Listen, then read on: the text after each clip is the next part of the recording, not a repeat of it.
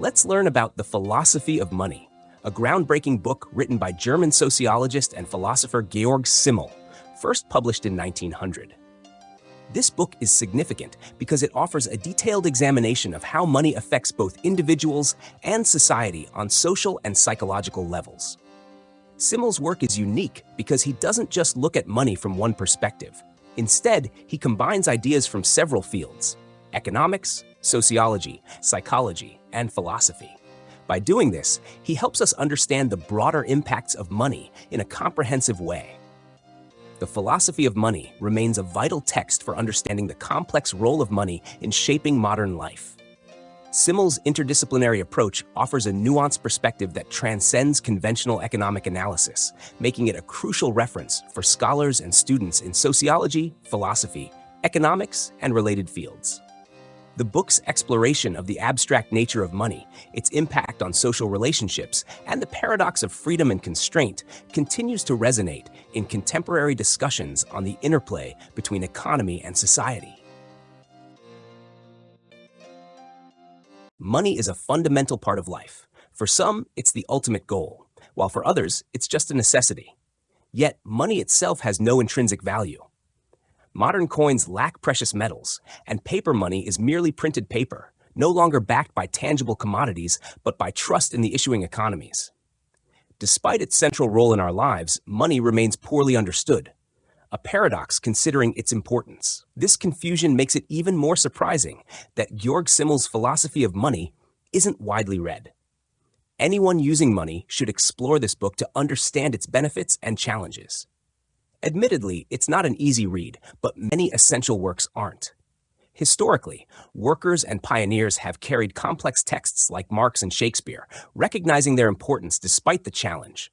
Simmel, with his poetic style, offers insights on money that rival Marx's. One reason for the book's neglect is that Simmel, even in his time, wasn't a household name.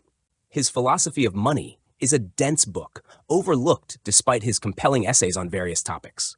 Mostly academics recognized its value, but it never reached a broader audience. We need to change this for our own benefit. David Frisby's translation and introduction brings Simmel's work to life in English, capturing his original poetic style. Though daunting in its entirety, the book's parts are beautifully insightful. Simmel's literary method invites readers to think alongside him, using relatable comparisons to explain the objective value of money beyond subjective appreciation. Simmel avoids footnotes and indices, preferring direct expression. His annotated table of contents, enhanced by Frisby, guides readers through complex material with inviting clarity. For instance, the final chapter's headers on daily life and money's influence provoke thought and connect broader themes throughout the book. One profound thread in Simmel's work is the idea that money is freedom. While the poor's lack of money suggests otherwise, Simmel historically contextualizes how dominant classes kept money from workers to maintain control. Money provides freedom to leave oppressive systems, a point Simmel illustrates with historical examples. Despite similarities, Simmel offers insights that complement Marx. While Marx explains exploitation in capitalist systems, Simmel explores money's broader social impact on all classes. His nuanced view of money as both freedom and obligation enriches our understanding. Frisby's introduction further clarifies Simmel's influences and contributions, addressing criticisms and situating him among other great thinkers. Simmel's independence as a thinker makes his work timeless and relevant, particularly in today's context where money and freedom remain central. Reading Simmel should be approached like reading Nietzsche or Borges, starting where one wishes and following the narrative's flow. Simmel's Philosophy of Money is like a rhizome, growing in multiple directions, reflecting the complex nature of its subject. In essence, Simmel's work mirrors money itself, pervasive, influential, and demanding our attention and understanding. Philosophy of Money offers valuable insights, urging readers to explore and appreciate its depth and relevance in modern life. In the grand tapestry of human knowledge, each domain of research brushes against two boundaries. At one edge, it tangibly measures and probes. At the other, it veers into the abstract realms of philosophy. This philosophical territory is where we ponder the foundations of cognition itself, exploring questions that lie beyond empirical testing and demand a more profound science, a discipline aiming to think without preconditions. Philosophy cannot entirely escape its own preconditions when examining them. It stands at the critical juncture where certainty fades and speculative thought begins, a frontier continuously shifting with each advancement in knowledge. This philosophical threshold lies not only below the empirical sciences, but also extends above them, attempting to synthesize fragmented knowledge into a coherent worldview, encompassing life in its entirety. The history of sciences reveals that philosophical inquiry is a primordial mode of understanding, framing phenomena in broad concepts. This method, albeit provisional, is indispensable for addressing questions of value and the broadest intellectual connections, questions still unanswered and irreducible to mere data. Even with perfect empirical knowledge, philosophy remains vital as an interpretation, an artistic reconstruction of reality, much like visual arts remain essential despite advances in mechanical reproduction. In this light, the philosophy of money situates itself outside the narrow confines of economic science. It does not delve into the historical origin of money, a task for historians, but instead explores the conceptual, psychological, and ethical preconditions that endow money with meaning. This inquiry transcends temporal origins, seeking to understand money's essence and its role in human existence. The book unfolds in two parts. The first examines the underlying conditions that define money's essence, and the second investigates its impact on individuals and culture. The first part addresses connections accessible to exact investigation, but currently unexamined, thus approached philosophically. The second part delves into the psychological and ethical dimensions, interpreting the influence of money on inner life through hypothetical and artistic reconstruction. These investigations are not economic statements. While economic science views phenomena like valuation, exchange, and production from a specific angle, this work approaches them from another, revealing them as psychological, ethical, or aesthetic facts. Just as a religious founder or a poem can be studied through multiple lenses, psychological, historical, aesthetic, so too can economic exchanges be understood philosophically, examining their preconditions and broader consequences. Money, in this exploration, serves as a means to link superficial economic actions to profound existential currents. This philosophical approach does not aim to exhaust reality through a single scientific lens, but seeks to uncover deeper meanings and connections within life's details. Unlike philosophy, which grapples with the totality of existence, art approaches narrowly defined problems, enriching them with universal significance. This work attempts a similar feat, addressing a specific issue, money, while extending its implications to the broader human experience. Methodologically, this work builds upon historical materialism, recognizing economic life as a foundation for intellectual culture, while exploring deeper psychological and metaphysical preconditions. This dynamic interplay between economic and idealistic interpretations seeks to reveal the unity of things, an elusive coherence that enriches our understanding. These philosophical investigations, grounded in contemporary science and emotional currents, reflect one particular worldview. Though rooted in my convictions, they offer a methodological template for future truths, adaptable to diverse philosophical frameworks. The second edition of this work includes amendments and expansions, aimed at enhancing clarity and acceptance of its core motifs through new examples and discussions. Yet, the essential themes remain unchanged, striving to illuminate the profound connections between economic phenomena and the totality of human life. Imagine reality and value as two distinct lenses through which we interpret and understand the world. Each lens offers a unique perspective, shaping our conceptions into images that form our worldview. From the perspective of natural entities, everything around us appears to follow a uniform law of existence. The myriad qualities we observe in these entities rest upon this law, creating an apparent equality. Despite the diverse phenomena, natural science reveals a universal connection, transforming initial differences into a general affinity. However, this uniformity only means that natural entities are beyond questioning. Their absolute determinateness makes their qualities unquestionable, leaving us unsatisfied with the indifferent necessity that science assigns to objects. We seek more than this indifferent uniformity. We arrange objects, thoughts, and events in an order of value, where equality is eliminated and the hierarchy of importance emerges. In this value-based order, differences are fundamental, and the value of something cannot be inferred from its mere existence. Natural order often contradicts our value judgments, preserving what we deem worthless and destroying what we consider valuable. This discrepancy highlights that the natural and value orders are independent. Their relationship is coincidental. Consider the occasional harmony between reality and value as an illustration of their accidental relationship. We might experience the same event as both real and valuable, yet these experiences have different meanings. Natural phenomena can be described without mentioning their value, and our value scale remains meaningful regardless of the object's presence in reality. Value adds a layer to the objective existence, like light and shade from a different source. While the formation of value concepts is distinct from natural processes, a superhuman mind understanding everything through natural laws would comprehend our value concepts. However, these concepts would lack meaning for such a mind beyond their psychological existence. Valuation as a psychological occurrence belongs to the natural world, but its conceptual meaning is independent, viewing the world from a particular vantage point. Our life, from a conscious perspective, revolves around experiencing and judging values, imbuing mechanical reality with significance through a variety of values. Value thus stands as a counterpart to being, comparable as a comprehensive form and category of our worldview. Just as Kant argued that existence is not a quality of objects, calling something valuable doesn't add a new quality. Rather, it is valued for its existing qualities.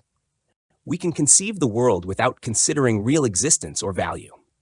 The conceptual meaning of objects remains unaffected by their real existence or value. Yet, for theory or practical rules, we must address both existence and value. In our worldview, being and value are fundamental, irreducible categories. The existence of objects cannot be logically inferred. It is a primary perception, experienced and affirmed without deduction. Similarly, valuation relates to objects through the transference of accepted value, not revealing the essence of value itself. Accepting the existence of value allows rational comprehension of its realization, following the structure of reality's contents. However, the presence of value is a primary phenomenon, with inferences revealing conditions for realization, not producing the value. Questions about the nature of value or being are unanswerable. They express absolute substance in different, non-interfering ways. Reality and value, as distinct yet parallel categories, do not divide the world into sterile duality. They are like two languages expressing the logically related contents of the world, making them comprehensible to the soul. This soul, through perceiving and valuing, might bring these compilations into a metaphysical unity, beyond linguistic terms except in religious symbols. Perhaps, in a cosmic ground, reality and value reveal themselves as one, their perceived divergencies a result of our limited perspective, like an imperfect visual faculty distorting the harmonious whole. Imagine the concept of value as a chameleon, seamlessly changing colors depending on the environment it's in. Value, as we perceive it, is deeply subjective. It varies dramatically from one person to another. An object might be cherished by one individual and dismissed by another, based entirely on their unique perspectives and emotional states. This fluidity of value contrasts starkly with the more fixed and universal characteristics of reality. Let's dive deeper into this. Value is not an inherent quality of objects, like color or temperature. These sensory attributes seem to belong directly to the objects themselves, yet they are perceived through our senses. However, value feels more like a personal judgment we impose on objects, not something the objects naturally possess. Despite this subjectivity, value isn't as whimsical as it might seem. It exists in our consciousness with a certain firmness, much like reality itself. It isn't something we can arbitrarily change at will. It's influenced by deeper psychological factors. This subjectivity doesn't mean that value is detached from reality or entirely capricious. Instead, it means that value operates on a different plane, one that is intimately tied to our consciousness and psychological makeup. The intriguing part is that sometimes psychological facts suggest an opposing view, that value might have an objective aspect. To comprehend this, Consider the relationship between subjects, us, and objects, the world around us. Initially, in the earliest stages of mental development, there's no clear distinction between I and not I. A baby doesn't differentiate itself from its surroundings. Over time, however, we develop a sense of self, an I that stands apart from the objects we perceive. This evolution mirrors the way we come to understand value, initially undifferentiated, and later subject to personal judgment. Some philosophical traditions suggest a deeper, unified essence of being beyond the subject-object divide.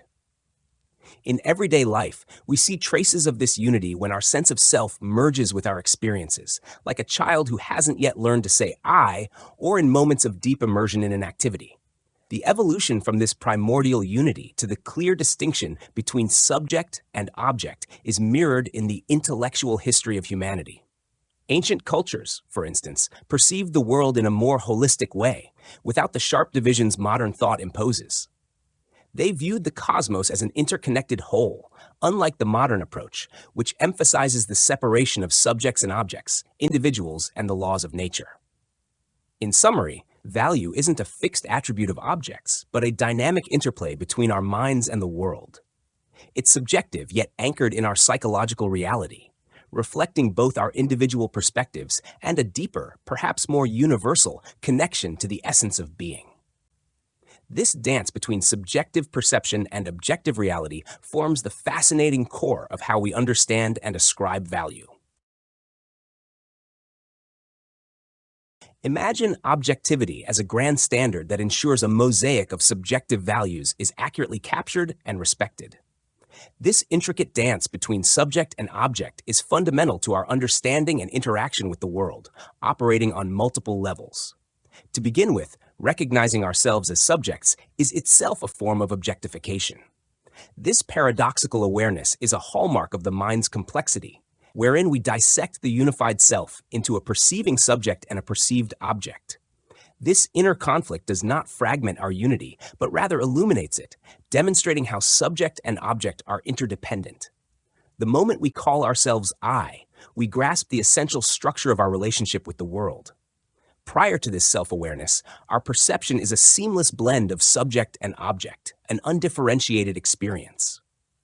On a conceptual level, we can think of objects in terms of their qualities and interconnections without questioning their objective existence. This pure content, when conceived, becomes a subjective structure, though the act of conception is merely the dynamic process of apprehension. Remarkably, our minds can perceive contents as independent of the act of thinking. These contents possess inherent qualities and relationships that exist irrespective of our representation of them. Thus, the content of a representation is distinct from the representation of contents. An undifferentiated conception that simply acknowledges a content cannot be deemed subjective, as it has not yet encountered the distinction between subject and object. Similarly, the pure content of objects or conceptions is not inherently objective. It exists in a state of readiness to be perceived as either. Subject and object emerge simultaneously. Logically, as we first conceptualize an ideal content and then recognize it as part of objective reality. Psychologically, as the ego-less representation divides, creating a separation between self and object, thereby establishing each as distinct entities. In essence, objectivity in practice serves as a framework that harmonizes the diverse spectrum of subjective values. It acknowledges the mutual dependence of subject and object, facilitating a deeper understanding of our place in the world and our interactions with it. Through this lens, objectivity becomes not just a standard, but a profound guarantee that our subjective experiences are both acknowledged and respected in the grand tapestry of reality. The dance of desire and value, understanding economic objectification. Imagine for a moment the sheer thrill of seeing an object of your desire, be it a rare collectible, an exquisite piece of art, or even the latest tech gadget. At that instant, the boundaries between you, the desiring individual, and the object blur. This enchantment, this unity of craving and potential satisfaction, lies at the heart of our understanding of economic value. But this dance between the desiring subject and the coveted object isn't merely a physical pursuit. It's an intricate mental ballet that shapes our worldview and practical actions. At times, our engagement with an object is so profound that we lose awareness of our individuality, melding entirely with the experience, whether it's the crude satisfaction of a primal impulse or the sublime immersion in a work of art. The birth of economic value. So, how does an object come to hold value? It begins with a simple desire. We don't typically long for things that are readily available to us. It's the elusiveness, the challenge, and the effort required to obtain them that breathe life into their value. As we strive to attain what we desire, the object becomes more than just a physical entity. It transforms into a symbol of value, an entity with its own distinct significance, created through the interplay of our desire and its resistance. This process, akin to a child's developing awareness of self and the world, signifies the emergence of value from the undifferentiated unity of pure enjoyment. When desire places an object outside our immediate grasp, that distance and difficulty shape the object's value. It's as if the object demands recognition by resisting our efforts to possess it, thereby elevating its worth. The interplay of scarcity and abundance. Economic value, therefore, hinges on this tension. Objects become valuable not merely because they exist, but because their acquisition involves overcoming obstacles. The more effort required, the higher their perceived value. But this isn't to say that value is solely a product of scarcity. The relationship is more nuanced. It's about finding a balance between scarcity and availability. Consider gold. Its value is partly due to its scarcity, but it must be abundant enough to be used as a currency. Similarly, a prolific painter's work might be less valuable if too abundant, yet a certain volume of work is necessary to establish the painter's reputation and elevate the value of their art. Value beyond utility. Interestingly, our valuation extends beyond tangible objects. We attribute value to people, events, and even abstract qualities like moral character or aesthetic beauty.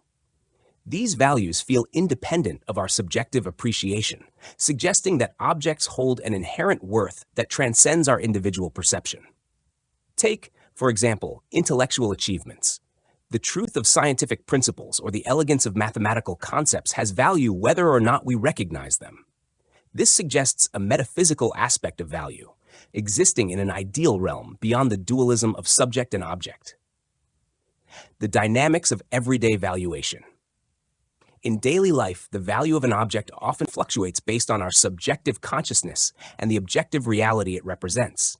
The greater the distance or difficulty in acquiring something, the more valuable it becomes. Yet, this distance must be neither too vast nor too negligible. Extreme scarcity can diminish desire just as abundant availability can render an object mundane. In the economic sphere, the valuation of objects is intrinsically tied to our demand, which itself is shaped by the dynamic interplay of scarcity and accessibility. The dance of desire and object, effort and resistance, creates a delicate balance where value emerges not from sheer availability, but from the intricate relationship between our aspirations and the challenges we face in fulfilling them. Conclusion: the essence of value. Ultimately, economic value is a reflection of our mental and practical engagement with the world. It arises from the objectification of our desires, shaped by the challenges we encounter in satisfying them. This interplay not only defines the worth of objects, but also underscores the profound connection between our subjective experiences and the objective reality of the things we cherish. Economic activity, in its intricate dance, simultaneously establishes distances and bridges them. This paradoxical movement is especially clear when we consider the concept of distance in time. Though often seen through a quantitative lens, the essence of this process is deeply qualitative and intensive. For instance, scarcity, acquisition difficulties, and the necessity of renunciation all contribute to the perceived distance between us and the objects of our desire. These factors transform objects into independent entities with their own intrinsic qualities, determining how and if they will meet our needs. This transformation requires effort and sacrifice, emphasizing the distance we must overcome to attain these objects. In a primordial state reminiscent of the mythical paradise, subject and object, desire and satisfaction were unified. However, this unity is destined to dissolve and ultimately reconcile anew. The creation of distance is a prelude to its overcoming. Longing, effort, and sacrifice are means to draw nearer to the desired objects. Withdrawal and approach are complementary forces. Desire distances us from objects, yet is the first step towards bridging that gap. Plato aptly encapsulates this in his notion that love exists in an intermediate state between possession and deprivation. The necessity of sacrifice highlights the distance between our current state and the attainment of our desires, but this very sacrifice propels us toward overcoming it. Historically, this dynamic manifests as cultural differentiation. Modern society's widening interests push objects further from our immediate grasp, yet these same interests also draw them closer. Objects, people, and events once remote are now vital to us, reflecting an increased interconnectedness absent in primitive times. This reciprocal development of closeness and distance marks our evolving relationship with the world. As subjective impulses and enjoyment are objectified in value, obstacles and sacrifices transform these impulses into distinct objects and values. The question of value subjectivity or objectivity often arises from this transformation. While value may seem subjective due to its variability across different contexts and individuals, it is better understood as individualized rather than purely subjective. In the economic realm, this process of valuation becomes particularly pronounced. Sacrifice and renunciation interlace with demand, leading to an exchange where each object gains value through another. This exchange marks the culmination of the object's transformation from mere desire and enjoyment to an independent entity with a measurable value. This detachment creates a reciprocal relationship between objects, transcending mere subjectivity and objectivity. Value in exchange becomes a suprasubjective entity, existing beyond the confines of individual perception while still aiming to maximize subjective enjoyment. Just as a divine principle might set the cosmos in motion, leaving it to its own devices, we imbue economic objects with value, setting them free in the marketplace to return to us, enhanced in quantity and intensity. This dynamic interplay of valuation and exchange underpins the essence of economic life, ultimately reflected in the role and meaning of money. In sum, economic activity is a dynamic interplay of creating and overcoming distances, a complex dance that transforms desires into valuable objects through the processes of sacrifice, valuation, and exchange. This relationship between subject and object, closeness and distance, highlights the profound interconnectedness of our economic interactions. In the world of economics, exchange serves as a bridge that moves objects from the realm of personal, subjective value to an objective, universally recognized value system. Imagine a person who desires an apple because they enjoy its taste and nutritional benefits. This personal desire is subjective and rooted in individual preference. However, when this person enters the market, they can't trade based solely on their subjective feelings. They must exchange something else of value, say money or another commodity, to obtain the apple. This act of exchange transforms personal desires into a part of an objective economic framework.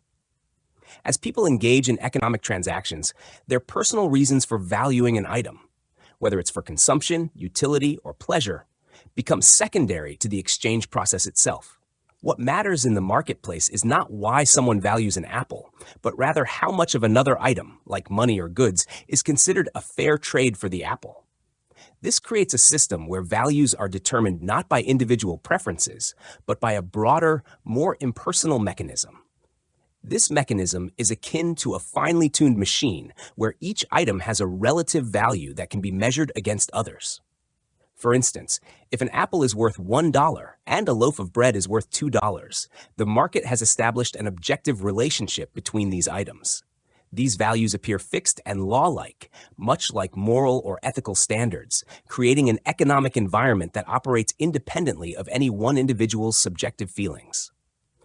In this advanced stage of economic development, objects circulate based on established norms and measures, creating a self-regulating system.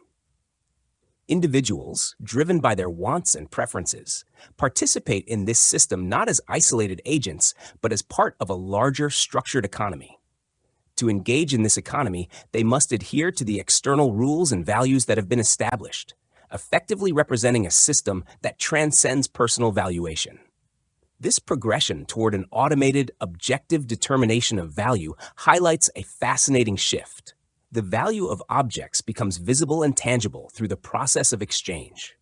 When one item is traded for another, it pulls both items out of the sphere of mere subjective significance. This exchange-based valuation objectifies the worth of items, embedding them in a system of mutual balance and equivalence. Thus, while personal feelings and desires initiate the process of valuation, once objects enter the exchange system, they embody an objective value that reflects the collective agreements and norms of the economy. This transformation allows for a functional and predictable economic environment, where value is determined by the interplay of supply and demand rather than individual whims. In the world of economic exchange, objects take on a life of their own, escaping the confines of mere personal whim, and instead defining their worth in relation to each other.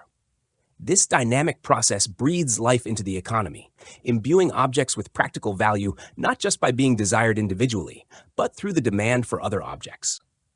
Imagine two people bargaining over a coveted item.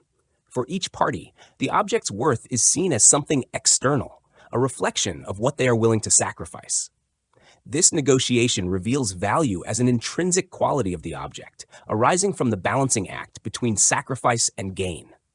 Even in an isolated economy, where a person contends with nature itself, the necessity of sacrifice imparts a similar objective significance to objects. At the heart of this system is the interplay between desire and valuation. While personal desire fuels the economic engine, it's the exchange that shapes and solidifies value. This exchange process forms an intermediate realm, bridging the gap between human desires and the satisfaction of needs. It's not just about swapping goods, it's about the equal exchange of values. Consider the economy as a grand stage where objects perform, each balanced against the other, creating a complex dance of value. This dance is akin to geometry, which focuses on the relationships between sizes without delving into the substances themselves. Just as geometry abstracts physical space, the economy abstracts from the subjective to establish a framework where values interact and balance objectively. Human action across all domains involves abstraction, distilling the essence of complex realities to manage and understand them better. This is evident in how we practice science, art, and even our emotions, always seeking to find common threads and patterns. Similarly, in economics, we abstract values to navigate the intricate web of human desires and needs. Ultimately, the economic system thrives on this abstraction, balancing sacrifice and gain in a continuous process. It's a vivid reminder that our engagement with the world, whether in theory or practice, is an endless cycle of abstracting elements from the seamless flow of reality to form meaningful relationships and structures. The economy, like all human systems, is a testament to our ability to shape and interpret the world through the lens of our needs and desires.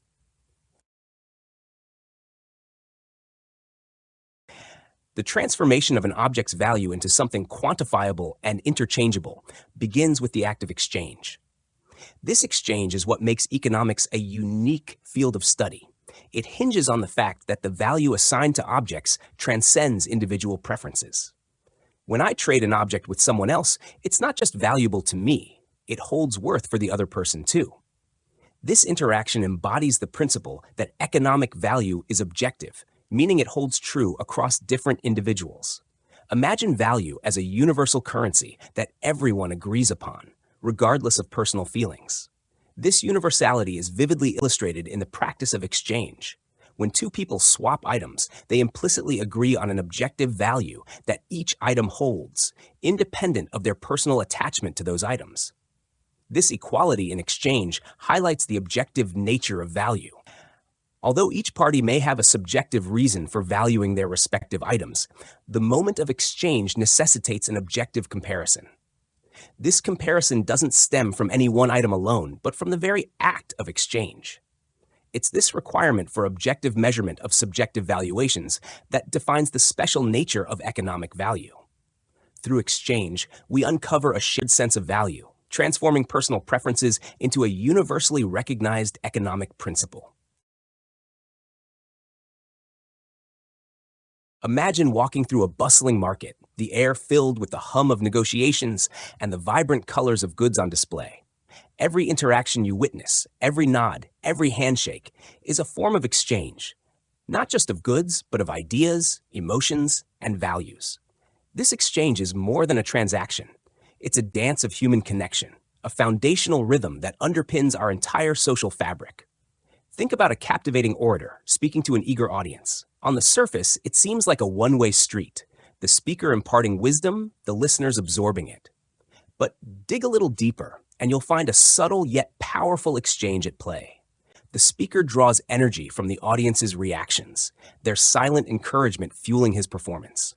Similarly, a teacher relies on the curiosity of students to shape her lessons, while a journalist thrives on the engagement of readers to craft compelling stories. Even in these seemingly unidirectional interactions, there's a pulse of reciprocity that drives the exchange. In the political arena, leaders often embody the paradoxical saying, "I am the leader, therefore I must follow them." Here, the interplay between leaders and their followers is a dynamic exchange where each influences the other, creating a feedback loop of ideas and actions. Even in the realm of hypnosis, the hypnotist's influence over the subject is mirrored by the subject's subtle yet essential feedback, making the entire process a delicate balance of give and take. Every facet of human interaction, whether a heartfelt conversation, a shared glance, or a game, can be viewed through the lens of exchange. It's not just about trading what we possess, but also about sharing our personal energy, our essence. When we engage with others, we offer parts of ourselves, and in return, we receive parts of them, enriching both parties in the process. This mutual sharing forms the crux of our relationships, weaving a complex web of connections that define our existence. Economic exchange, the most tangible form of this concept, is grounded in the notion of sacrifice. When we trade goods or services, we sacrifice something we have for something we desire, aiming to enhance our overall value. This principle extends beyond economics into the broader spectrum of human interactions. For instance, in love, when we exchange affection, we are not depleting our emotional reserves, but rather enriching them. Intellectual discussions operate similarly. Sharing ideas doesn't diminish our knowledge, but expands it. The process of exchange is integral to the creation of value. It's not merely about the objects exchanged, but about the emotional and intellectual enrichment that occurs. Every day, our lives are a series of gains and losses, a continual process of exchanging one value for another, thereby enhancing our overall sense of worth and fulfillment. Even in isolation, an individual's actions reflect this principle. Consider a solitary craftsman who evaluates whether his efforts are worth the output. This internal weighing of costs and benefits mirrors the broader economic exchanges we engage in with others. Whether interacting with nature or another person, the essence of exchange remains the same: the transformation of resources into something of greater personal value. Understanding this, we can appreciate that exchange is not an isolated activity, but a core element of life. It's through this continual process of giving and receiving, of sacrificing and gaining, that we navigate the world, build relationships, and create meaning. This intricate dance of exchange shapes our existence, driving the rhythm of human life. Imagine standing in a bustling marketplace. Everywhere you look, goods are being exchanged, prices haggled over, and values assessed. What determines the worth of these items? The answer lies in two fundamental economic concepts: utility and scarcity. These are the twin pillars upon which the concept of economic value is built. First, let's delve into utility. At its core, utility is about usefulness. For any object to hold economic value, it must serve some purpose or satisfy a need or desire. Imagine a cup of water in the desert. Its utility is undeniable as it can quench thirst and sustain life. However, if you're standing by a river, that same cup of water loses its unique appeal. The principle here is that utility is the initial spark that ignites our interest in an object. But utility alone isn't enough to create economic value. Enter scarcity. For something to be valuable, it must also be scarce, yet not available in unlimited quantities. Think of diamonds. Their utility might be primarily aesthetic, but their rarity propels them to high economic value. Scarcity restricts supply, ensuring that those who desire the item must compete for it, often driving up the price. Now let's blend these two concepts in the context of supply and demand. Supply correlates with scarcity. The less there is of something, the higher its value. Demand, on the other hand, is driven by utility, how much people want it. If an object has high utility but is abundantly available, its economic value diminishes. Conversely, if an object is scarce but has little utility, it also fails to gain significant value. True economic value emerges when both utility and scarcity are at play. Interestingly, the idea of utility isn't as straightforward as it might seem. It's not just about the inherent usefulness of an object, but about our desire for it. This desire can be influenced by a myriad of factors: cultural significance, personal preferences, or even momentary whims. Sometimes we crave things that aren't necessarily useful in a traditional sense. This craving, though, still drives economic activity. However, desire alone doesn't dictate economic transactions. There's a vital need for a measurement, a way to compare the value of different objects. This is where the concept of exchange comes in. Value becomes tangible when we are willing to trade one object for another. Imagine you have an apple and want an orange. If both you and the orange's owner agree to exchange, you've set a practical value on both items. This exchange is the crux of economic value. It's crucial to understand that this exchange isn't just about matching equal values. Often, the perceived value of the objects in an exchange can differ for each party involved. You might value the orange more than the apple you're trading away, and vice versa for the other party. This perceived advantage drives exchanges and is foundational to how we understand economic value. So, economic value is a dance between utility and scarcity, influenced by subjective desires and solidified through the act of exchange. It's not just about the objective usefulness or rarity of an object, but about how much we want it, how much others want it, and what we're willing to give up to get it. This dynamic interplay is what keeps marketplaces vibrant and economies thriving. Value and price, those twin concepts that dance around our understanding of worth, often seem to be different names for the same thing. But delve deeper, and you'll find a fascinating interplay of human psychology, social norms, and economic principles. Imagine a medieval marketplace bustling with life. A farmer haggles with a trader over the price of a cow. To the farmer, the cow represents months of labor, feeding, and care, a significant investment of his time and resources. To the trader, it's a commodity to be resold for profit. The final price agreed upon isn't just a number. It's a reflection of each party's circumstances, needs, and perceptions of value at that moment. Consider a more dramatic scenario from Chamiso's poem. A robber forces a victim to sell a watch for mere pennies at gunpoint. In this dire situation, the watch's price is drastically low, but its value to the victim is the cost of staying alive. Here, value and price align perfectly within the context of the situation: survival versus a material possession. Everyday transactions often mask the complexities behind these terms. Think of workers accepting low wages. It's not just about the money, it's a choice between having a job and having none. The value of the job outweighs the price of the wages because of the worker's specific circumstances. These nuances reveal why it's misleading to say that value and price are always the same. The apparent stability we see in most exchanges stems from a mix of social traditions and individual necessities. These traditions suggest that objects have an intrinsic value, matched by an equivalent exchange value. However, when unusual circumstances force prices to deviate from these norms, the true situational alignment of value and price becomes evident. Historically, societies have strived for fairness in exchanges. Take ancient Greek pirates, for instance. In regions where piracy was the norm, robbery was as legitimate as trade elsewhere. This subjective form of acquisition, robbery, slowly evolved into a more regulated form of exchange. The objectivity of price, necessary for trade and commerce, required societal norms to prevent constant cheating and establish trust. The evolution of trade in primitive societies also underscores the arbitrary nature of value concepts. Early exchanges were fraught with fear of being cheated or cursed, with no standard value measure. It took societal norms and trust to create reliable trade systems, moving from bartering to regulated markets. Scarcity also plays a crucial role. An object's value isn't just about its utility, but also its rarity. However, scarcity alone doesn't confer value. It needs to be coupled with demand and the willingness to sacrifice something in exchange. Scarcity becomes meaningful only when it's part of an exchange system, a concept made clear by examining how people treasure rare items like antiques or postage stamps. Ultimately, value and price are social constructs shaped by the interplay of individual desires and societal norms.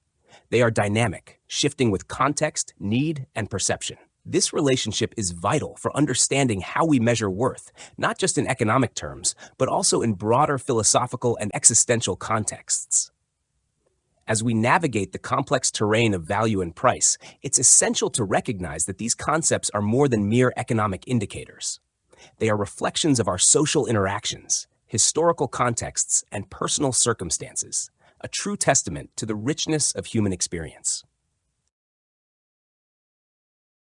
In the labyrinth of our perceptions, we often seek to impose order on the chaos around us.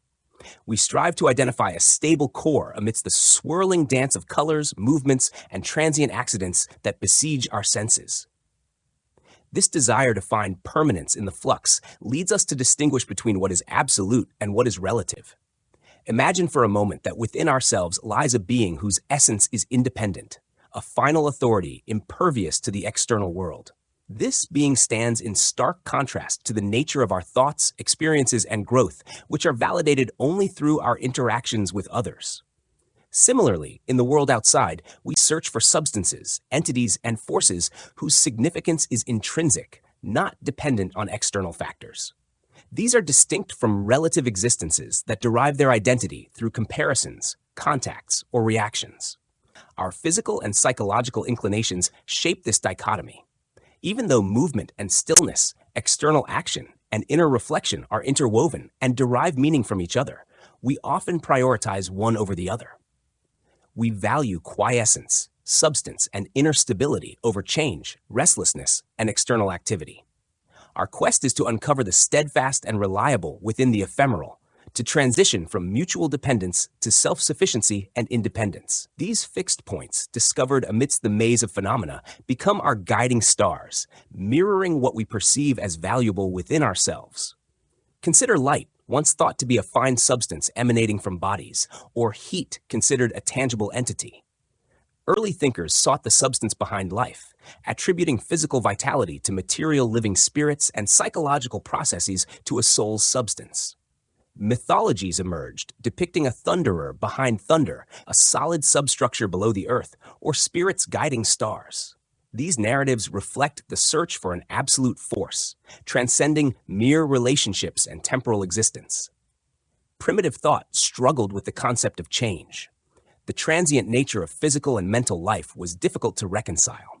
Every living creature was seen as a unique act of creation, and societal institutions, forms of living, and values were perceived as eternal and absolute. The phenomena of the world were believed to have intrinsic validity, independent of human perception. In essence, our initial approach to the world's disorder is to seek the substance and the absolute. This pursuit aims to find a fixed structure within the fluctuations of experience, relegating particular happenings and relationships to a preliminary stage that our understanding must transcend. This journey, from relative chaos to absolute order, mirrors our intrinsic desire for stability amidst the ever-changing tapestry of existence. In the journey to understand our world, the way we approach knowledge has undergone a profound transformation.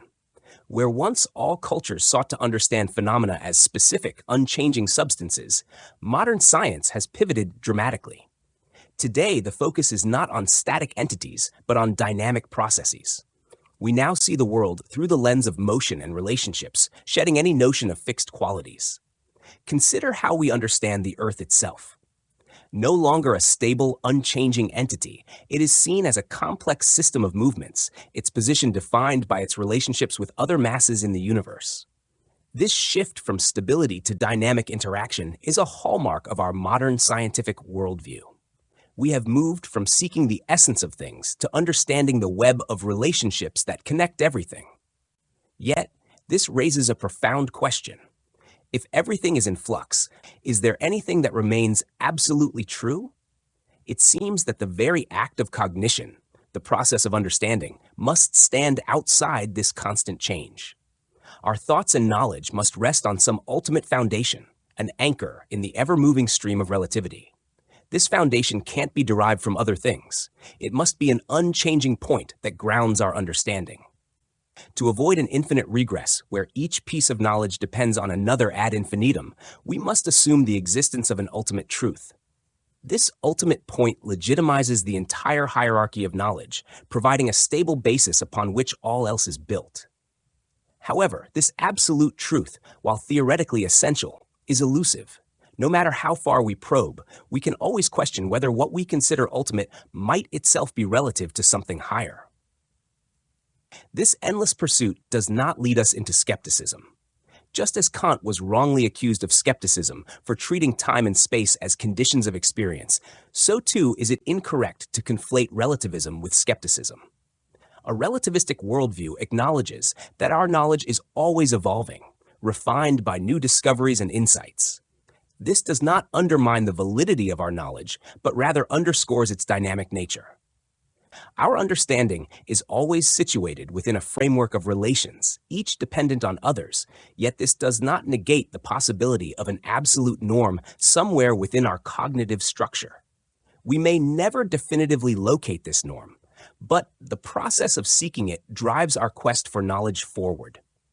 The continuous refinement of scientific laws, for instance, shows that while our understanding of natural phenomena is historically conditioned, it does not lose its legitimacy or become merely subjective. In essence, the epistemology of a relativistic worldview embraces the idea that while we strive towards an ultimate truth, our path is one of perpetual progression and adaptation. Each step forward brings us closer to understanding, even if the horizon of absolute knowledge remains ever just beyond our reach. This journey, grounded in the interplay of relations and dynamics, is the essence of modern epistemology. Unveiling the infinite tapestry, the art of constructing proofs in infinite series. The beauty and complexity of mathematical proofs, particularly those dealing with infinite series, lie in their intricate dance of logic and creativity. In the realm of infinite series, constructing a proof is akin to weaving an endless tapestry, where each thread is meticulously placed to reveal patterns that extend infinitely, echoing the profound interconnectedness of mathematical truths. The infinite dance of relativity in knowledge. In the grand architecture of knowledge, every truth is but a part of an intricate web of interrelations.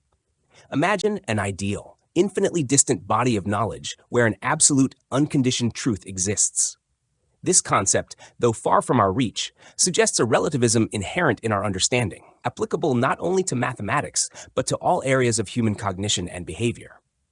Just as legal systems rely on a chain of legitimacy, with each law justified by a preceding one, mathematical proofs in infinite series depend on previously established theorems and axioms. No law or theorem stands alone.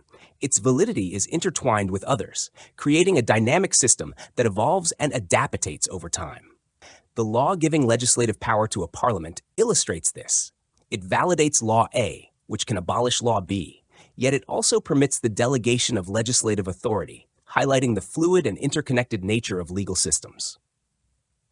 Similarly, in mathematics, new insights build upon the foundations laid by earlier work, yet these foundations themselves can be re-examined and extended, reflecting an ever-evolving landscape of knowledge. The illusion of circular proofs and infinite regress.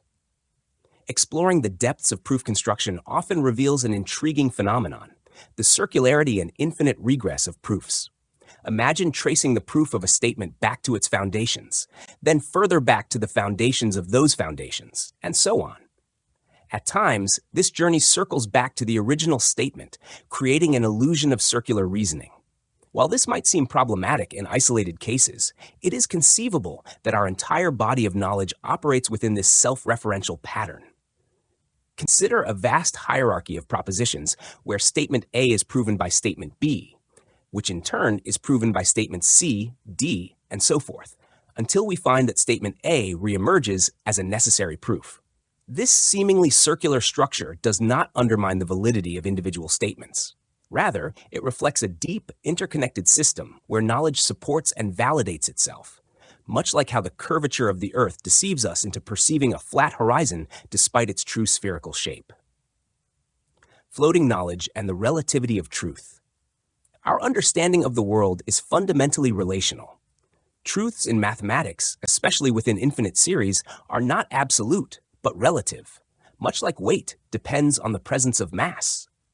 Just as our perception of the world varies among different organisms, each with unique sensory capabilities, so too does our grasp of mathematical truths depend on our current theoretical framework.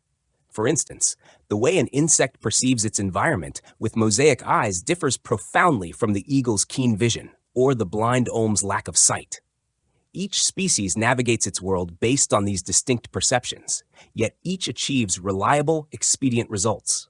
Similarly, mathematical truths, though they may vary in their presentation and understanding across different contexts, yield reliable results when applied within their respective frameworks. Practical implications of theoretical constructs. In both theoretical and practical realms, our representations of the world shape our actions and outcomes. Mathematical constructs, though abstract and often removed from direct empirical observation, guide practical applications and problem solving. The truth of a mathematical representation lies in its utility and accuracy in producing desired outcomes, much like how species rely on their perceptions to interact successfully with their environment. Ultimately, the construction of proofs in infinite series reflects a harmonious blend of theory and practice, an endless interplay of ideas that, while rooted in relative truths, strive toward an ideal of interconnected, evolving knowledge. This journey through the infinite, though complex and sometimes seemingly circular, is a testament to the dynamic, ever-progressing nature of human understanding. Imagine truth and value as dancers in a mesmerizing tango of perspectives, where their steps are defined not by rigid absolutes, but by the dynamic interplay of subjective elements. In this dance, truth isn't a solitary spotlight illuminating a single perspective, but a choreography where different viewpoints harmonize and challenge each other. Each partner, the objective truth and the subjective values we imbue, finds meaning in the relational embrace they share. Consider an artwork. Its truth isn't simply in the accuracy of its portrayal, but in how its elements converse and resonate. A stroke of color, a choice of form, each part contributes to a symphony of meaning that transcends mere representation. Like an artist crafting a masterpiece, truth here isn't static. It emerges from the dialogue between its parts, where each stroke and shade influences the whole. This dance of truth extends beyond art into our understanding of objects and concepts. Kant invites us to see an object not as a fixed entity, but as a unity woven from the threads of perception, where what we perceive as sugar is the harmonious blend of its attributes, each quality finding its place in relation to the others. Even in the realm of thought, from metaphysical musings to scientific inquiry, truth unfolds not as a solitary beacon, but as a dialogue between theories and observations. The journey towards understanding unfolds through evolving perspectives and shifting paradigms, each offering a lens through which reality reveals itself. In this dance of truth and value, objectivity isn't a cold detachment from subjectivity. Instead, it's a recognition of their interdependence. Like partners in a tango, they move together, shaping our perceptions and interpretations, creating a dynamic tapestry where truth finds its richness in the diversity of perspectives embraced. In the vast tapestry of human understanding, where threads of knowledge weave together in intricate patterns, one central motif emerges: the interdependence of all cognitive processes. To grasp the complexities of political, social, or religious phenomena in our present, one must navigate the labyrinth of history. Yet history, transmitted to us in fragmented whispers and unreliable narratives, gains vitality only through our contemporary experiences. The present is the key to unlocking the past, just as the past illuminates the present through the lens of our perceptions and sensibilities. This mutual dance between past and present shapes our historical images, each element in constant motion, denying rest to any singular interpretation. Similarly, in the realm of psychology, every individual we encounter appears as a mechanical entity until we infer the mind that animates their gestures and speech, a reflection of our own inner world. Paradoxically, self-knowledge blossoms through understanding others, splitting the self into observed and observer, mirroring the relational dynamics between self and others. Thus, mental phenomena unfold in a reciprocal interplay between the I and the you, where each informs and enriches the other, coalescing into truths and values that evolve perpetually. Extending this perspective to modern idealism, we encounter a worldview where the mind shapes the world it inhabits, molding reality through its receptivity and formative capacities. Yet, in a circular irony, this world that the mind fashions becomes the very source from which the mind itself emerges, a cosmic journey from primordial matter to the intricate fabric of life and consciousness, a testament to the generative power inherent in all existence. In the realm of economics, the relationship between historical context and scientific method mirrors this reciprocal dance. Economic processes, rooted in specific historical and psychological contexts, unfold within the framework of universal principles and causal chains, forging pathways to understanding amid what could otherwise dissolve into chaos. The dialectic between these methods, seemingly in irreconcilable conflict, finds resolution through alternation and interaction, each method validating and reinforcing the other in an ongoing quest for clarity and truth. Across all these domains, history, psychology, philosophy, and economics, the theme of relativity emerges as a guiding principle. Knowledge itself, always partial and subject to revision, finds validation not in absolutes, but in the dynamic interplay of perspectives and contexts. Truth, then, becomes not a fixed point, but a relational concept, perpetually evolving through the reciprocal relations of its constituent elements. This philosophical journey, threading through the complexities of human thought and experience, reveals a truth of its own, that understanding is born from the interdependence and interaction of all elements in our world. In this ceaseless interplay lies the essence of knowledge, forever seeking, forever evolving, an infinite process where every insight, every concept, every truth finds its place and meaning in the expansive tapestry of existence. Money, that elusive embodiment of value, straddles two worlds with unparalleled dexterity. It stands as a measure of worth among goods while retaining an identity distinct from them. This dual nature spawns complexities, both practical and philosophical, weaving a tapestry where money plays roles as diverse as its forms of representation. At its core, money functions as the impartial arbiter of exchange, a yardstick against which all commodities are measured. Yet, paradoxically, in fulfilling this role, it assumes a value of its own. It metamorphoses from a mere instrument into a tangible asset, subject to the ebb and flow of supply and demand, production costs, and market dynamics. The very act of quantifying value renders money a participant in the economic dance it oversees. Moreover, money's stability as a store of value emerges as a cornerstone of its utility. Its ability to maintain a consistent worth over time underpins the reliability essential for economic planning and enterprise. In its ideal state, money remains aloof from the fluctuations that beset individual goods, ensuring a steady foundation upon which commerce and finance can thrive. Historically, money's evolution mirrors humanity's journey through commerce, from primitive barter systems to sophisticated monetary economies. Its early forms were as varied as the goods they represented, each object capable, in its context, of assuming the mantle of currency. Yet, as societies advanced, the need for a standardized, universally accepted medium became clear. Money, in its most refined state, became the unifying symbol of economic value, transcending individual preferences and local markets. This journey reveals money's profound impact not just on transactions, but on societal structures. It bridges the gap between the subjective valuations of individuals and the objective realm of economic relations, offering a common language of exchange where none existed before.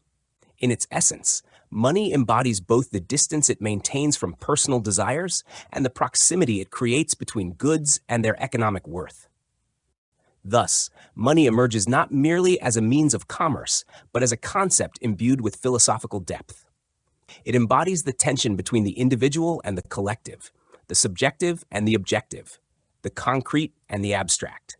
It is a testament to humanity's ability to conceptualize value and forge systems of exchange that transcend the limitations of barter and trade. In summation, the nature of money is as intricate as the economic systems it sustains. It is at once a measure of value stability, a product of historical development, and an objectivity that shapes our understanding of worth itself. In grasping its complexities, we illuminate not only the mechanics of finance, but also fundamental truths about human interaction and societal evolution. Money serves as the tangible essence of a profound philosophical concept. The idea that significance arises from relationships among things rather than from their isolated existence. It encapsulates the essence of how objects derive meaning not just from themselves, but from their connections to others. From the simplest exchange to complex economic systems, money embodies this principle in its purest form. Think of money as a universal translator of value, converting the intricate web of human interactions and needs into a tangible, universally accepted medium. It's not merely a piece of paper or metal. It's a conduit for the flow of value, a symbol that transcends individuality to represent broader connections. Whether exchanged for goods, services, or abstract assets, money crystallizes the intricate dance of human relationships into a form that can be counted, traded, and measured. In every transaction, from the mundane to the monumental, money stands as the emblem of our interdependence and collective agreement on worth. It transforms the intangible bonds between people, nations, and ideas into a concrete representation that fuels economies and shapes societies. Money's power lies not just in what it buys, but in its ability to distill complex networks of trust, desire, and obligation into a universally understood language. Yet, amidst its practical utility, money also hints at deeper philosophical truths. It challenges us to contemplate how much of our reality is constructed through these interrelations, how our values are intertwined with the economic fabric we weave. Money, in its essence, invites us to ponder the nature of value itself, how it's created, exchanged, and ultimately, how it shapes our perceptions of the world and our place within it. In the evolving tapestry of human civilization, money stands as both a symbol and a catalyst, an artifact that mirrors our deepest social dynamics and aspirations. Its significance stretches far beyond its physical form, resonating in the intricate threads that bind us together, urging us to explore the profound connections that define our existence. The intrinsic value of money and the measurement of value have long been subjects of intense debate, swirling with questions about the very nature of money itself. At the heart of these discussions lies a fundamental inquiry. Should money possess inherent value to fulfill its roles in measurement, exchange, and representation of values? Or is it sufficient for money to be merely a token, a symbol without intrinsic value, akin to an accounting sum that represents value without embodying it? The traditional argument hinges on a seemingly straightforward logical principle. A measuring instrument must share the same quality as the object it measures. Just as a measure of length must be long and a measure of weight must be heavy, it follows that a measure of value must itself be valuable. When comparing two entities, the quality being measured must be present in both. Otherwise, the comparison is meaningless. For example, the beauty of a building and the beauty of a person can only be compared in terms of the enjoyment they provide, reflecting an underlying commonality of beauty. Following this logic, it would seem that money, to effectively measure value, must itself possess value. This argument asserts that since money is used to compare and equate different values, it must share the quality of value with the items it measures. However, another perspective challenges this notion. Consider the force of the wind and the strength of a human hand. Though fundamentally different, both can break a branch, and thus their forces can be compared. Similarly, the relative changes in the strength of conscious sensations can be measured by changes in external motions affecting our sense organs, despite a lack of qualitative identity between the two. This principle shows that while quantities of different objects can be compared only if they share the same quality, the relationship or proportion between these quantities can be measured even without a qualitative identity. Applying this to money, The argument suggests that the proportional relationship between the quantity of goods and the quantity of money suffices for measurement purposes. For instance, an increase in the supply of money typically leads to rising prices, while an increase in the supply of goods tends to result in falling prices. This relationship allows for the measurement of value without requiring money to possess intrinsic value. In practice, we see this relationship illustrated in the economy. A single commodity, representing a portion of the total supply of goods, has its price determined by its proportion of the total supply of money. Thus, if we know the total quantities of goods and money and the specific proportion a commodity represents, we can determine its price in monetary terms. This reveals that money can effectively measure value through its proportional relationship to goods, regardless of whether money itself holds any intrinsic value. Therefore, the idea that money must be inherently valuable to measure value becomes untenable when considering the broader economic relationships and the proportional dynamics at play. Money, as a facilitator of exchange and a symbol of value, can fulfill its role without needing to embody intrinsic value itself.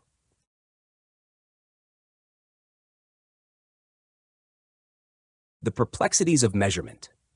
Measurement is an intricate concept that extends far beyond simple numbers and units. It's crucial to remember that all measurements are relative, never absolute. When comparing two quantities, whether they be commodities or money, their equivalence often hinges not on inherent properties, but on their perceived value to individuals and their purposes. Consider ancient trade practices. A primitive tribe might use a specific commodity, such as livestock, as their unit of exchange, while their more developed neighbors might use money. The tribespeople would often equate their value unit directly to that of money. For example, the ancient Irish equated their value unit, the cow, to an ounce of Roman silver.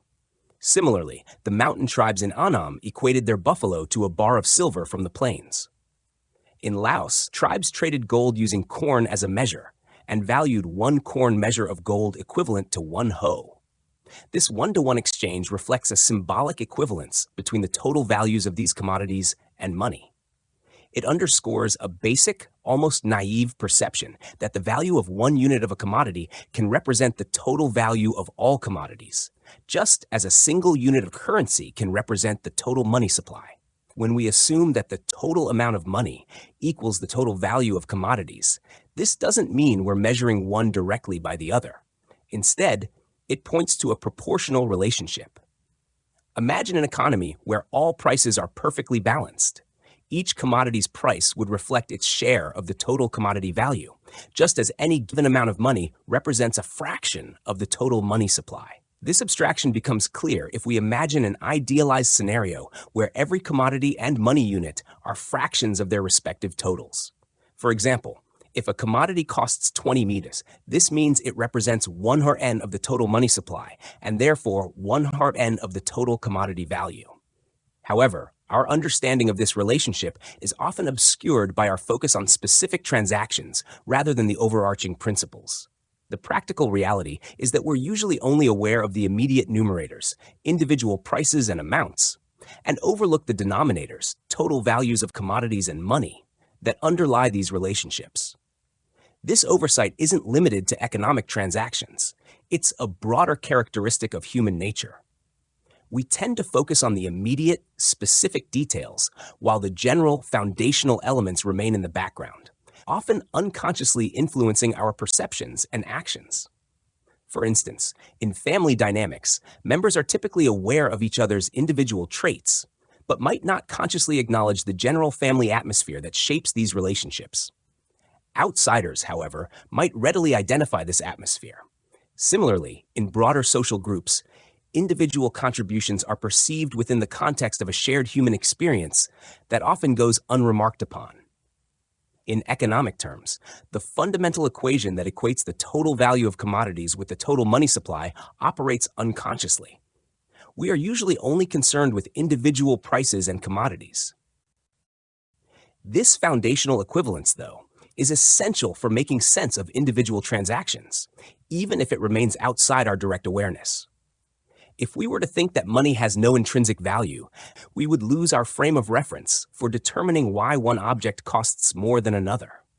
By positing that the total value of all commodities equals the total money supply, we create a framework where individual prices make sense as proportions of these totals.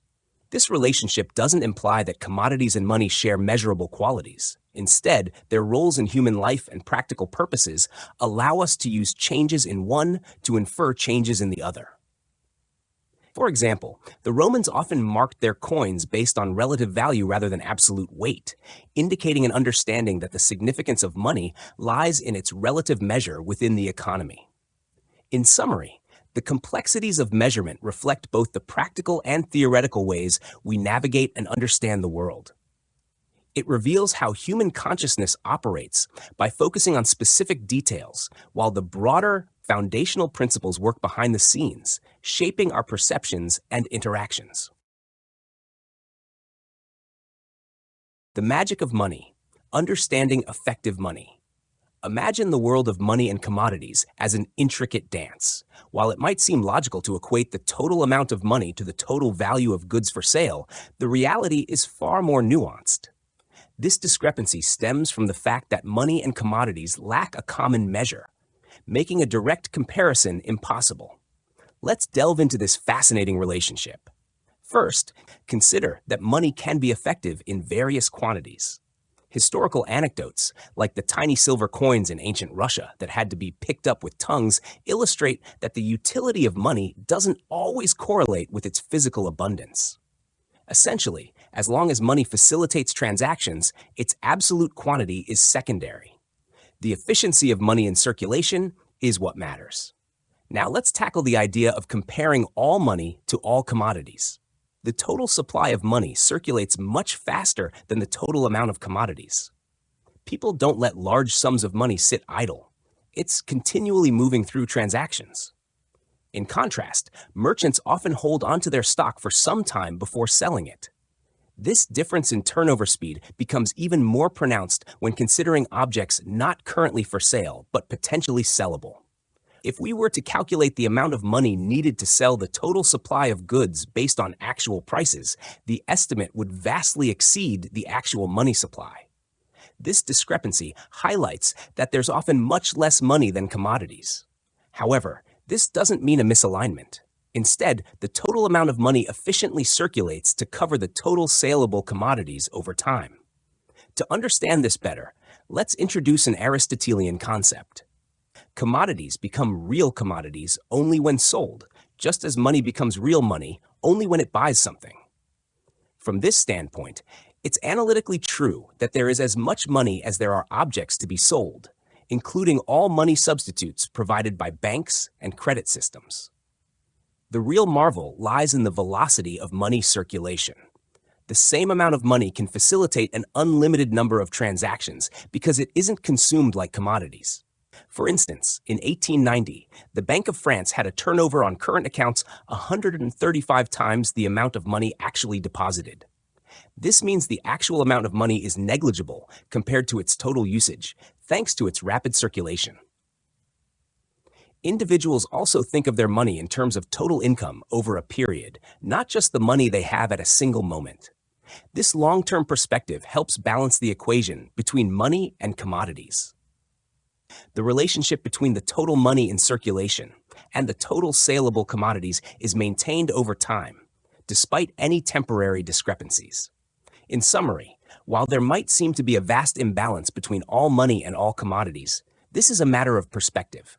The effective quantity of money is always enough to facilitate transactions, thanks to its velocity. This dynamic interplay ensures that the economy functions smoothly, illustrating the remarkable flexibility and efficiency of money. Does money possess intrinsic value? This intriguing question delves into the heart of economics and human psychology, prompting us to unravel the complex relationship between currency and worth. Historically, in the early stages of economic development, various objects served as money: cattle, salt, slaves, tobacco, and hides. These items had intrinsic value because they fulfilled essential needs. Cattle provided meat, salt preserved food, and tobacco had addictive appeal. The direct utility of these items made them valuable and suitable as money. However, as societies evolved, so did the concept of money. In primitive economies, the value of money was straightforward. People exchanged goods and services for items that had tangible value. A cow could be traded for a measure of grain, both having clear and immediate utility. This direct exchange of use values laid the foundation for the development of money as a medium of exchange. Over time, the notion of money shifted from items of direct utility to objects that represented value. Precious metals like gold and silver became the standard because they were durable, divisible, and had intrinsic worth due to their desirability for adornment and limited supply. Coins made of these metals held value because they could be melted down and used in jewelry or other applications. Thus, the substance of money retained a significant portion of its value. However, the intrinsic value of money began to wane with the advent of paper currency. Unlike gold or silver, paper money itself had little inherent worth. Its value depended entirely on the trust and stability of the issuing authority.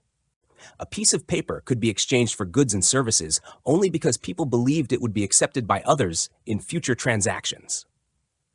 This belief system, underpinned by a reliable economic and political framework, transformed paper into a potent symbol of value. In modern economies, the value of money is increasingly detached from its physical substance. Paper money and digital currencies dominate, neither of which have intrinsic value in the traditional sense. Instead, their worth is derived from the economic systems and institutions that support them. Central banks, governments, and financial markets create and maintain this value through regulation, policy, and trust. Moreover, the role of money has expanded beyond just a medium of exchange. It serves as a unit of account, a store of value, and a standard of deferred payment. These functions highlight the abstract nature of modern money, which relies more on collective trust and less on tangible value. In conclusion, while money may have originated from objects with intrinsic value, its contemporary form is a complex social construct. The intrinsic value of modern money is not in the material of the currency itself, but in the confidence and stability of the economic systems that uphold it. As such, the value of money today is a testament to the evolution of human society and its collective agreement on the meaning of worth. The Evolution of Symbolic Money, a Journey Through Human Intellect and Culture. In one of humanity's most profound advancements, we learn to relate different things not directly, but through a third entity. Imagine two distinct performances, one a ballet and the other a rock concert. On the surface, they are incomparable. However, if both performances demand the same level of effort and dedication, we can begin to compare them on this common ground. Similarly, two people's happiness can be measured if we consider how much each deserves their fate. This concept of comparison through a shared reference point is fundamental to our understanding of value and, ultimately, money. Consider art. Each masterpiece, be it a painting or a sculpture, has its unique style and substance. Yet, we compare them by how closely they align with the ideals of their respective forms.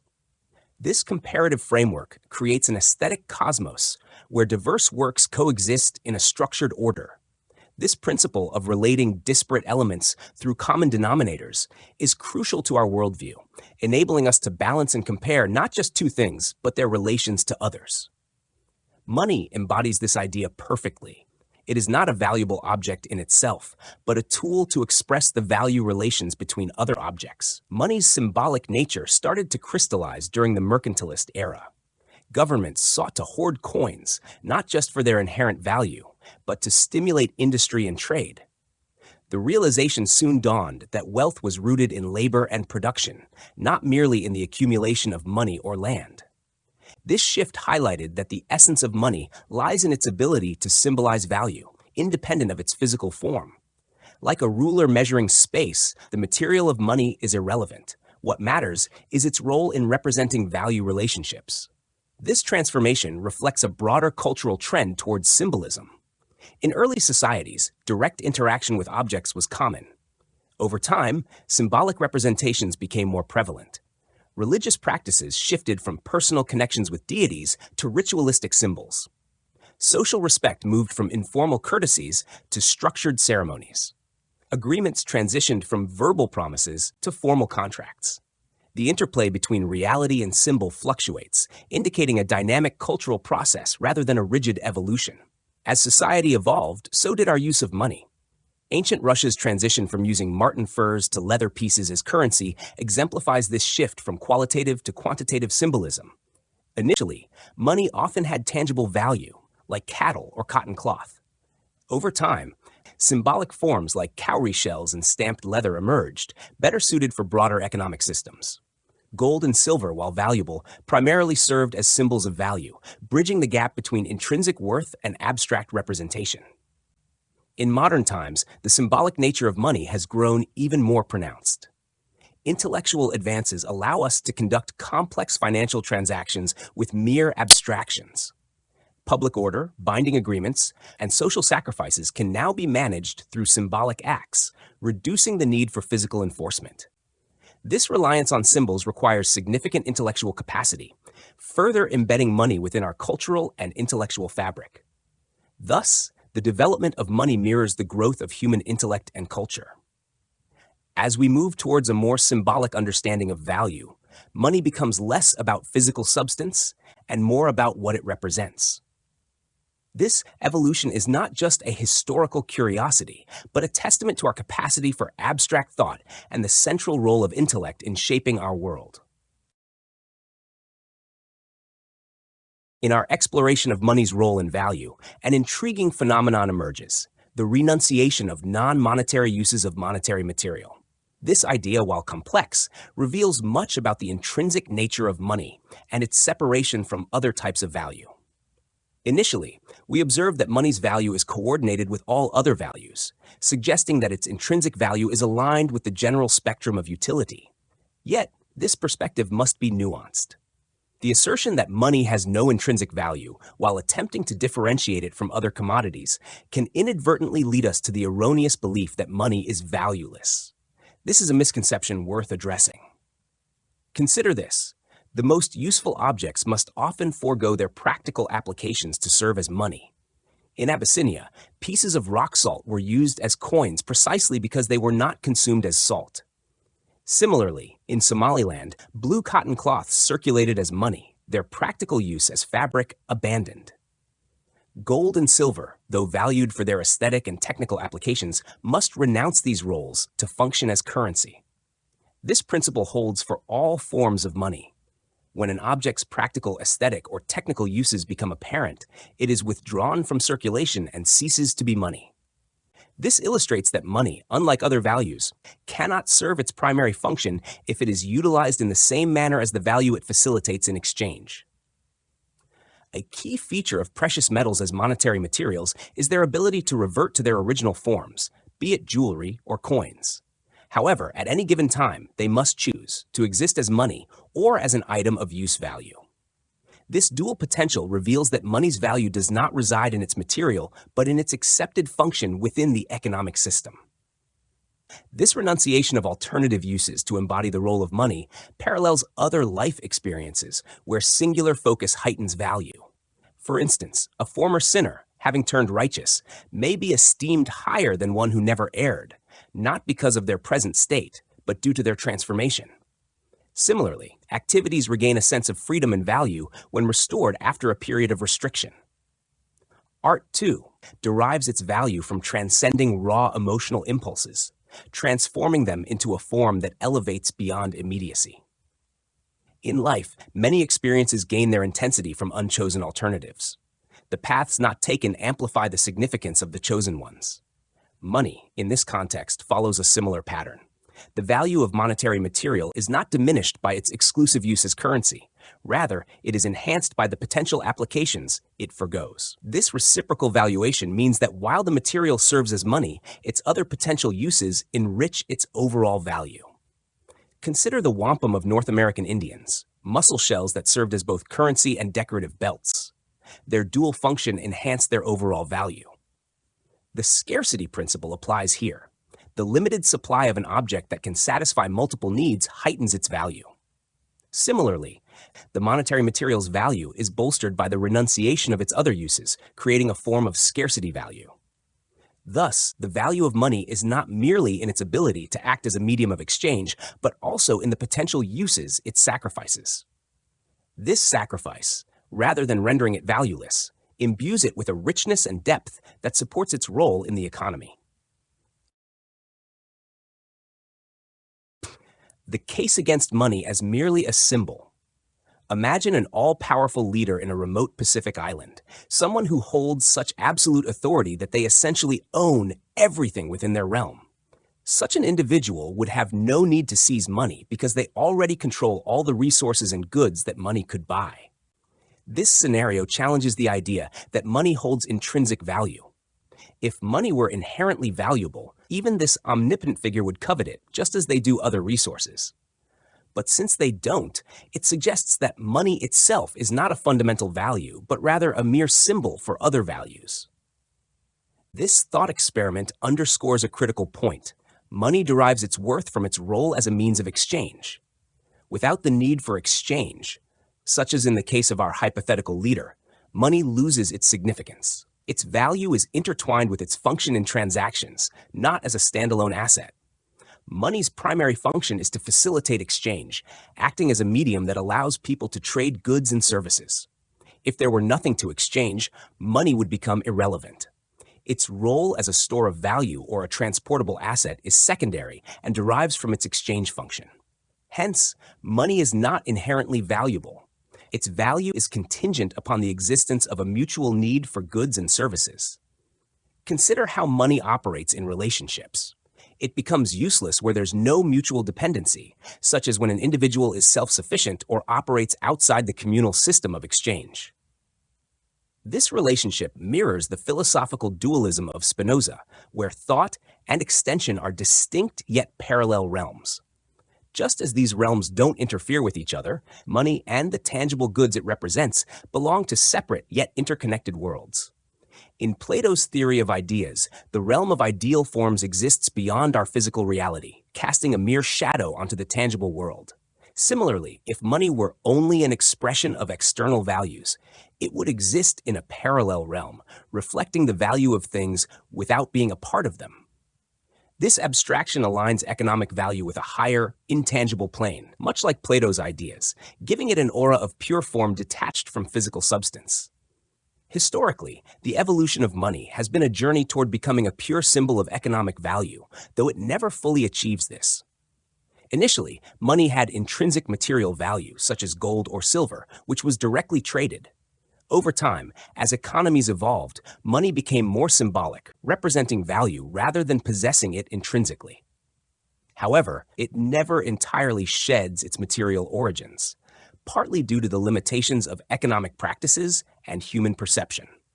One reason for retaining some material value in money is the necessity of a direct value equation between commodities and money. Despite the symbolic nature of modern currency, people still find comfort in knowing that their money has some tangible backing, however minimal. This need for a material basis in money is akin to the aesthetic value placed on precious metals in jewelry. While the amount of metal may be minimal, its intrinsic value enhances its overall worth. The subconscious role in economic transactions further complicates our understanding of money's value. Economic interactions are so efficiently organized that they appear to be orchestrated by a higher intelligence, though they are actually the result of complex, adaptive processes developed over time. This efficiency is often attributed to unconscious calculations and experiences, suggesting that our economic behavior follows norms and patterns beyond our conscious reasoning. In conclusion, while money serves as a crucial symbol of economic value, its true essence lies in its function within the system of exchange. It is not an intrinsic value, but a representation of the relationships and dependencies that define our economic interactions. This symbolic nature of money highlights its role as a mediator of value, essential yet fundamentally derived from the tangible goods and services it represents. The real deal: why money is more than just a symbol. The second compelling argument against viewing money as merely a symbol lies in its critical role in the world of exchange. While, in theory, the function of money in trade could be carried out by symbolic token money, human nature makes this impractical. The potential for misuse is too great. The effectiveness of money in exchange hinges on its scarcity. Imagine trying to maintain value if everyone could print their own money. This scarcity is what gives money its worth in setting prices. If we arbitrarily increase the amount of money in circulation, the delicate balance between money and commodities is disrupted. Initially, prices stay the same, but the total sum of money grows, devaluing each unit. The real kicker comes when governments flood the market with new money. They benefit initially, spending newly minted cash before prices catch up. But this advantage is short-lived. As prices inevitably rise to match the increased money supply, the government faces the same old problem: not enough money. The cycle often repeats, leading to inflationary spirals. History is replete with examples of the perils of unbacked paper money. In the 16th century, a French statesman even proposed using iron for coins instead of silver, fearing that the influx of American silver would render it too abundant to maintain value. His idea underscored a key point: the material of money matters less than its scarcity. In Genoa, 1673, the sheer variety and poor condition of coins led merchants to prefer bills of exchange. Today, we understand that only precious metals, particularly gold, provide the necessary constraints to prevent inflation. Paper money works only if it's pegged to a stable value, like gold. Consider the American Civil War. Confederate paper money, or greenbacks, were shunned in Western states. Loans given in gold were repaid in gold, not paper, despite the legal status of the greenbacks, due to their depreciating value. Similarly, 18th century French treasury bonds rapidly lost value when only a quarter of any payment could be made with them. The lesson is clear: the stability of money is rooted in the laws of exchange, not just government decree. When the Bank of England stopped redeeming its notes in gold between 1796 and 1819, gold's value dipped slightly, but commodity prices soared. This disparity underscores the importance of limiting paper money issuance to maintain its value.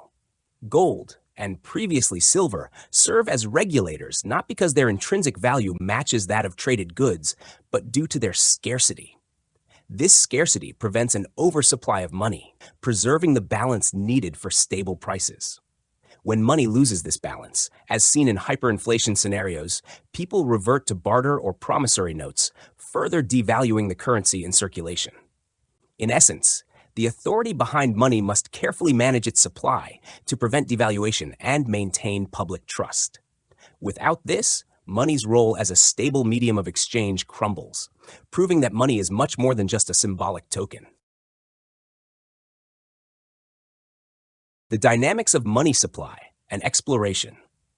Imagine waking up one morning to find that every pound in your pocket has magically doubled overnight. At first glance, you might feel richer, envisioning a life of luxury and ease. However, the reality of this scenario is far more complex and revealing about the nature of money itself. When money is distributed unevenly, it leads to economic shocks, hypertrophy, and stagnation. These issues arise not from the sheer increase in money, but from its initial concentration in the hands of a few. If we could find a way to distribute new money equally or equitably, perhaps these problems could be mitigated. For instance, if every Englishman suddenly had twice as much money, all prices would likely double, nullifying any real advantage. The only noticeable change would be larger numbers on price tags. This scenario underlines the idea that more money can facilitate more transactions, potentially leading to greater overall well-being, power, and cultural development. However, discussing such hypothetical situations can seem futile, as they rely on unrealizable conditions. Yet these discussions help us understand why gradually eliminating the intrinsic value of money is impossible. Consider an ideal scenario where an increase in money supply is perfectly matched by an increase in individual wealth. Some argue that this would leave everything unchanged, with prices rising uniformly. Others suggest that this would stimulate trade and economic activity. It is tempting to think that the relative social positions of people would remain the same, while overall wealth and cultural goods would increase.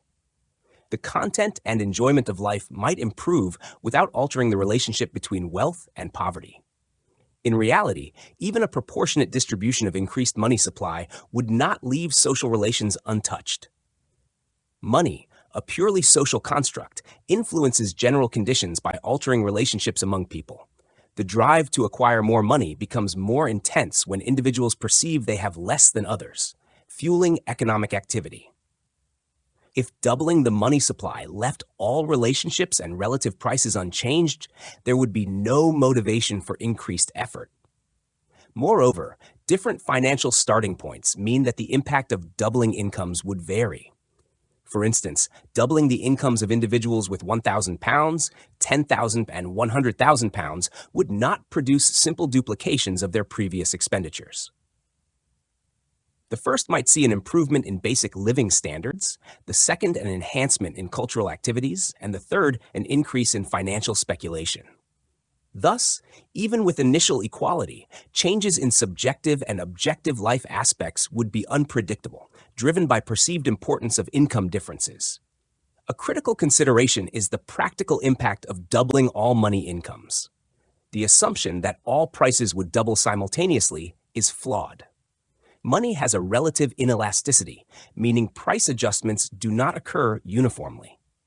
The psychological association between a commodity and its price creates resistance to immediate changes. For example, if you suddenly had twice as much money, you might not immediately be willing to pay double for everything. The established price ranges resist change, causing uneven price adjustments. Following an increase in the money supply, demand for goods changes unevenly. Basic necessities might see stable demand and prices, while luxury items might experience a spike in demand and prices. Middle-tier goods would see the most significant price increases. Thus, an increased money supply does not affect all prices equally, disproving the theory that money quantity is indifferent to price relativity. This rigidity in some commodity prices disrupts the theoretical balance between money and goods. Critics argue that these issues only affect transitional periods between different price levels. Eventually, a new equilibrium would be established, aligning money supply with the value of total commodities. In principle, an arbitrary increase in money would not permanently disrupt this balance. However, given the complexity of human behavior and economic interactions, the transitional instability could become a permanent state, preventing the attainment of a stable equilibrium. In conclusion, the supply of money and its distribution significantly impact economic stability and individual well-being. While theoretical scenarios offer intriguing insights, the reality underscores the complexity of money's role in society. An unlimited increase in money supply without addressing distribution and psychological factors could lead to perpetual instability, highlighting the delicate balance required in managing economic systems. The dance of reality and pure concepts. Imagine this. Money performs its magic best not just as a symbol of value, but when it remains grounded in tangible worth. Precious metals, for example, shine both as jewelry and for technical uses. This dual nature must be recognized. Their primary worth is intrinsic, while their monetary value is secondary. Money, however, stands apart. Its essence lies solely in its value representation. Conceptually, it would be ideal to transform money into a pure token, completely detached from intrinsic value. Yet, this isn't feasible. The evolution of money suggests that pure token money might be the endgame, but paradoxically, the qualities driving us towards this goal would be lost if we ever achieved it. Consider the stockbroker's relentless pursuit of profit. This drive fuels vibrant markets, balances supply and demand, and injects dormant values into the economy. However, high profits often stem from market volatility and speculation, which can distort the real production and consumption of goods. Here lies a critical divergence. The individual's pursuit of wealth, initially aligned with societal benefits, can ultimately lead to outcomes that disrupt the very fabric of society. This detachment of value from objects to money introduces a dynamic where money can drive interests and norms contrary to those of the actual goods it represents. The activities of private enterprise, when connected with money, generally promote societal interests until they reach their ultimate goals. At this point, the very drive that spurred progress might undermine societal aims. Let's explore this through various life scenarios. Love thrives on the yearning for deep union, but often loses its essence once attained. Political ideals inspire generations, yet their realization can lead to materialism and stagnation. The quest for a peaceful life, the ultimate goal of all efforts, often results in idleness and dissatisfaction once achieved. Even the pursuit of happiness, though universally sought, might devolve into boredom if it were an eternal state. Our drive for happiness contradicts the very nature of its attainment. Suffering and striving give meaning to this pursuit. Life's effectiveness often hinges on a blend of opposing elements. Imagine a world where one element, like individualism or socialism, completely supplants the other. The progress linked to the rise of one would collapse if the other vanished. Similarly, in art, the balance between realism and idealism keeps it vibrant. Pure realism would blur art with reality, losing its distinct charm, while unchecked idealism would detach it from relatable experience. This pattern resonates across various realms. The growth of one element enhances success, but its absolute dominance destroys the delicate balance necessary for its effectiveness. In the monetary realm, the shift towards money's symbolic nature over its intrinsic value mirrors this dynamic. While the trend suggests a complete transition, a measure of intrinsic value must remain to preserve the essence of money's function. This isn't just a formal analogy, it reflects a deeper unity in life's meaning. In practice, we navigate life's complexities by adhering to singular principles, yet reality's diversity continually challenges and shapes our pursuits. This dynamic interplay of striving and counterforces creates an empirical existence that integrates ideals into reality.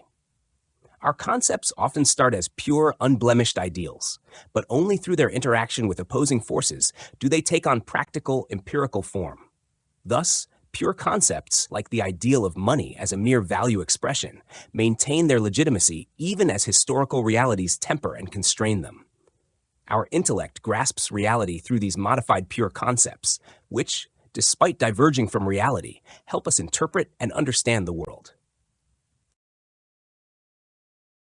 In tracing the historical evolution of money, we embark on a journey through civilizations where its essence transcends mere substance, morphing into a powerful symbol and function. Initially, money was tethered to tangible materials like precious metals, celebrated for their intrinsic worth as adornments or utilitarian tools. However, even in these early stages, their value wasn't isolated in their mere existence, but derived from the roles they fulfilled, whether aesthetic, technical, or symbolic. As societies evolved, so did the concept of money. It shed its rigid material ties and began to embody broader cultural and economic trends. Money became less about the substance it represented and more about the functions it performed, facilitating trade, expressing value, and enabling economic interactions. This shift from substance to function mirrored a larger societal trend where abstract processes and dynamic interactions took precedence over static materiality. The Middle Ages grappled with money's substantiality, viewing it as an immutable entity, starkly separate from the fluctuating currents of life. This perception, rooted in Aristotelian ideals and theological doctrines, condemned the idea of money generating more money, interest, as unnatural and unjust. Money, in this view, was perceived more as a static object than as a dynamic force driving economic activity. Contrastingly, the rise of the credit economy marked a pivotal departure from these medieval notions. Here, the bill of exchange assumed the role of money, emphasizing not its material substance, but its instrumental role in facilitating transactions and credit flows. This transition underscored a profound conceptual shift, from valuing money for what it is, its substance, to valuing it for what it enables, its function. This evolution mirrors broader intellectual shifts where concepts once seen as eternal and substantial, like the distinction between substance and accident, yielded to a more nuanced understanding of dynamic processes and functional relationships. In this context, money's transformation into a functional entity underscores its adaptability and its inseparability from the dynamic flux of economic life. Ultimately, the historical journey of money from substance to function reveals a narrative of adaptation and transformation, where its value lies not in its materiality alone, but in the roles it plays and the functions it fulfills within ever-changing economic and social landscapes. Social interactions, like crystalline structures emerging from a complex solution, reflect a profound interplay between form and substance in human relationships. Considered through economic lenses, these interactions often exhibit a dual nature. External forms, sometimes lagging behind the dynamic evolution of inner intensities. Imagine two individuals. Their external expressions of closeness may not always mirror the depth of their emotional bond. Just as intimate terms like do, prematurely used, can create a sudden closeness that the underlying relationship might not yet support, societal structures similarly wrestle with readiness versus tradition. In broader contexts, societal forces strive to find expression in legal frameworks, economic models, and governance systems.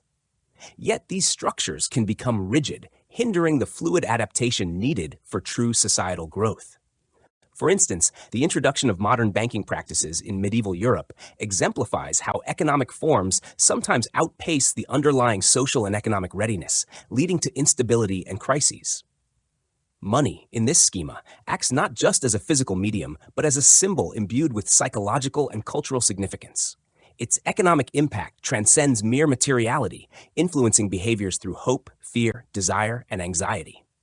Thus, the effectiveness of money isn't solely about its physical presence, but depends greatly on the stability and reliability of social interactions, the bedrock upon which economic systems rest. Ultimately, the evolution from leather coins of the Middle Ages to today's symbolic paper money underscores how deeply intertwined money's essence is with the refinement and coherence of social structures. As society advances, so too does the sophistication of economic instruments, reflecting a delicate balance between material form and abstract function, a testament to the evolving nature of human interaction and its economic manifestations. Monetary policy is no mere ledger of numbers and regulations, but a historical saga that intertwines with the very essence of society itself. From the fiscalism of medieval times, where rulers sought to amass wealth as a sign of power and security, to the mercantilist era, which sparked a feverish quest for economic dynamism, the evolution of monetary theory mirrors deeper sociological shifts. In the Middle Ages, money was a material manifestation of authority, traded like any other commodity, often debased to squeeze out more wealth from subjects. This approach, where rulers saw their realm as a treasury to be exploited, shaped political and economic landscapes. It was an era where the coin in one's hand spoke volumes about one's status and survival. As societies evolved, so did monetary philosophy. The rise of centralized states ushered in a new era where money became a tool not just of power, but of economic growth. The king's role transformed from mere extraction to fostering industry and prosperity. This shift heralded a more symbiotic relationship between ruler and subject, where wealth was seen not just as a hoard, but as a means to cultivate progress. With thinkers like Adam Smith, money itself underwent a redefinition. No longer just a shiny metal, it became a measure of productivity and trade, a concept as transformative as the industrial machines it helped power. Smith's ideas set the stage for a more liberal economic discourse, where the flow of capital was seen as essential to societal progress. Yet, even in this liberalization, voices emerged calling for an upheaval of the very concept of money. Proudhon's critique resonated deeply, challenging the notion that money should be the sole mediator of value in human interactions. His vision of a society organized without such material crutches hinted at a transcendental shift, where the exchange of values could occur more organically, more humanely. Monetary policy, then, is not just about interest rates or inflation targets. It is a reflection of our societal ethos, a canvas where power dynamics, economic philosophies, and human aspirations converge. It's a narrative where every coin minted tells a story of ambition, struggle, and the ceaseless quest for progress. Social interactions and the dynamics of exchange form the bedrock of societal evolution, with money playing a pivotal role. At its core, the interplay between individuals marks the genesis of all social constructs. The origins of these interactions remain shrouded in history's haze, yet their impact is unmistakable. From these rudimentary connections, societies burgeon forth, weaving intricate webs of customs, laws, and moralities that codify human interactions into enduring structures. As human relations evolve, they transcend mere immediacy, giving rise to higher forms that embody and mediate these interactions. This evolution spawns diverse entities, from tangible institutions to abstract ideals that organize, govern, and unify communities. In this grand tapestry, money assumes a unique mantle. It crystallizes the primal act of exchange into an autonomous entity. What begins as direct barter, a fundamental act of socialization, finds permanence and complexity in the form of money. Money, in essence, is the reification of exchange, an embodiment of value that transcends individual objects to establish a standardized medium of trade. Just as societal cohesion relies on structures beyond individual whims, money transforms simple transactions into a cohesive economic fabric. It becomes the intermediary that standardizes and simplifies exchanges, paving the way for broader economic interactions and societal cohesion. The journey of money through history reflects its evolving sociological character. From primitive commodities like salt or cattle, valued for personal gain, to precious metals adorned for social recognition, the evolution of money mirrors the evolution of human interaction itself. As societies grow more complex, so too does money, transforming from a simple means of exchange to a symbol of trust and communal faith. In modern times, whether in the minting of coins or the issuance of currency, money stands not just as a medium of transaction, but as a testament to societal trust. Its acceptance and circulation hinge on shared confidence in its value, a belief that transcends its material form. This trust forms the cornerstone of economic transactions, ensuring that money serves not just as a medium of exchange, but as a guarantor of societal order and stability. In sum, the functions of money are far-reaching and profound, woven into the very fabric of human interaction and societal development. As societies evolve, so too does money, embodying the trust, complexity, and interdependence that define our collective existence. In the intricate dance of economics, money is not just a medium of exchange, but a cornerstone of societal trust and functionality. Its value lies not in its material form alone, but in the intricate web of relationships it sustains across communities, large and small. Consider this: the essence of money's utility lies in its acceptance by all parties involved in economic transactions. Yet, this acceptance is not coerced. It emerges from a delicate balance of social norms, legal frameworks, and personal choices. Even when obligations exist, the creditor's demand for money isn't an absolute guarantee of satisfaction. There's always a slight uncertainty, echoing the nature of credit itself. Never a certainty of fulfillment, no matter how close to it one might approach. This interplay between individual freedom and communal obligation sets the stage for understanding the dynamics of economic circles. In smaller, tightly knit groups, even tokens of local significance suffice for exchange, while broader trade necessitates a more universally recognized currency. Thus, the value of money evolves with the expanse of its acceptance, from local tokens to universally recognized standards like gold or silver. As trade expands, the need for a dependable, widely accepted currency becomes paramount. The historical shift from local currencies to standardized forms illustrates this evolution vividly. Medieval coinage rights, for instance, highlight how local sovereigns' ability to mint money was constrained by the size of their domain. Small territories struggled to maintain stable currencies amidst rampant debasement. Fast forward to modern times, where the role of money has transcended mere materiality. Banking operations and bills of exchange have replaced intrinsic value with functional utility, rendering the concept of wealth more about its productive capacity than its physical form. Moreover, the issuance of currency, once a prerogative of states, now involves complex interplays between public institutions and private entities. The efficacy of currency hinges on its issuer's ability to represent and serve the broader economic interests, necessitating central oversight to maintain its integrity across diverse economic landscapes. In essence, the evolution of money mirrors broader social and economic trends: centralization alongside individualization, reliability balanced with flexibility. It underscores a fundamental truth: money's worth isn't just what it's made of, but how effectively it serves as a conduit for trust and commerce in an ever-expanding world. The evolution of money from its origins rooted in precious metals to its broader role as a societal institution marks a profound shift in human civilization. Initially tied to the intrinsic value of metals, money's journey has traversed towards a realm where its worth is increasingly defined by communal agreements and public assurances rather than the metals it once embodied. In the annals of economic history, the prominence of metal in monetary affairs has steadily waned, yielding ground to the custodianship of public institutions. While metal, inherently private property, could never be fully controlled by public interests alone, the narrative of money has metamorphosed into a public institution par excellence. It is shaped not merely by its abstract function, but by the robust frameworks of governance, communal interaction, and public validation that endorse and authenticate its role. In antiquity, money transactions were tightly intertwined with specific enterprises or the minting of coins themselves. The business of exchange was once monopolized by guilds and mints, but as towns gained coinage rights, the nexus between money and materiality began to loosen.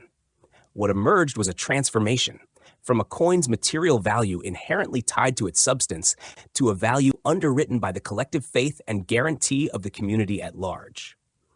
This progression mirrors a broader societal shift where money's depersonalization and integration with centralized authority consolidate its role. The ascendancy of money as a symbol of power parallels historical movements where centralized states emerged from the fractious feudal domains, unified under the banner of a standardized monetary system. The intrinsic durability of metal gave early coins an almost timeless quality, contrasting sharply with the transient nature of most goods.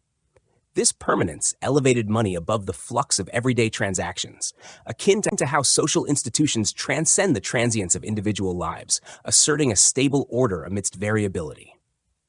As history unfolded, sovereigns debased coinage to fund state affairs, a practice that laid bare the functional essence of money, its utility in exchange eclipsing its material worth. This phenomenon underscored that the value of money transcends its physical form, a concept illustrated vividly when practicality outweighs metal content in determining value.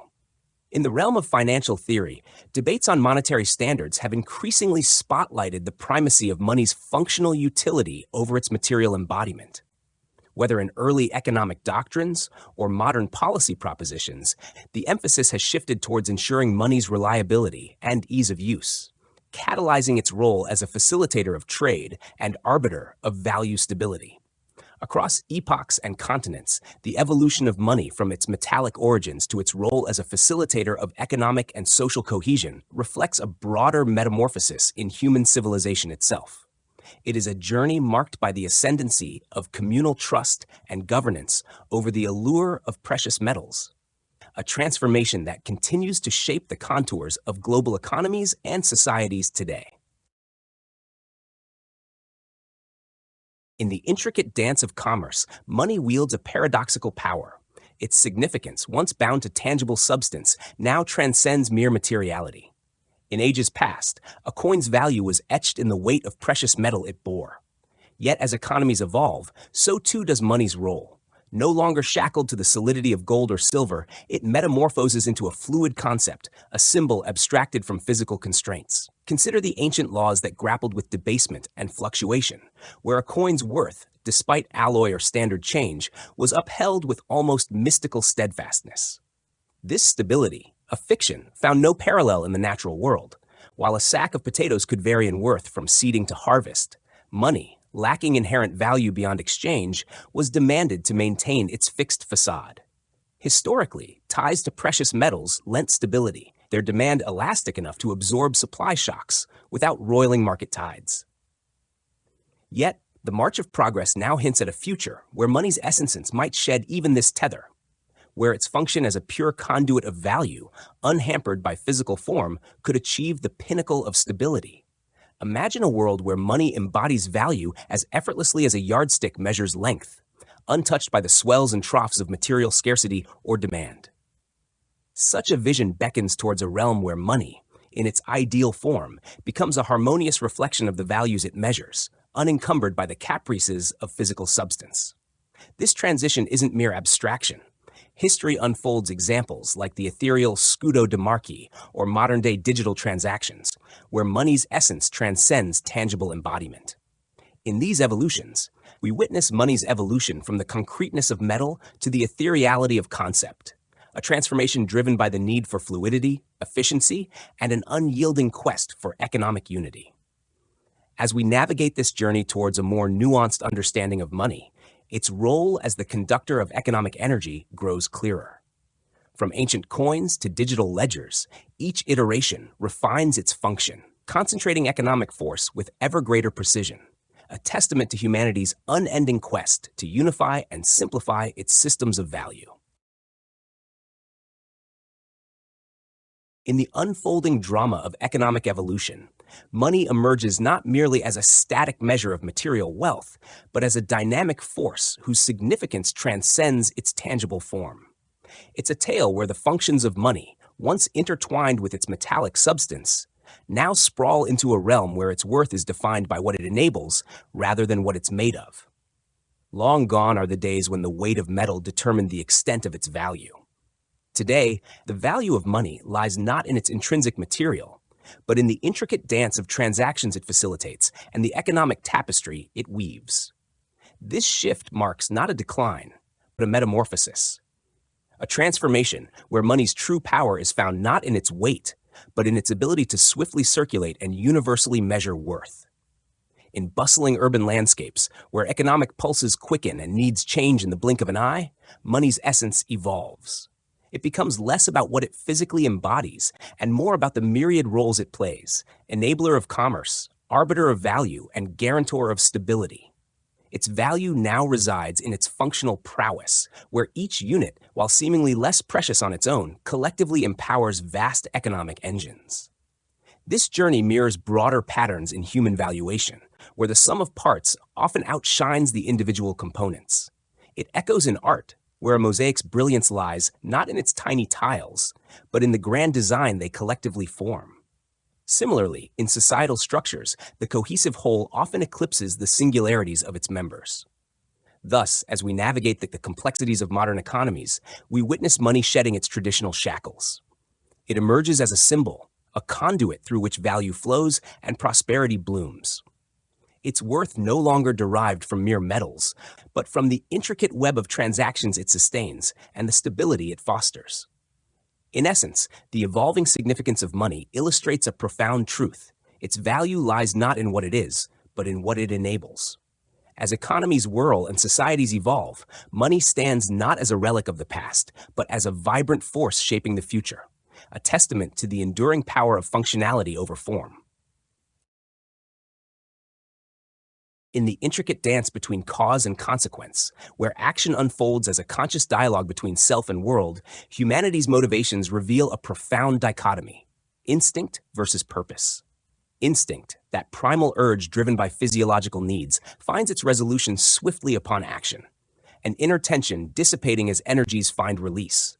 Contrastingly, purposive action springs from a different source within consciousness. The envisioning of outcomes drives us forward, not mere instinctual impetus. Satisfaction here isn't just in the act itself, but in the realization of its intended ends. Consider hunger. Sating it satisfies instinct, relishing flavors elevates it to purpose. Similarly, sexual drive as instinct contrasts with the pursuit of specific pleasures as purpose. The distinction resonates beyond mere psychology. It mirrors how our intentions shape our engagement with the world, transforming mere existence into meaningful interaction. In instinct-driven moments, the narrative closes with action, a fleeting interaction confined within oneself. Purpose, however, extends beyond the act, entwining subjective intent with objective consequence. It's this interplay, the subjective weaving into the fabric of reality, that defines purposive action.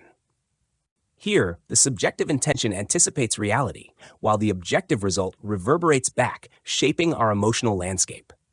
Purposive action transcends mechanistic instincts. It bridges the psychological with the tangible, transforming intent into reality through deliberate means.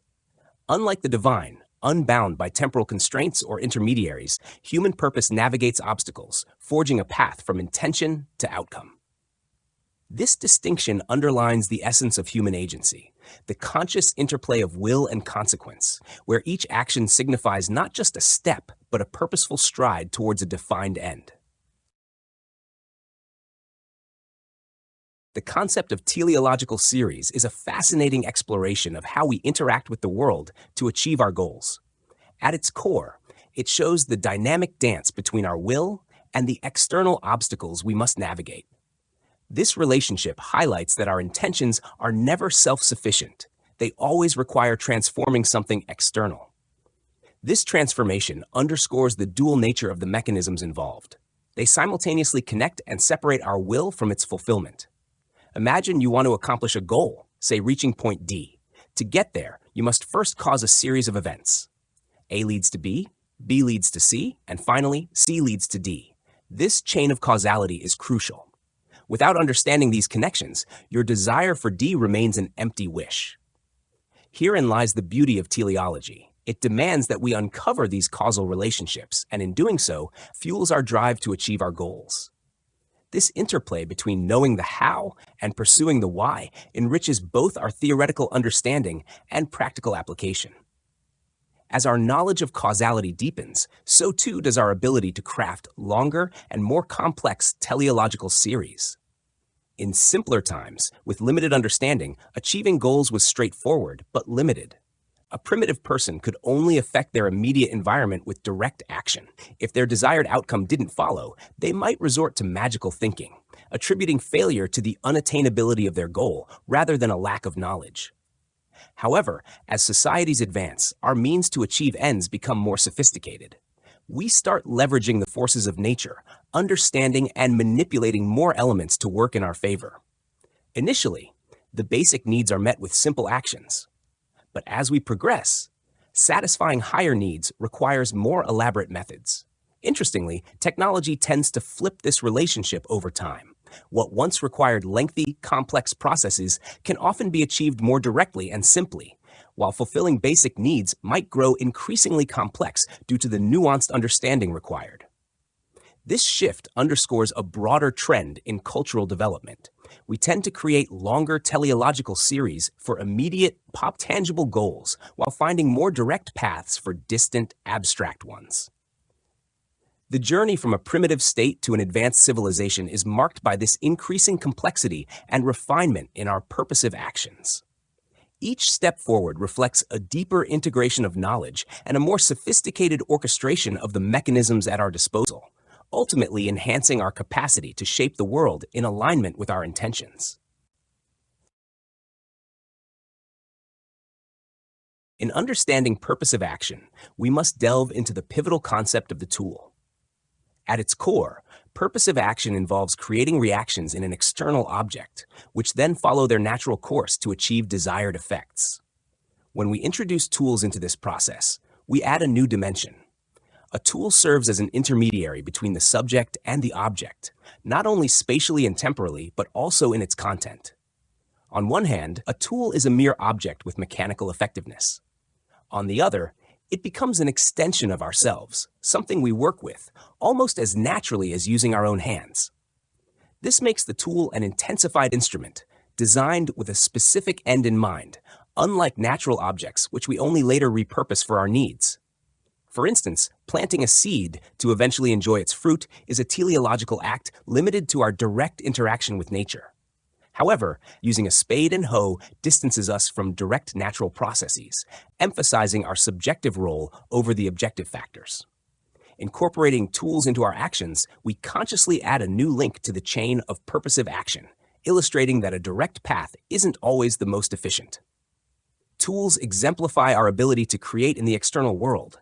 They are crafted solely by our efforts and serve our specific purposes.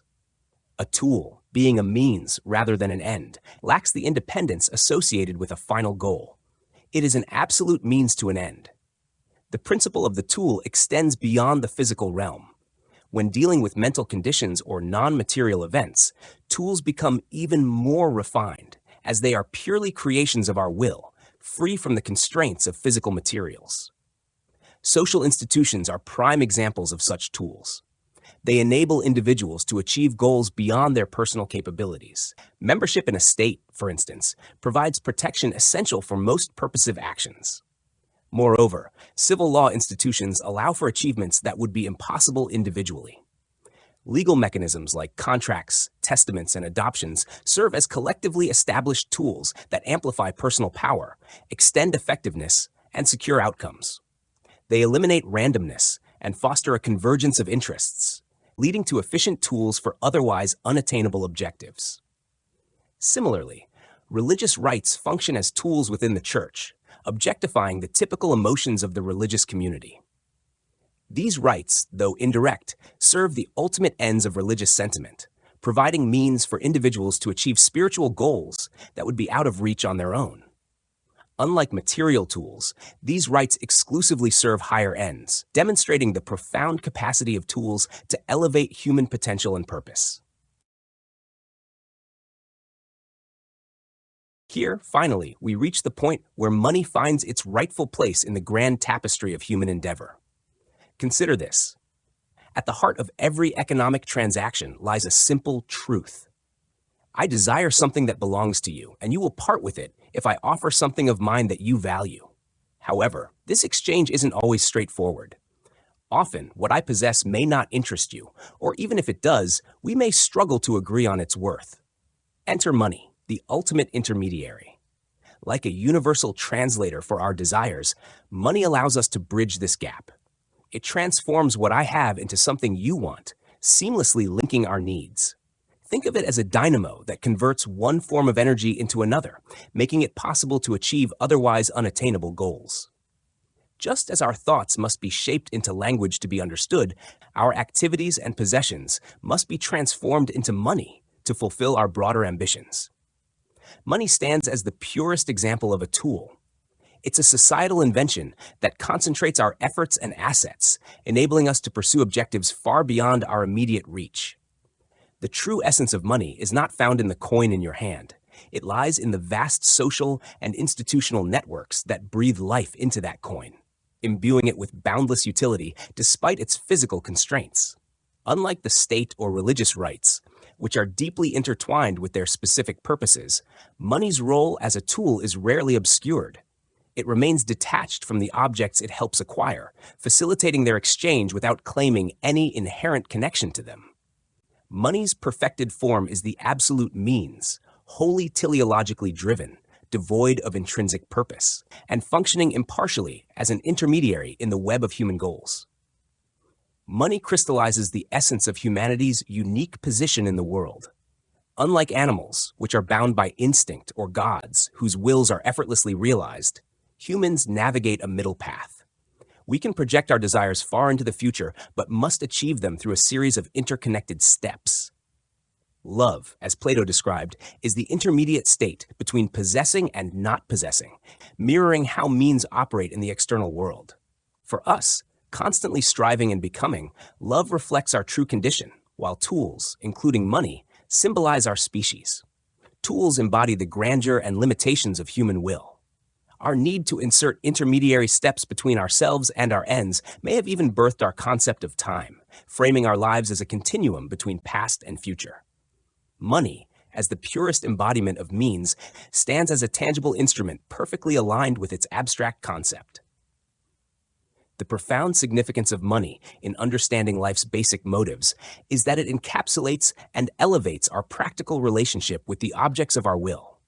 It paradoxically reveals that humanity is an indirect being, reliant on tools to bridge the gap between desire and reality. By examining money's role within the broader spectrum of human life, we gain clearer insight into its nature through the intricate relationships it fosters and facilitates. Imagine the vast, uncharted expanse of the universe, each star representing a unique opportunity or dream. This is the realm in which money operates, a universe teeming with infinite possibilities and boundless potential.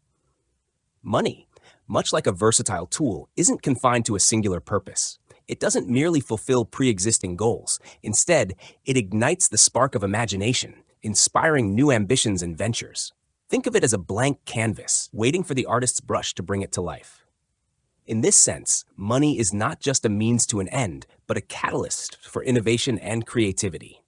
Consider how a simple tool, when freed from a specific task, becomes a multi-purpose asset.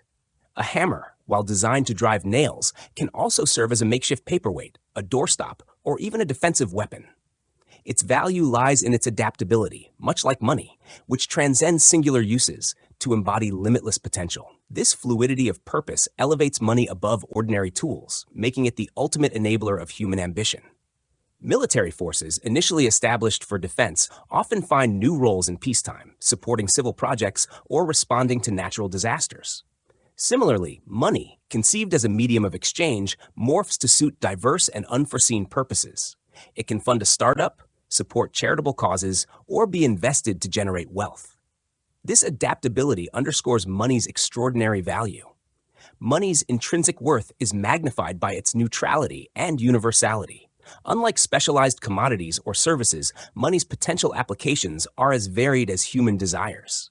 This inherent flexibility means that money, detached from any specific goal, aligns with all conceivable purposes. It is this versatility that imbues money with unparalleled significance. Imagine a treasure chest filled with gold coins. Each coin represents not just a tangible asset, but the freedom to choose among countless possibilities. This freedom, the ability to select from a vast array of options, enhances the value of money. Unlike a piece of land or a car, money can transform into any desired form, be it a luxurious vacation, a state-of-the-art gadget, or an essential service. The power of money extends beyond the immediate and tangible. It also offers temporal flexibility, the choice to spend now or invest for future gain. This temporal freedom further increases its value. Just as a library book can be read at leisure, money can be utilized at the opportune moment, optimizing its benefit. Even in times of economic upheaval, money retains its pivotal role. During market crashes or booms, those who control capital often profit by navigating the shifting tides. The stability and reliability of money in volatile conditions highlight its enduring utility. The paradox of money lies in its characterlessness, which is its greatest strength. Like a chameleon, it adapts to any situation, unbound by specific traits or limitations. This neutrality allows money to act as a universal intermediary, facilitating exchanges and fostering economic activity. Ultimately, the true value of money lies in its potential to fulfill our most important needs and desires.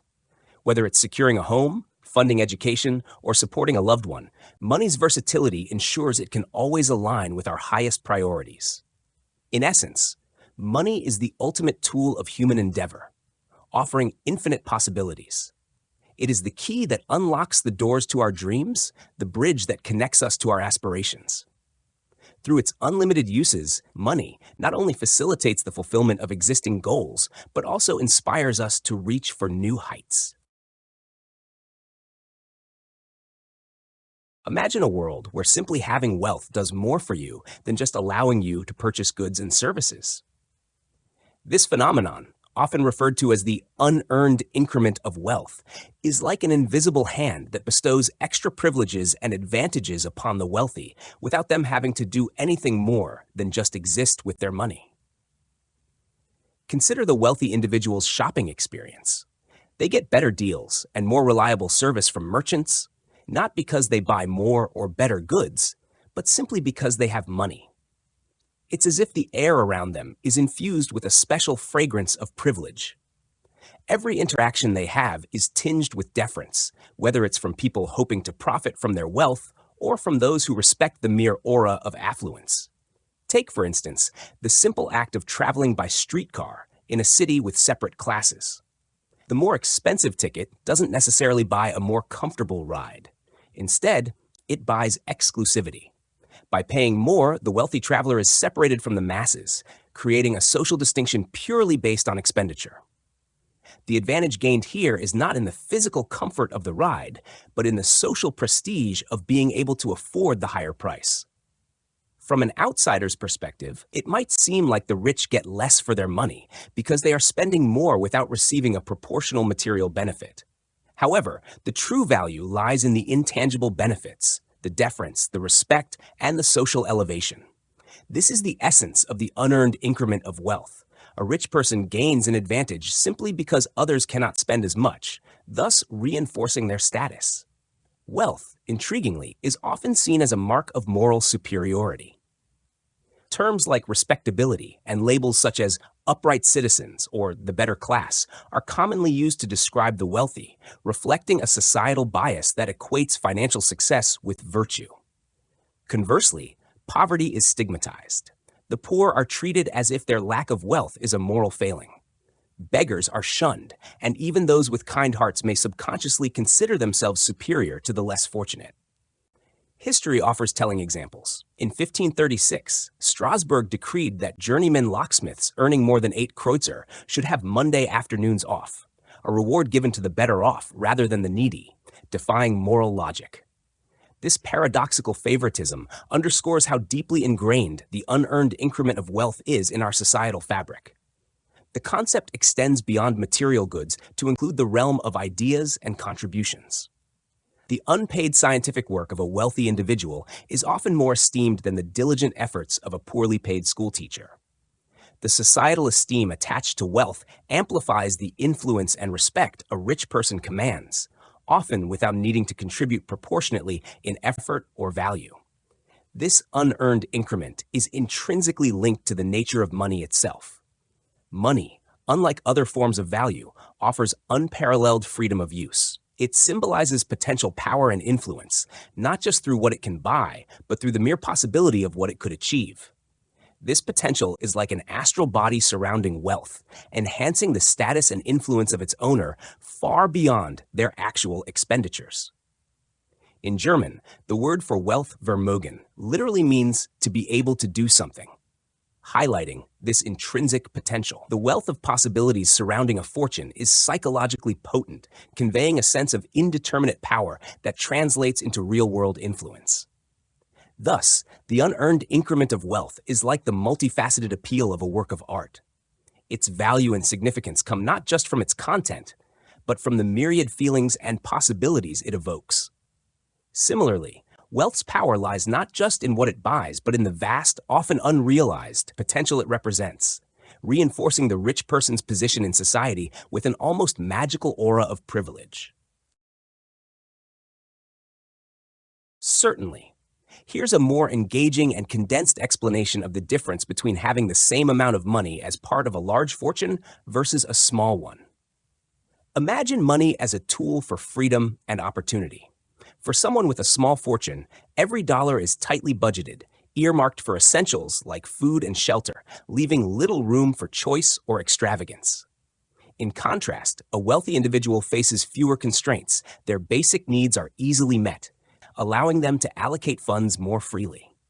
Each dollar beyond what's necessary for survival becomes a ticket to luxury or investment, enhancing their lifestyle and influence.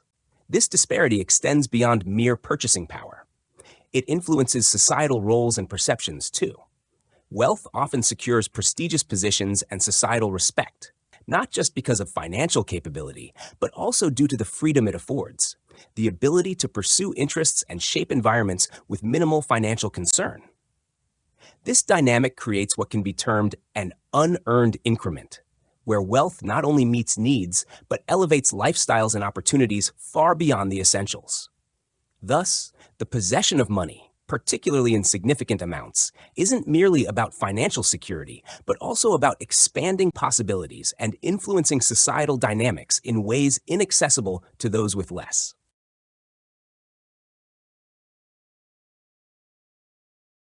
Money's affinity with marginalized groups is a tale of intertwined destinies, where economic transactions become more than just transactions. They reflect societal exclusion and resilience. Across history, those on the fringes, barred from conventional paths to prestige and influence, have often found solace and strategy in the realm of finance. From emancipated Roman slaves navigating a world devoid of citizenship to Armenians in Turkey seeking stability amidst persecution, and the Chetty in India grappling with caste limitations, the pursuit of monetary means transcends mere survival. It becomes a beacon of opportunity. Even the Huguenots in France and the Quakers in England, shunned for their beliefs, turned their focus to wealth accumulation as a means of reclaiming agency in a hostile environment. Money, devoid of the intricacies of caste, creed, or status, offers a rare neutral ground where the marginalized can assert value and impact. It's a universal language that disregards barriers, offering leverage where none seemed possible. In this intricate dance between social exclusion and financial prowess, money emerges not just as a medium of exchange, but as a symbol of resilience and adaptation. It bridges gaps of prejudice and offers a pathway to influence and survival, where conventional paths are blocked. The historical tapestry of financial acumen among the marginalized reveals a profound truth. In the face of adversity, money becomes more than currency. It becomes empowerment, identity, and a testament to the indomitable human spirit. In our exploration thus far, we've assumed a fundamental aspect of value that's often taken for granted, yet holds profound implications.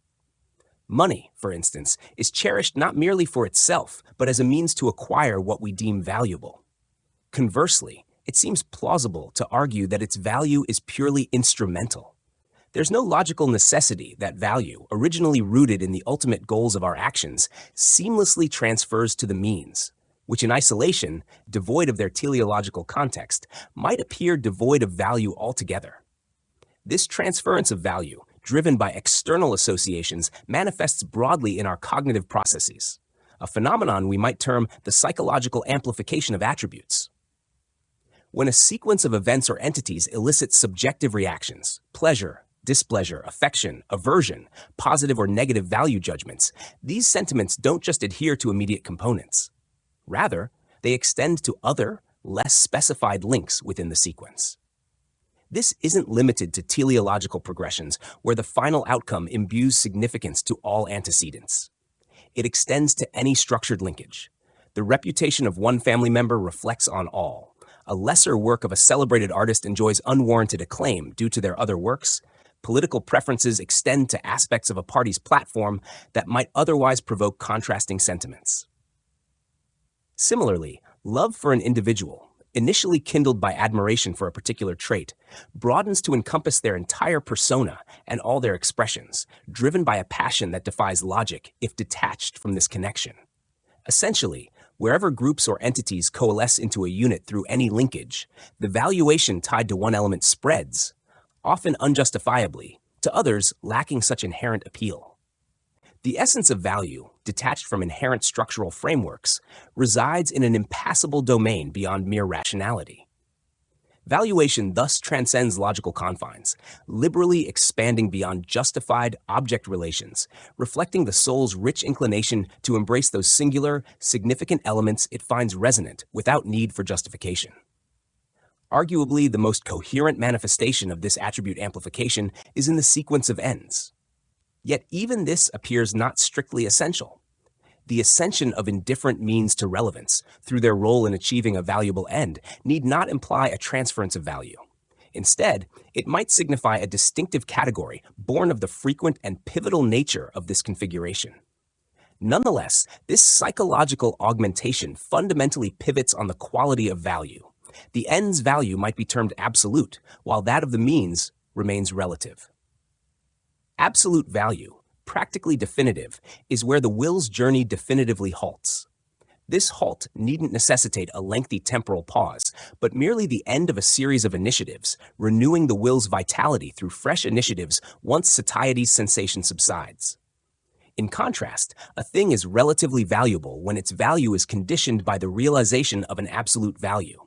Its relativity surfaces as value fades upon discovering a superior, more accessible means towards the same end.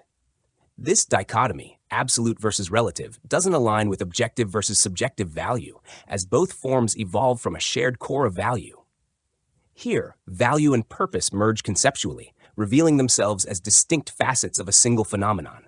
The actual conception, which, in its theoretical emotive essence, signifies value, and in its practical volitional manifestation, serves as purpose. The mental energies that impart these values and purposes differ markedly. The creation of a final purpose hinges upon a spontaneous act of will. In contrast, the relative value of a means hinges upon theoretical knowledge. The establishment of a goal stems from character, mood, and interest, while the root derives from objective reality. The notion that we're free to determine our initial steps, but restrained in subsequent ones, resonates most keenly within the realm of teleology. Yet, despite illuminating these disparities, they fail to impede content's migration between these categories. Spontaneity in purpose setting, coupled with the means' psychological alignment with their ends, empowers means to acquire distinct autonomous value in our consciousness. Such independence of will, divorced from rational underpinning, yet advancing the end's utility, holds a peculiar irrationality. This effectiveness prompts one to speculate on the optimal achievement of our purposes through lucidity. The notion of unconscious purpose might appear perplexing and flawed. However, it's indispensable. Our actions, meticulously attuned to certain ultimate aims, yet incomprehensible devoid of their efficacy, underscore the necessity for this specific terminology. The term unconscious purpose doesn't seek to rationalize this phenomenon, but serves to acknowledge its existence. The matter grows clearer when considering that our actions spring not from intent, as an eventuality, but through it, as a physio-psychic force preceding action. Therefore, our actions reflect the interplay of inner essence and objective reality, shaped by diverse combinations. To refine this notion, our activities align most effectively when our intrinsic core drives the manifold components towards energies emerging from a limited mental self. If the purpose's consciousness persists, it's not purely ideal, but a process consuming organic vigor and consciousness intensity. Life's practicality often dilutes this consciousness, rendering it redundant for guiding our actions teleologically.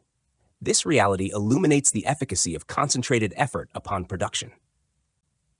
A focused concentration upon the sequence's current stage, treating each element as if it were the ultimate end, amplifies psychological efficacy in the face of limited resources. This seeming irrationality holds profound practical value. Without it, we might never progress beyond rudimentary tasks, overwhelmed by the burden of comprehensive means, or crippled by their fragmented pursuits. Ultimately, as life's techniques grow more intricate, so too do the means required to achieve life's goals. This engenders a growing preoccupation with technicalities, enslaving civilized man in manifold ways. Amidst culturally evolved settings, individuals assimilate into teleological systems comprising numerous interlinks, reinforcing established norms as unquestioned imperatives. Collective cooperation thrives on these long-standing purposes, overshadowing individual aspirations that gain validation less through conscious realization than through their existential and developmental impact. In this tapestry of existence, the culmination of life's goals and the paths within it sporadically ascend into consciousness, focusing awareness instead on the practical pursuit of means.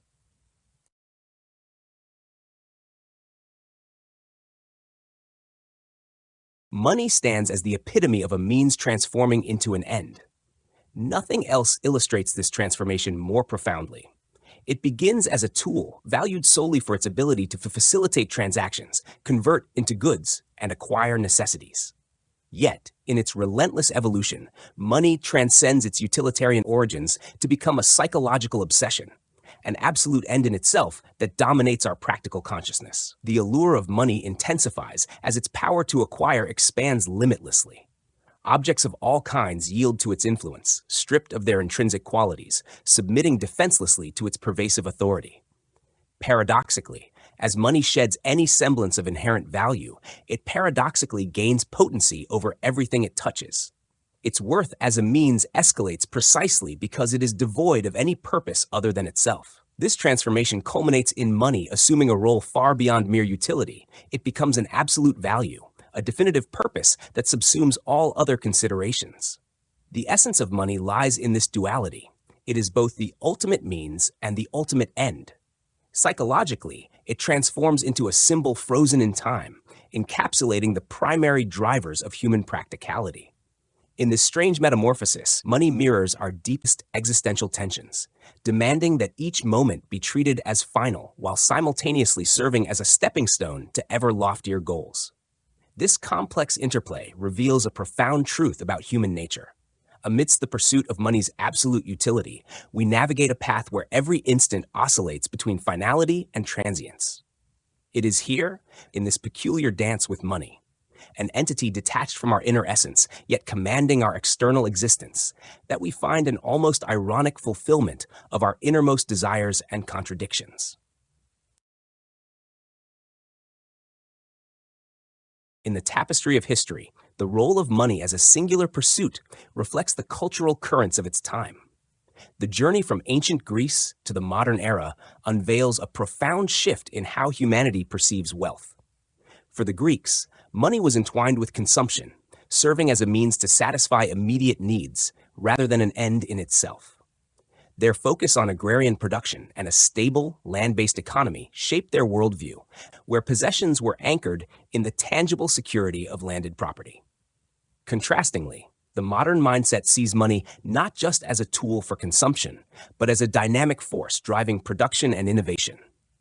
Industrial revolutions have redrawn the lines, making money not merely a facilitator of transactions, but a cornerstone of economic progress. This evolution has broadened the scope of money's influence, turning it into a metric of economic health and a symbol of prosperity. The divergence in attitudes towards money highlights broader cultural shifts. Where ancient Greeks sought substance and stability, modern societies navigate the unpredictable currents of global markets. Money's metamorphosis from a pragmatic necessity to a symbol of economic vitality underscores how cultural epochs shape our perceptions of value and ambition. As civilizations evolve, so too does the meaning we attribute to wealth, echoing the intricate dance between tradition and transformation that defines our economic narrative.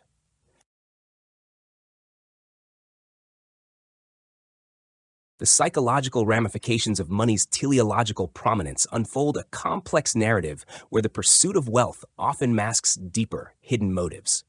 It challenges us to ponder whether our actions truly align with our conscious intentions or if they're guided by subconscious desires.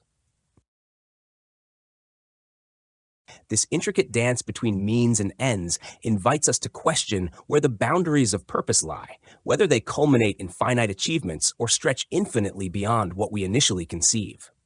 Money, in its essence as both means and end, exemplifies this paradox. It symbolizes not just material value, but also a psychological quest for ultimate satisfaction, a quest that perpetually eludes finality.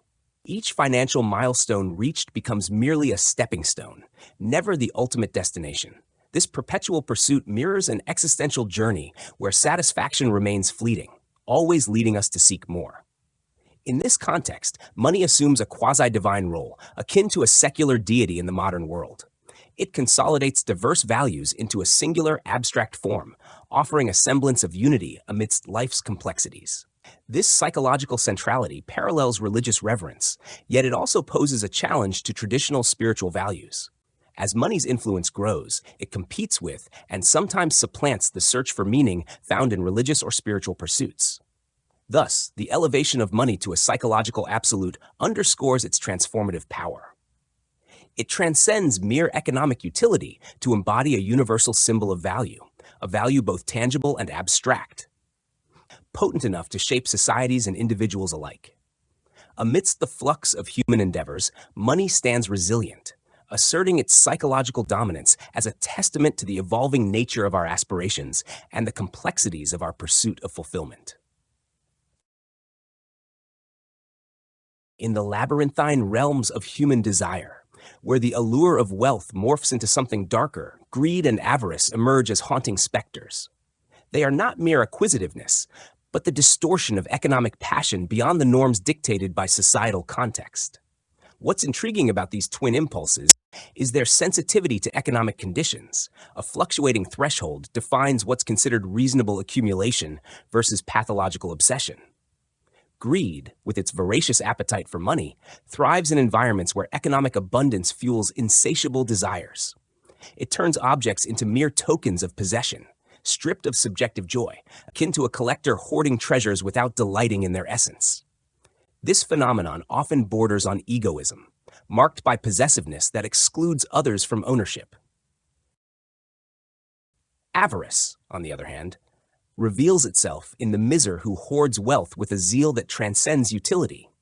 Here, money becomes an abstract symbol of power and status, detached from its potential for enjoyment. The miser's fixation on possession mirrors a peculiar blend of objectivity and obsession, a pursuit of wealth for its own sake, untouched by personal pleasure. Both manifestations highlight money's unique role as a final purpose, where its abstract nature imbues it with a disproportionate significance. Unlike tangible goods with intrinsic qualities, money stands as a form of power that promises potentiality rather than immediate satisfaction. Its possession is prized not for what it can provide, but for the security and status it confers. In the intricate dance of human motives, where egoism meets altruism and objects gain value beyond their material worth, greed and avarice stand as stark reminders of how money can reshape desires and redefine purpose. They represent not just economic states, but psychological landscapes where the pursuit of wealth transforms from pragmatic necessity to consuming passion, weaving a narrative of human ambition and its many shades of meaning. Extravagance, that beguiling dance with opulence and excess, transforms money from a mere tool into a shimmering allure of its own.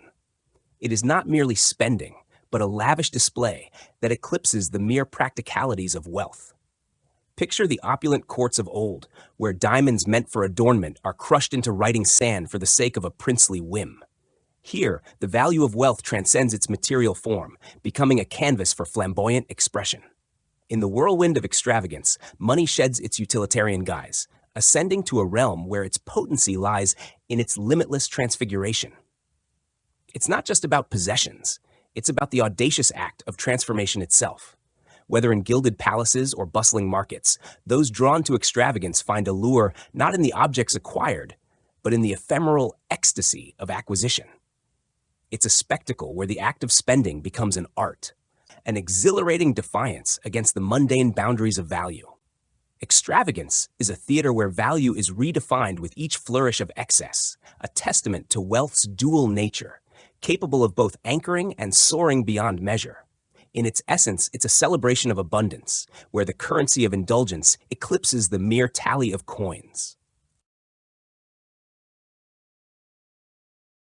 Ascetic poverty stands stark against the backdrop of excess, an antithesis to greed and avarice. It transcends mere absence of wealth to embody a purposeful renunciation, a path where lack of material possessions becomes a testament to spiritual wealth.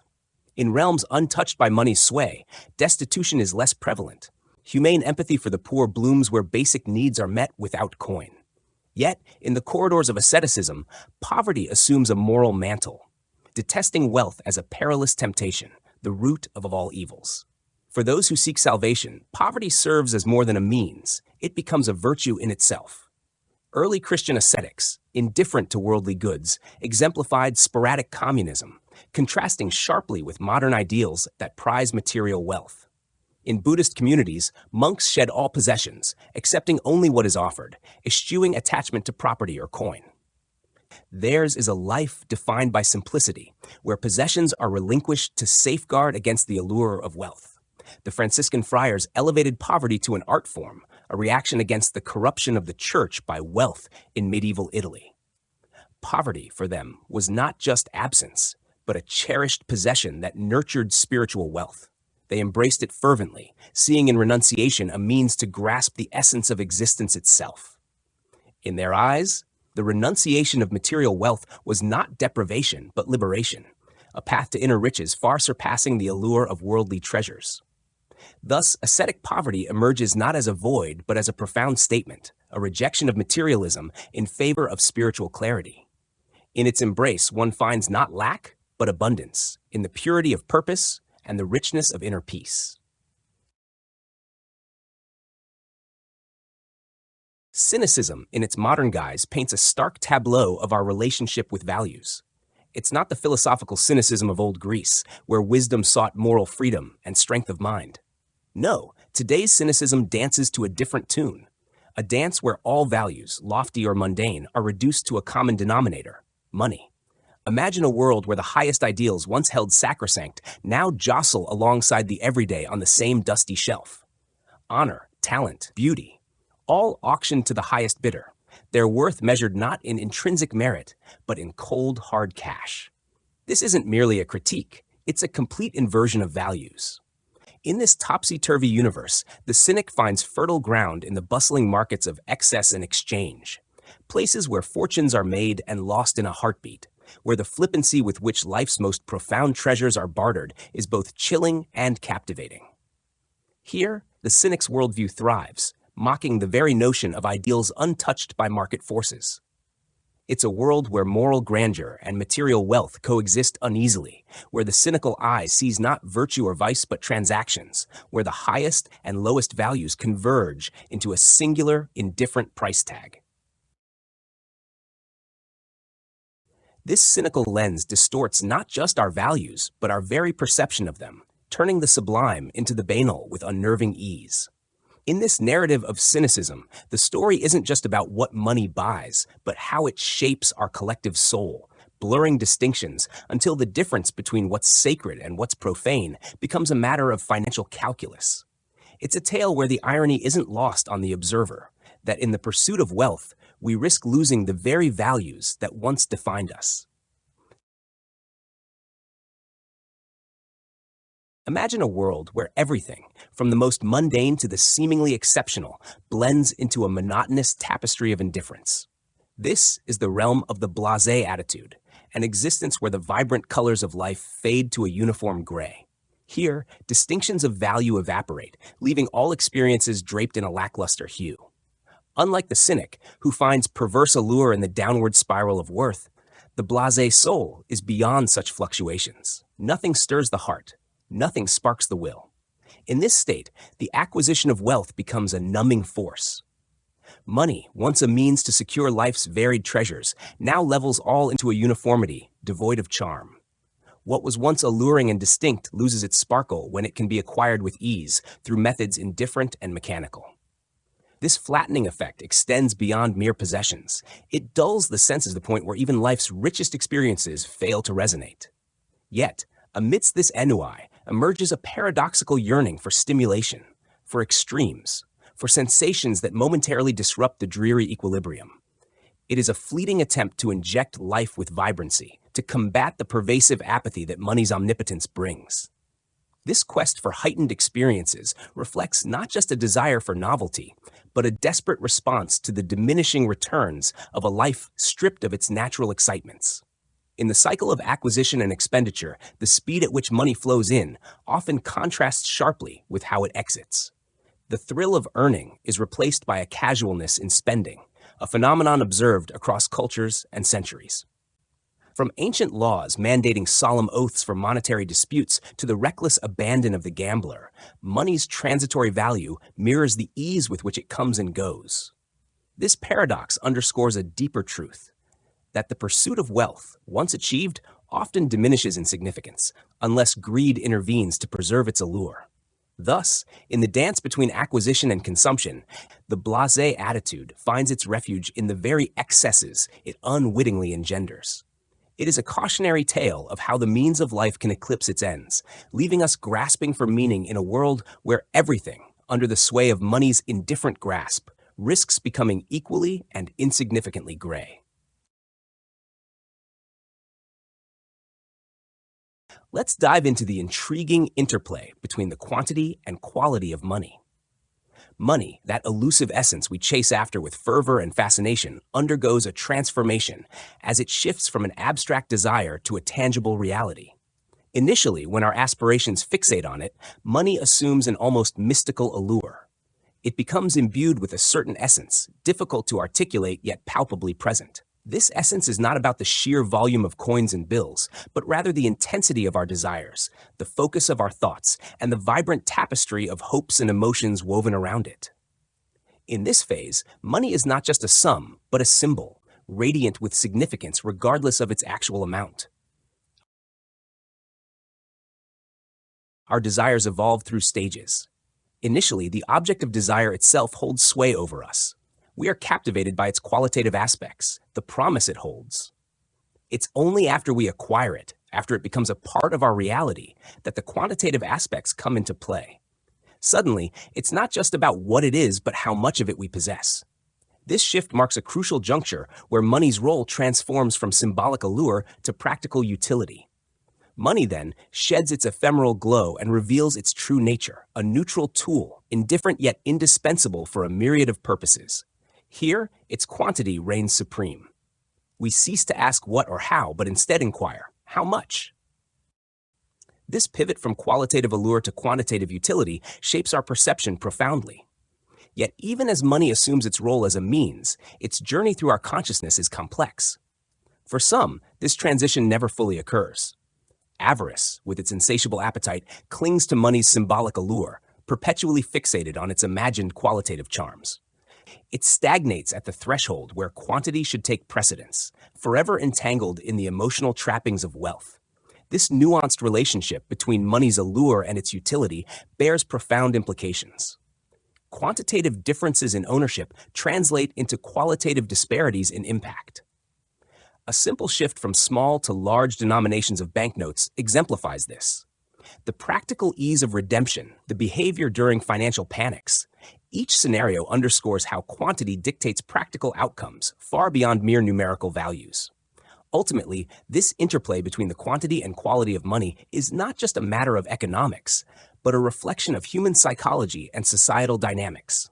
It shapes our desires, influences our decisions, and defines our pursuits. Understanding this dynamic relationship is key to unraveling the intricate tapestry of wealth and its implications for our lives. When it comes to venturing into financial waters, the difference between risk and safety isn't just about numbers on a ledger. It's a subjective journey through the labyrinth of decision-making. Imagine every monetary move split into two camps, the daring and the cautious. In this landscape, even the safest investment harbors a shadow of risk, however faint. Conversely, even the boldest speculation acknowledges the specter of loss, though it may seem remote. Calculating risk isn't merely a numbers game of potential profit versus probability of loss. It's an intricate dance between objective factors, like the likelihood of gains and the magnitude of possible rewards, and deeply personal considerations. How much of one's hard-earned capital should be gambled on the promise of a return? It's a question that blends mathematics with gut instinct. For some, the allure of high stakes beckons, promising riches beyond measure. Yet, prudence dictates a careful balance, a threshold beyond which no rational individual should risk their livelihood, regardless of tempting odds.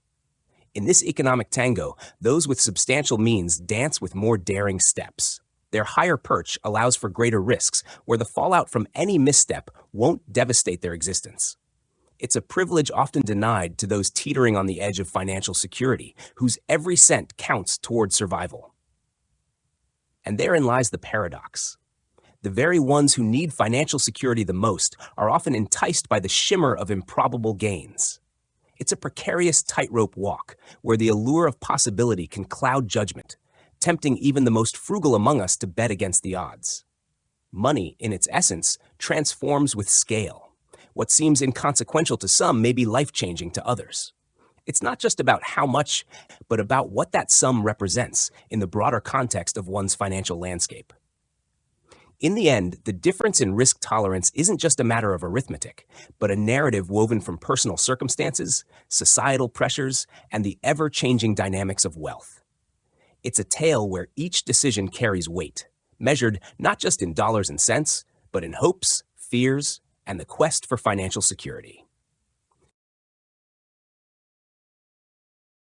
The notion that small changes in quantity can lead to large changes in quality is a captivating concept woven through various domains of human experience. Consider how a slight increase in an input, be it a dose of medication, a financial investment, or the intensity of an electric shock, doesn't always yield a proportionate increase in outcome. Instead, there exists a threshold beyond which further increments may fail to sustain or enhance the desired effect. This phenomenon echoes in realms as diverse as psychology, economics, and even aesthetics.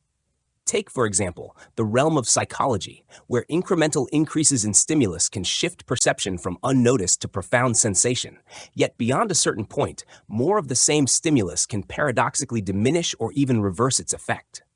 Similarly, in economics, the joy derived from a windfall diminishes with repetition, illustrating how quantitative increases fail to sustain qualitative experience indefinitely. In medical contexts, the efficacy of treatments can follow a similar pattern.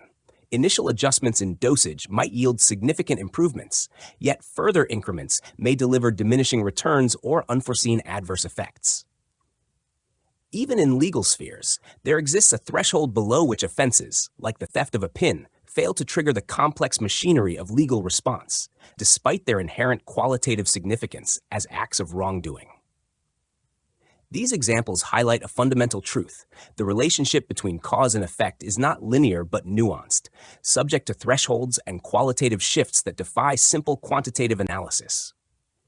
It underscores a deeper understanding that in human affairs, the significance of actions and stimuli is not merely a matter of magnitude, but also of the intricate interplay between quantity and quality, where thresholds delineate meaningful change from mere increment.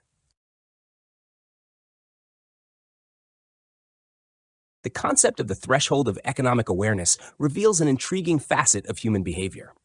Our tendency to favor small, inconspicuous expenses over larger, more noticeable ones.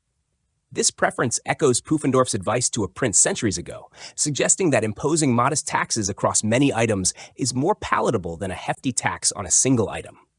The rationale? People instinctively resist parting with their money in a way that avoids triggering their economic consciousness. Imagine this resistance as a subtle dance between our physical and psychological receptors, where stimuli must navigate varying degrees of sensitivity. Much like how slight pressures go unnoticed when applied one after another, but are unmistakably felt when applied simultaneously.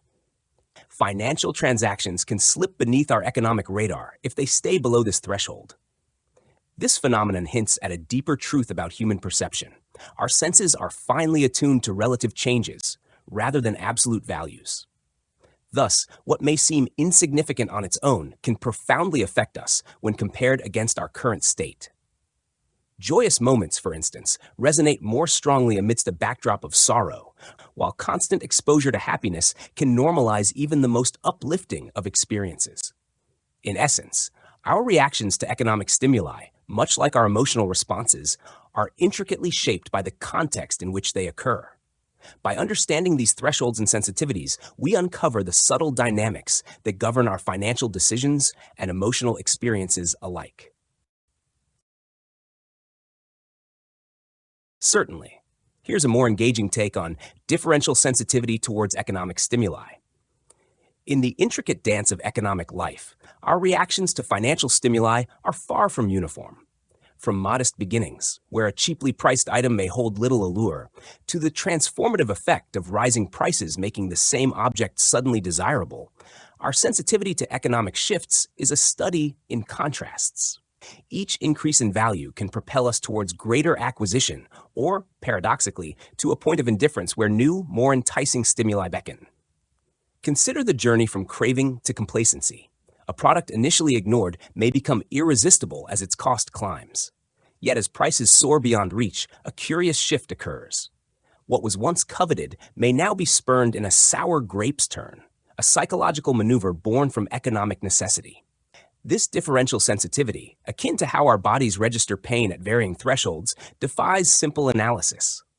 Just as nerve endings vary in their tolerance, our economic receptors too exhibit diverse levels of responsiveness. A connoisseur, a collector, and an athlete, each with their own currency of enjoyment, illustrate this diversity. Money, with its abstract allure, stands as the rare benchmark against which we gauge these disparate pleasures, striving for a delicate balance amidst fluctuating desires and values. Across cultures and epochs, from the bustling bazaars of antiquity to the global markets of today, this interplay persists. The ancient divide between rich and poor, dictating distinct price standards, has gradually given way to a more universal economic fabric. Yet, even as economies harmonize, individual thresholds of value remain stubbornly personal, shaped by tradition, circumstance, and the ever-shifting winds of fortune. In this intricate web of perceptions and price tags, money holds a singular power, a catalyst for decisions both rational and emotional, weaving a narrative where economic stimuli shape not just commerce, but the very fabric of our desires and aspirations. In the intricate dance between external influences and our emotional responses lies a particularly fascinating realm when it comes to money. Much like how still waters can remain liquid below freezing temperatures until disturbed, or how a gentle warmth can mask boiling water, our reactions to financial matters often simmer beneath the surface, unnoticed until catalyzed by a significant event. Social structures, too, follow a similar pattern, with injustices and disparities accumulating out of sight until upheavals expose their hidden tensions. It's only when the status quo is disrupted that these underlying currents of inequality and privilege become starkly apparent, shaking the foundations of societal harmony. In the realm of economics, these threshold effects are notably pronounced. Relationships anchored in monetary transactions are inherently volatile, lacking the stabilizing force of personal identity or ethical values. Money flows freely between individuals, indifferent to personal qualities, thereby amplifying the impact of financial gains or losses on our lives. This volatility underscores the fundamental nature of money as a catalyst for change, often triggering sudden shifts in our perceptions and priorities. Moreover, the ability of money to accumulate, a purely quantitative phenomenon, often results in qualitative transformations in our lives. The pursuit of wealth and the disparities it creates can swiftly alter our social landscapes, revealing profound disparities and sparking calls for reform. In essence, the relationship between external stimuli, such as financial gains or losses, and our emotional responses is a complex interplay where the invisible forces of wealth and disparity can lie dormant until they erupt into consciousness, reshaping our understanding of value and equity. The significance of personal unity for the owner is profound and multifaceted, delving into the essence of possession itself. It begins with a fundamental premise. The qualitative nature of wealth changes dramatically depending on whether it is concentrated in a single individual or spread across many. Each sum of money, when unified under one owner, acquires a distinct character and importance that transcends mere aggregation. Consider this: the unity of personality serves as the bedrock upon which all qualitative distinctions in ownership rest. Just as the assets of legal entities achieve parity through uniform administration, a nation's wealth gains meaning only when viewed as a cohesive entity within the national economy. This unity imbues individual wealth with a practical coherence, where interactions, such as distribution and expenditure, meld disparate sums into a unified whole. Money, typically assessed by its quantity, presents itself as a collection of discrete units. Yet to function as a cohesive force, it necessitates an external principle that harmonizes these parts into a meaningful unity. This mirrors how consciousness integrates disparate perceptions into a singular worldview, where the whole surpasses the mere sum of its parts. Moreover, the personal unity of the owner imparts a qualitative dimension to wealth, elevating its significance beyond numerical value alone. Just as the value of a forest impacts climate and soil fertility, or an army's worth exceeds the sum of its soldiers, the economic value of wealth owned by an individual transcends the mere aggregation of its parts. Thus, whether assessing the economic theory of marginal utility or the symbolic value of a landed estate, the unity of personal ownership emerges as crucial. It transforms the quantitative into the qualitative, where the extent of possession gains depth through its intimate association with the individual. This holistic perspective underscores that wealth, when unified under a single owner, realizes its full potential, not as a mere accumulation of units, but as a cohesive force that embodies both quality and intensity in economic and personal terms alike. Certainly. Here's a more engaging rendition of the text you provided. The intricate dance between form and quantity, both in material goods and cultural values, reveals a profound paradox. Money, in its essence, epitomizes formlessness, a mere aggregation of numerical units devoid of intrinsic shape.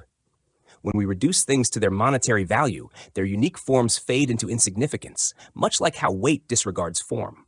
Money, thus, becomes a relentless force erasing distinctions between the forms of objects A, B, and C, all equated by the singular value of M.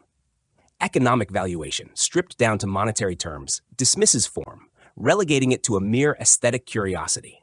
In the modern era, this materialism finds its roots in the dominance of the monetary economy, where matter itself assumes a formless state, a stark contrast to the aesthetic appreciation of pure form in the arts. Yet, even the arts are not immune, as the value of a work shifts with its scale and context, challenging the notion that form alone defines aesthetic worth. In the realm of money, as quantities swell, formlessness recedes outwardly, revealing distinct shapes and markers on larger denominations, signaling a subtle departure from pure numerical abstraction. This tension between form and quantity underscores a deep-seated conflict in aesthetics versus monetary interests, a struggle over whether value derives from form or sheer quantity. Across cultures, we witness remnants of this conflict in barter systems and symbolic currencies, like stones or shells, where the specific forms of money dictate transactions beyond mere numerical equivalence. These nuances hint at a primal era where money, beyond its economic role, embodied other significances, a concept fading but not extinct. The transformation of wealth into a personal fortune further blurs these lines, imbuing money with a distinct form shaped by individuality, contrasting sharply with its abstract role in broader economic contexts. This personalization of wealth echoes historical ties where land ownership symbolized community membership, now yielding to a fragmented, individualistic modernity shaped by divisible monetary values. In essence, the interplay of form and quantity in money reflects broader shifts in societal values, where material goods are increasingly measured in divisible units, diluting their inherent unity. Amidst this fragmentation, individualism emerges, crafting new identities and meanings from this raw, formless material of modern life. This reinterpretation aims to capture the essence of your text in a more accessible and engaging narrative style. In the intricate dance between quantity and quality, one finds a profound narrative woven through the annals of history and psychology alike. Money, by its very essence, epitomizes a modern scientific tendency, the reduction of qualitative distinctions into quantitative measures. It mirrors the oscillations of indifferent mediums that shape our sensory perceptions, where subtle variations in quantitative vibrations decide whether we see green or violet, hear a low contra A, or a soaring high C. Across objective realities that sporadically and disjointedly impact our consciousness, everything seems arranged by sheer quantity and number. Our subjective responses to qualitative differences are quantitatively proportional to their objective counterparts. The myriad substances revealing themselves through chemical interactions might merely be diverse oscillations of a fundamental material substrate. Where mathematical rigor penetrates natural materials, constellations, and forces of motion, it strives to articulate structures and developments through purely quantitative formulas. This inclination extends to domains where former assumptions of innate forces and creations yield to theories of mass effect, an amalgamation of known but unspecified elements shaping phenomena. Similarly, in the humanities and historical sciences, languages, arts, institutions, all are scrutinized as products of countless incremental contributions. The genesis of Earth's contours, once attributed to cataclysmic upheavals, is now expounded in terms of gradual accretions and infinitesimal effects wrought by elemental forces of water, air, vegetation, and climate. Historical research now delves into the minutiae of intellectual, cultural, and political life, where collective, mundane events shape grand historical narratives more than the deeds of singular leaders. Even within individualistic ethics, this democratic ethos prevails, elevating everyday existence over heroic posturing or dramatic events, whose intrinsic value often seems capricious and superficial. Yet, amid these nuanced shifts, modern times reveal a resolute gravitation towards empiricism, where singular visionary ideas yield to a profusion of observations, and qualitative nuances give way to the accumulation of individual instances. This empirical sensibility mirrors a psychological sensuality that deems even our loftiest abstract faculties as heightened accumulations of mundane sensory elements. Indeed, examples abound illustrating this burgeoning preference for quantity over quality, or rather, the dissolution of quality into quantitative metrics. This trajectory finds its apotheosis in money, which symbolizes and encapsulates the modern fixation on quantitative metrics. Its increasing dominion over what can be commodified reduces all objects to their monetary worth, eclipsing the nuanced qualities that once defined their value. In this realm, money evokes contradictory emotions, from profound sorrow to elation, depending on its abundance or scarcity. It equates value across extremes, appreciating things for their exorbitant cost as much as for their affordability. Here, money supplants the intrinsic value of goods, asserting its dominance over their perceived worth through financial metrics alone. This obsession with quantity finds perhaps its purest expression in money, which embodies economic value devoid of inherent quality, strictly determined by numerical measures.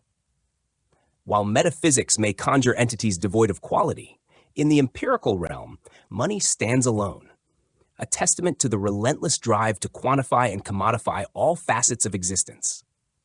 Thus, within this narrative, money emerges not just as a medium of exchange, but as the quintessential symbol of an era increasingly defined by its quantitative pursuits, an era where the relentless march towards empiricism and quantification shapes not only economics, but the very fabric of contemporary life.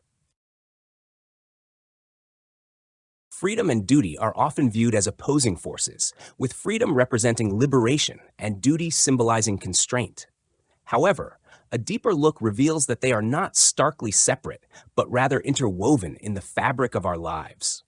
Freedom doesn't simply mean the absence of duties. It's often a transition from one set of obligations to another. When we shed an old duty, we feel a rush of liberation, mistaking this for total freedom. Yet soon, a new duty takes its place and the cycle begins anew. This ebb and flow between freedom and duty mirrors the rhythm of our existence. Initially, the new obligation feels light and manageable as we approach it with fresh energy. Over time, however, it too becomes a weight, and we yearn for liberation once more. Each phase of freedom is thus just a prelude to another set of responsibilities. Interestingly, not all duties feel equally oppressive. Some obligations, particularly those aligned with personal goals or higher ideals, can actually enhance our sense of freedom. When our duties resonate with our values or passions, they become less of a burden and more of a path to self-fulfillment. Moral philosophy suggests that true ethical freedom is found in duties imposed by an internal or social imperative, rather than external demands. These self-chosen obligations, whether to an ideal, society, or oneself, provide a unique kind of freedom. They align with our intrinsic motivations and allow us to pursue our true selves within the framework of responsibility. Therefore, the interplay of freedom and duty is not a simple dichotomy, but a nuanced dance. Our sense of freedom often comes from the choices we make within the boundaries of our responsibilities.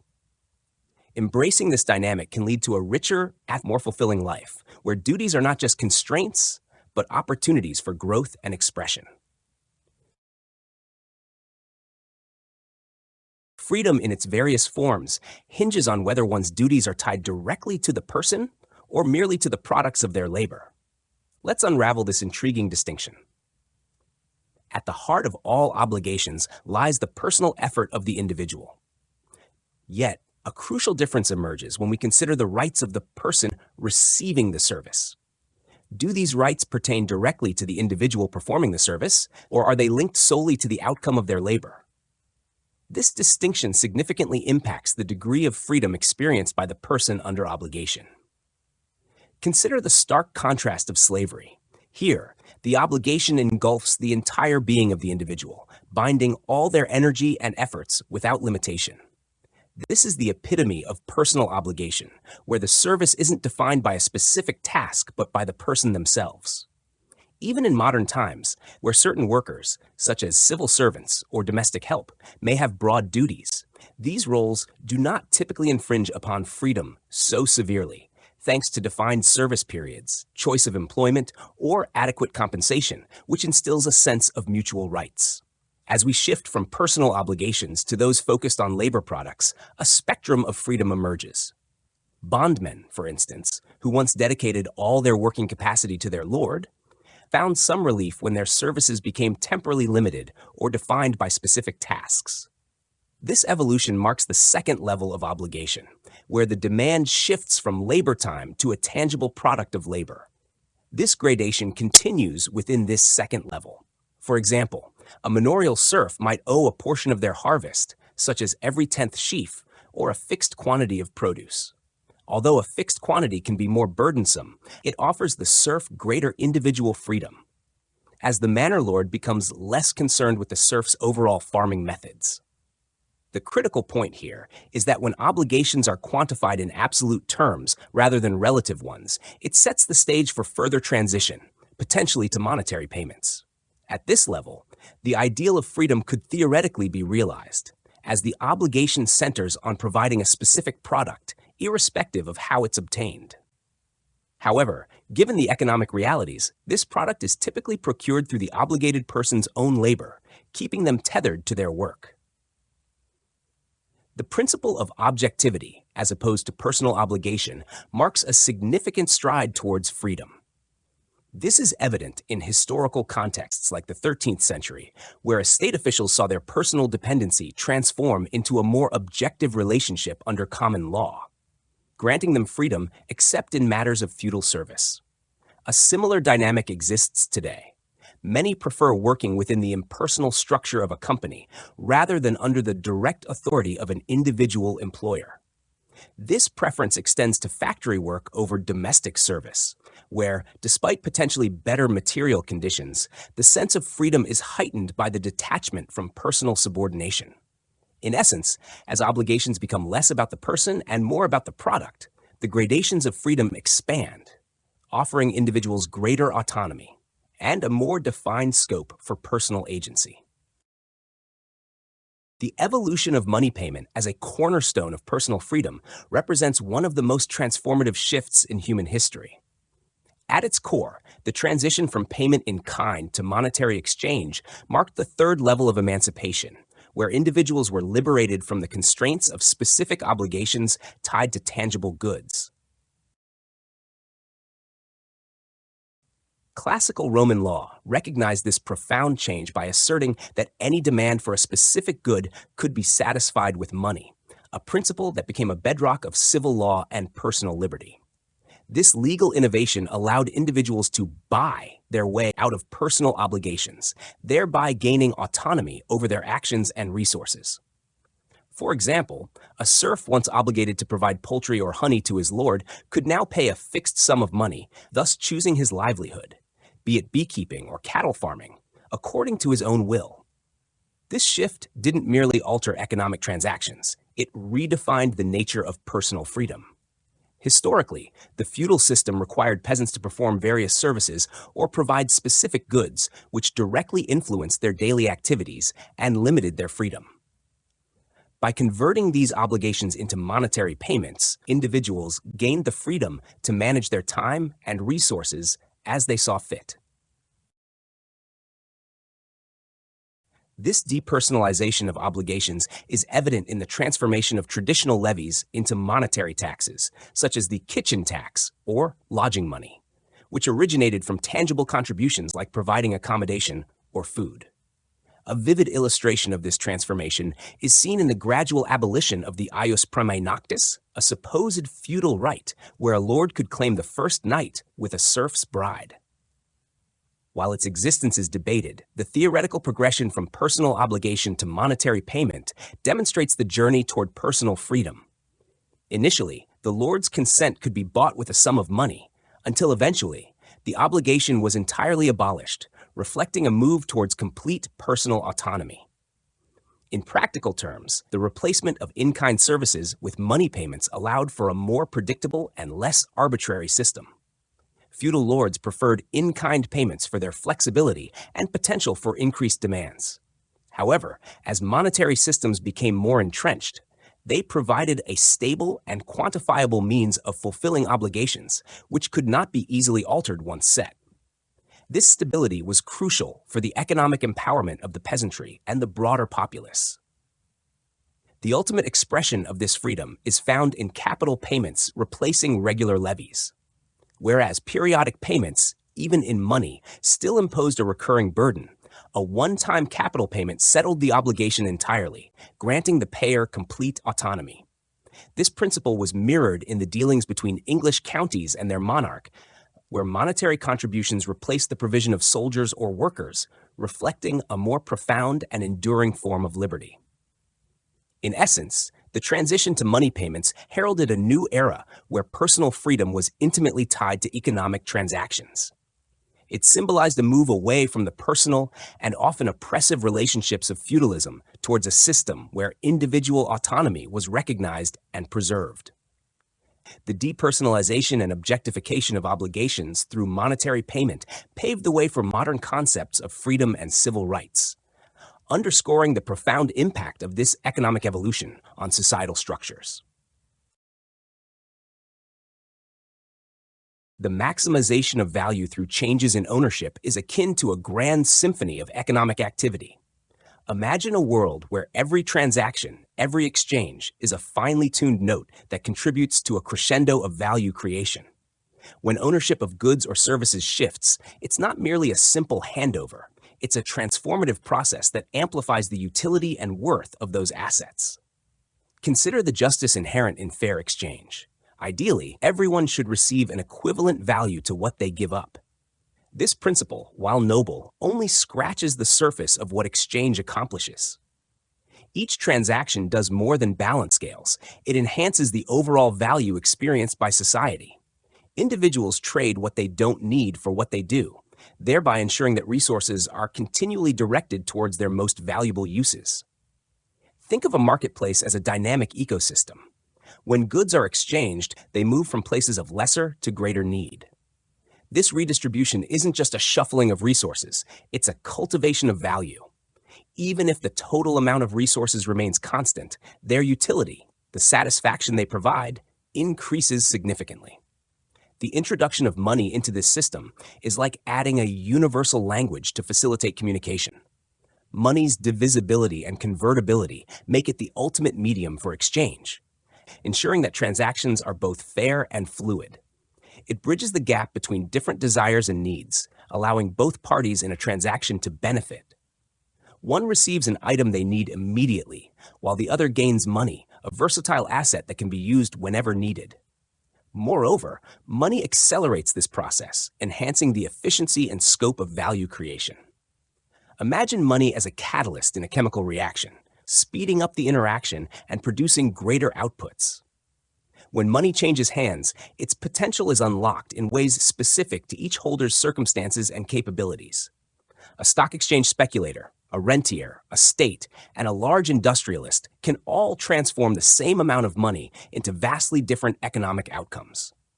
The implications are profound. The same sum of money can yield different results based on who possesses it and how they utilize it. This variability in outcomes is especially pronounced in a money economy. In contrast to other forms of property, which might yield returns within narrow margins, money's versatility allows for a broad spectrum of economic activities and results. It naturally gravitates towards the most productive uses, continually seeking out hands that will maximize its potential. Money also enhances personal freedom, enabling individuals to navigate the economic landscape more effectively. The move from barter to a money-based economy simplifies transactions and reduces the inherent inequalities of direct exchanges. Modern commodity exchanges and credit systems further refine this process, ensuring that both buyers and sellers can engage with greater confidence and less risk. Ultimately, the maximization of value through changes in ownership is a testament to the power of exchange. It's a process that not only reallocates resources, but amplifies their worth, driving economic growth and enhancing societal wealth. Each transaction, facilitated by money, contributes to a larger tapestry of value creation, ensuring that the latent potential within resources is fully realized. This dynamic interplay is the essence of economic progress, revealing the transformative power of ownership and exchange.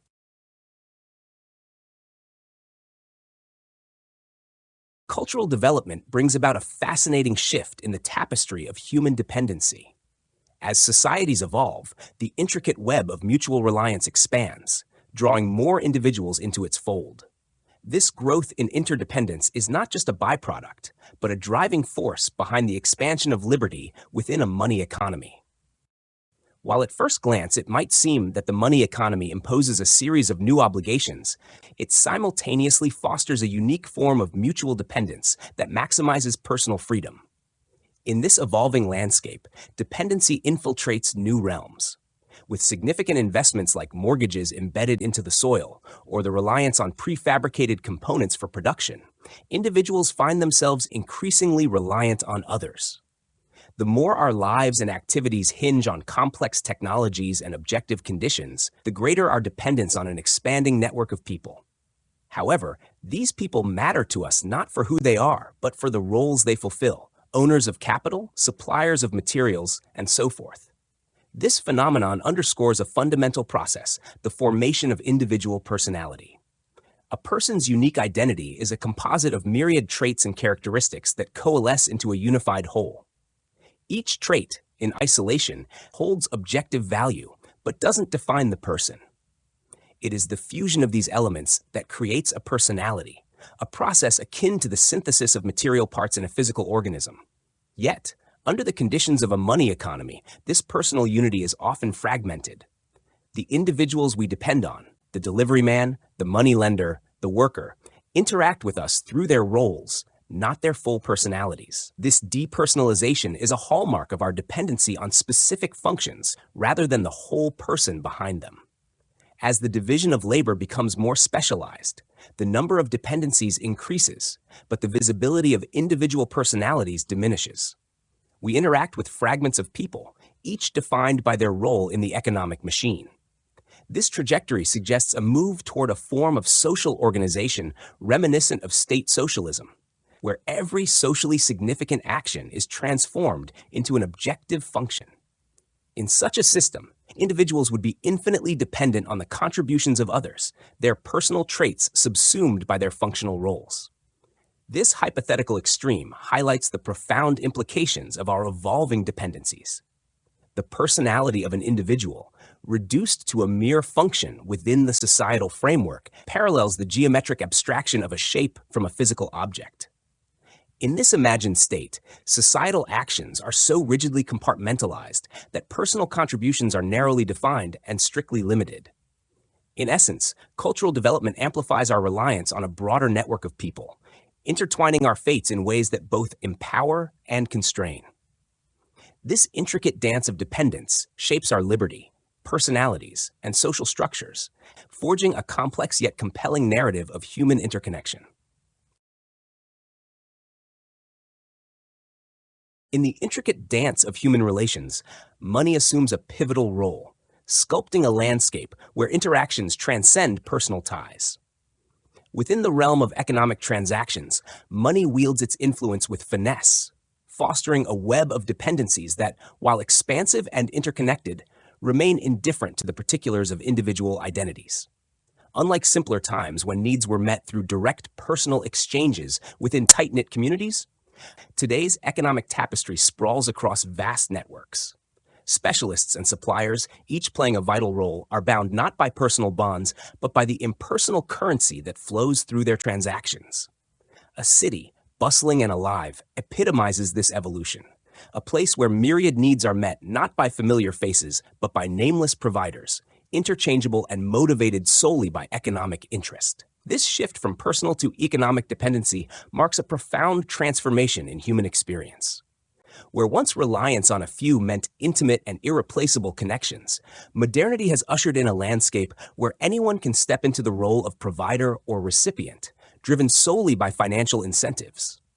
This detachment from the personal realm paradoxically fosters a sense of individual autonomy, a freedom forged amidst a sea of economic exchanges where personal identity yields to the universal language of money. Yet amid this detachment, a subtle dichotomy emerges. The very freedom from personal entanglements that money affords also underscores a longing for deeper, more meaningful connections. As the tapestry of economic relationships grows more intricate, the yearning for personal significance persists, a reminder that while money may streamline transactions, it cannot fully replace the richness of personal interactions lost in its wake.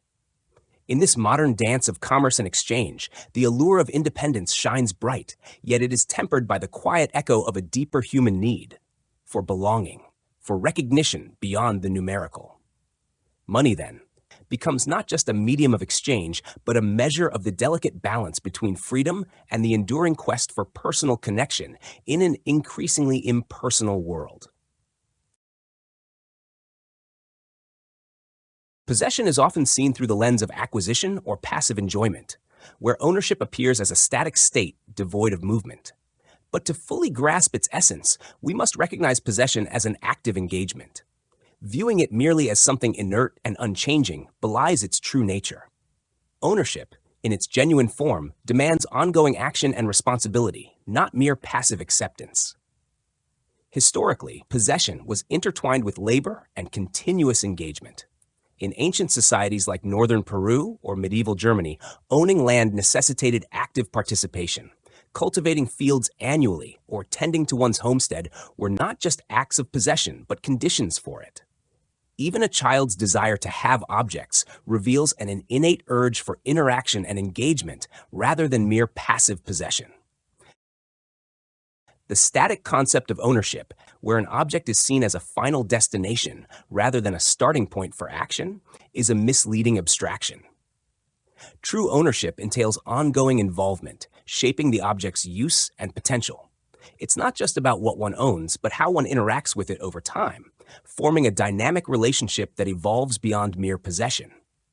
In essence, possession is not a state of being static, but an ongoing series of actions and engagements that give meaning and depth to the concept of ownership. The intricate dance between possession and identity weaves a fascinating tapestry of human existence.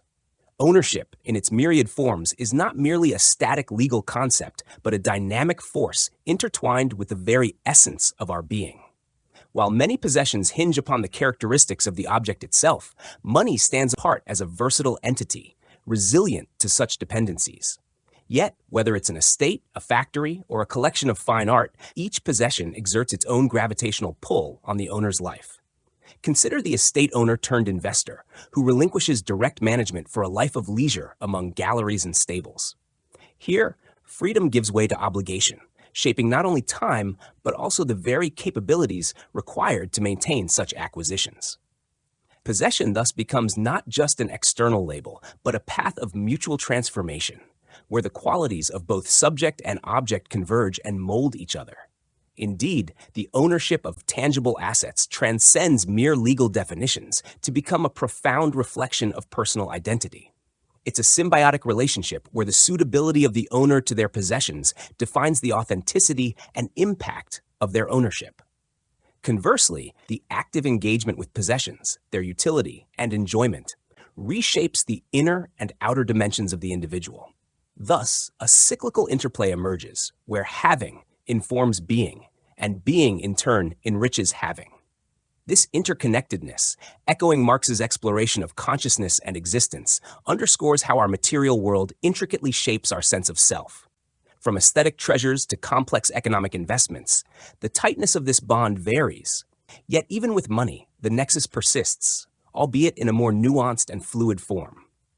In essence, the link between possession and identity is a profound narrative of human experience, where what we own becomes inseparable from who we are, perpetually shaping and reshaping our lives. The dissolution of dependency through the possession of money unveils a complex dance between freedom and entanglement. Money, that ethereal arbiter of value, binds and liberates in equal measure. It stands as the apex where all economic paths converge, much like Rome beckoning from beyond every local interest and individual action. Spinoza deemed money the compendium of all things, a testament to its universal allure and transformative power.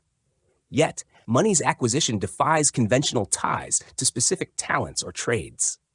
Unlike the bountiful yield of a farmer or the craftsmanship of a shoemaker, money rewards prowess in any endeavor, divorcing acquisition from inherent being. This peculiarity renders money not just a medium, but a measure of capability, where those adept at its manipulation find themselves celebrated. Conversely, the inept evoke a disdain sharper than that aimed at birthrights or offices. At the pinnacle of the monetary hierarchy, where vast sums converge, a subtle nuance emerges amidst the otherwise indifferent swirl of commerce.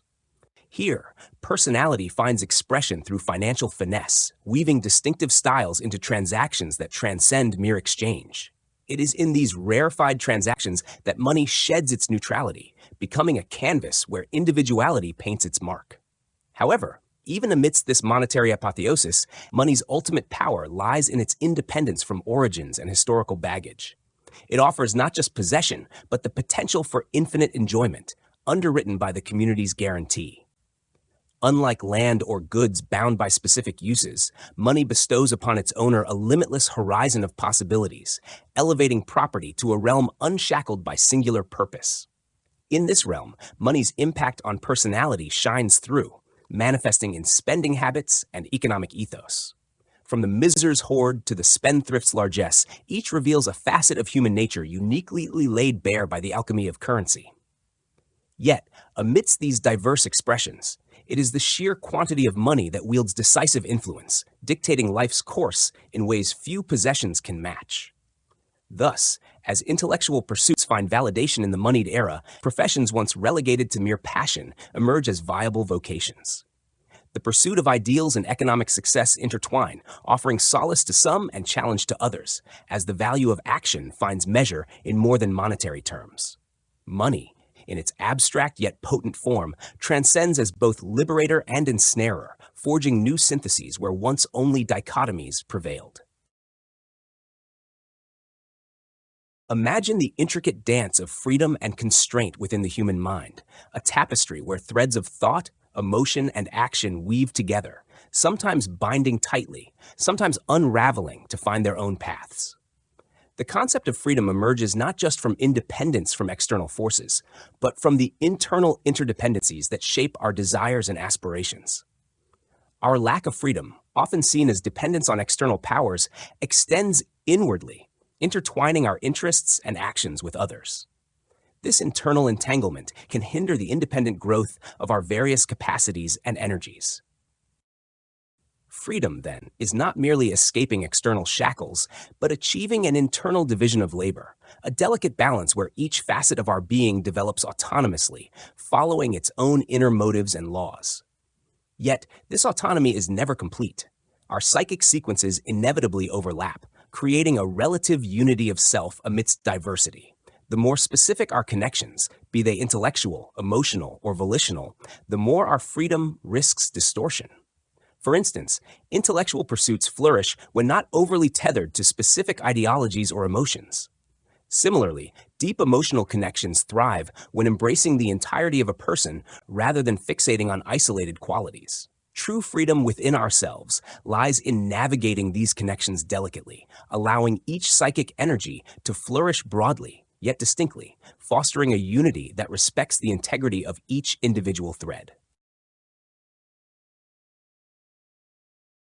Here's a more engaging rewrite of the text. Consider the intricate dance between intellectual pursuits and economic interests, a relationship where pure thought often finds itself entangled with the practical demands of financial gain. This dilemma isn't just an occasional conflict, but a pervasive feature of both individual lives and broader societal structures. The absolute freedom of purely intellectual work is often compromised by economic ties, particularly when these ties are tethered to specific material objectives. The more narrowly economic interests converge around particular assets or financial gains, the harder it becomes for intellectual pursuits to maintain their independence. This tension has historically found expression in various economic epochs, such as the transition from land-based wealth to the ascendance of money as the dominant economic force. In earlier times, the ownership of land provided a unique balance, allowing for the cultivation of intellectual energies amidst practical agricultural pursuits. The stability and tangibility of land ownership offered a relatively fertile ground for the development of intellect. However, with the rise of money as a primary economic metric, intellectual pursuits gained unprecedented autonomy.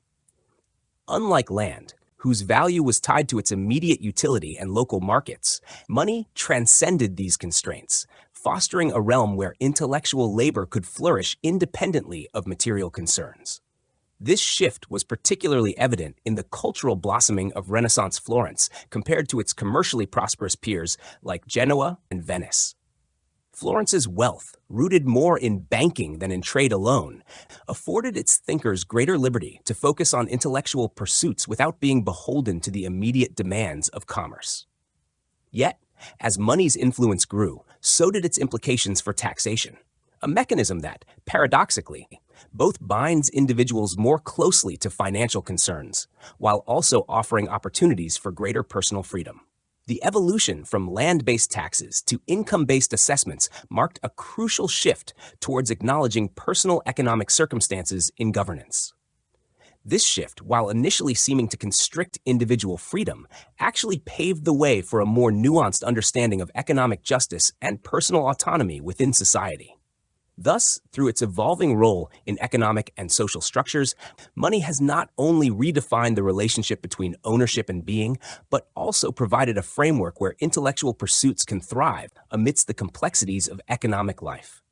This dynamic interplay continues to shape our modern world, illustrating how the pursuit of knowledge and economic interests are intricately woven into the fabric of human civilization. Freedom, in its essence, is not merely the absence of restraint, but the profound act of self-expression through the tangible fabric of existence.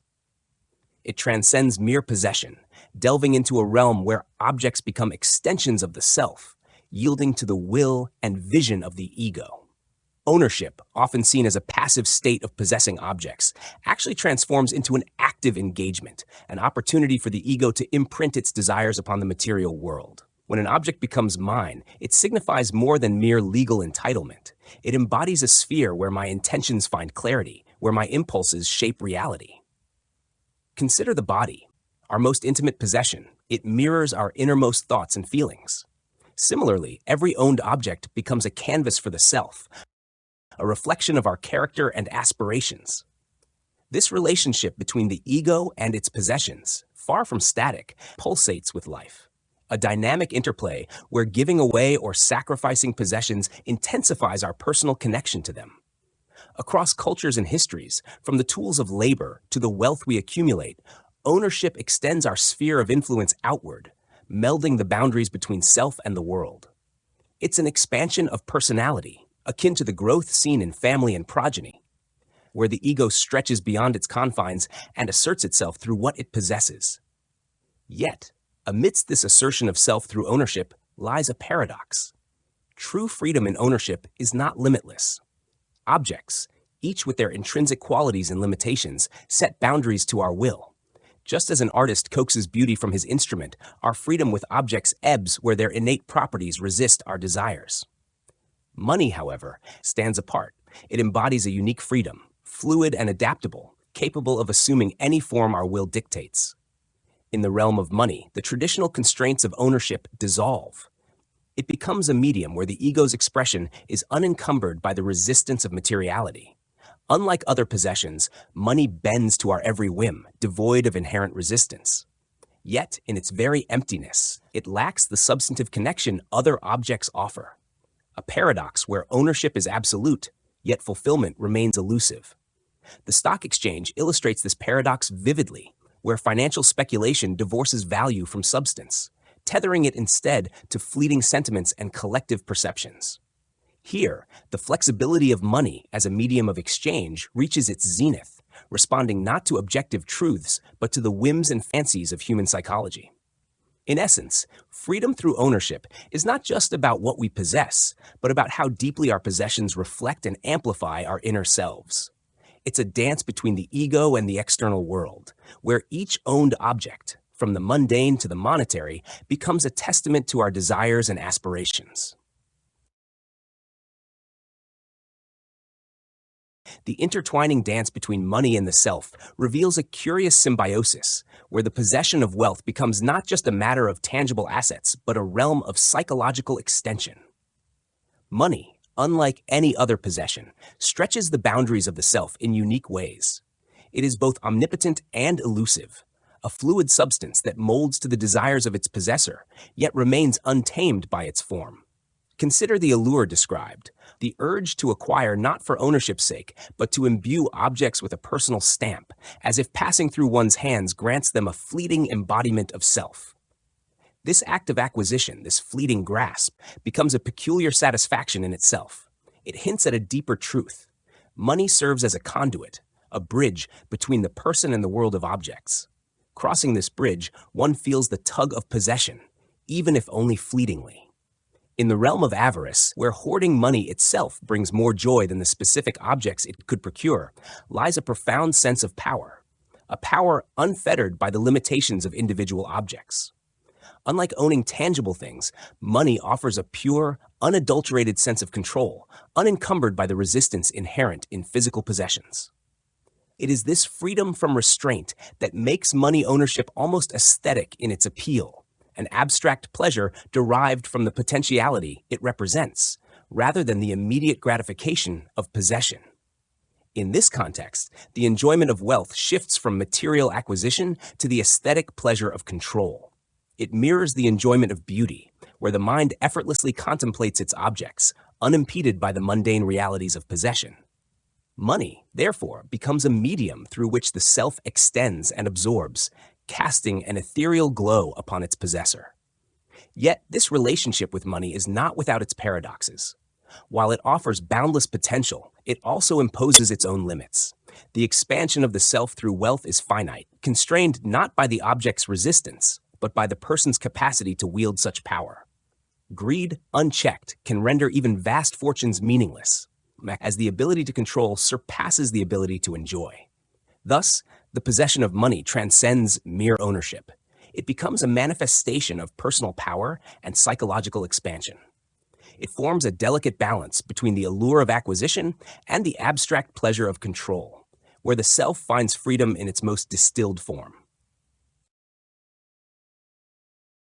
In the evolution of thought, the differentiation between person and possession emerges as a profound exploration, unfolding from a unified whole into distinct facets. Initially, domains are dominated by singular traits, later diversifying into nuanced subdivisions, where one aspect embodies the essence of the whole, albeit in a limited scope, contrasting with its counterparts. Consider egoism. It posits that individuals inevitably act in their self-interest for personal gratification. Yet within this framework, distinctions arise between narrow and broad interpretations. An altruist, driven by egoistic motives towards the well-being of others, contrasts sharply with an egotist whose actions harm others for personal gain. Here, the absolute concept of egoism encompasses both, yet the differentiation clarifies their moral and philosophical implications. Similarly, in epistemology, the subjective nature of cognition is acknowledged, shaped exclusively by the self. However, the discernment between objectively true knowledge and subjective fantasies underscores a gradual separation. This evolution mirrors societal structures, where historical ties between individuals and their possessions reflect varying degrees of integration. From ancient practices where personal belongings accompanied the deceased, to feudal systems linking individuals closely to their property. As societies progress, economic processes detach from immediate personal interests, functioning autonomously, while individuals gain greater independence from economic determinants. This shift signifies a fundamental separation between objective mechanisms and subjective agency, despite their intrinsic interdependence. Ultimately, while practical life's totality remains rooted in human subjectivity, its development entails a profound differentiation between the objective and subjective realms. This journey illuminates how our understanding evolves, highlighting the nuanced interplay between personal identity and external possessions across historical and philosophical contexts. In exploring the dynamics of spatial separation and the technical objectification wrought by money, we uncover a profound shift in human relations with possessions. Money, as the conduit of this transformation, acts as both bridge and barrier, enabling owners to distance themselves spatially from their assets. Think of the shareholder who never steps foot in the boardroom, or the absentee landlord whose vast estates are managed remotely. These scenarios exemplify a detachment facilitated by financial means, a detachment that allows for an almost autonomous existence of possessions, managed purely by technical oversight, while their owners enjoy the liberty of pursuing their lives independent of their material assets. This separation is not just physical, but existential, marking a departure from earlier epochs where personal engagement with property was inseparable from economic interests. In ancient cultures, possessions were often buried with their owners, symbolizing a unity that hindered broader cultural development by limiting the accumulation and inheritance of wealth. It is through the advent of money that possessions transcend individual boundaries, gaining independence and assuming a more objective existence beyond the personal. The evolution from personal to impersonal forms of property ownership is starkly illustrated in historical legal frameworks. Early German law, rooted in personal ties and reciprocal obligations, contrasts sharply with Roman law, which, influenced by a mature money economy, embraces abstract legal concepts and the notion of property as a manifestation of individual will. Here, money not only abstracts possessions from their owners, but also empowers a legal system that treats assets as entities unto themselves, separate from the specificities of their owners' lives. This economic autonomy afforded by money fosters a highly individualistic society, where technological advancement and legal refinement reflect a culture increasingly detached from communal ties and personalized obligations. The rise of the Roman Empire and subsequent eras of advanced money economies demonstrate this shift towards individualism and the consequential refinement of legal and economic principles. In essence, money transforms the relationship between individuals and their possessions, liberating both from the constraints of mutual dependency. It establishes a framework where property and personality diverge into independent realms, each governed by its own imperatives. This formalization culminates in the concept of money itself as an active agent, where money works according to its own laws, distinct from those of its owner, thereby liberating both property and individual from traditional interwoven constraints. Thus, the journey from personal to monetary forms of wealth ownership not only reshapes economic structures, but also redefines human autonomy and societal norms, ushering in an era where possessions and personality exist as distinct entities, each pursuing its course free from the encumbrances of the other.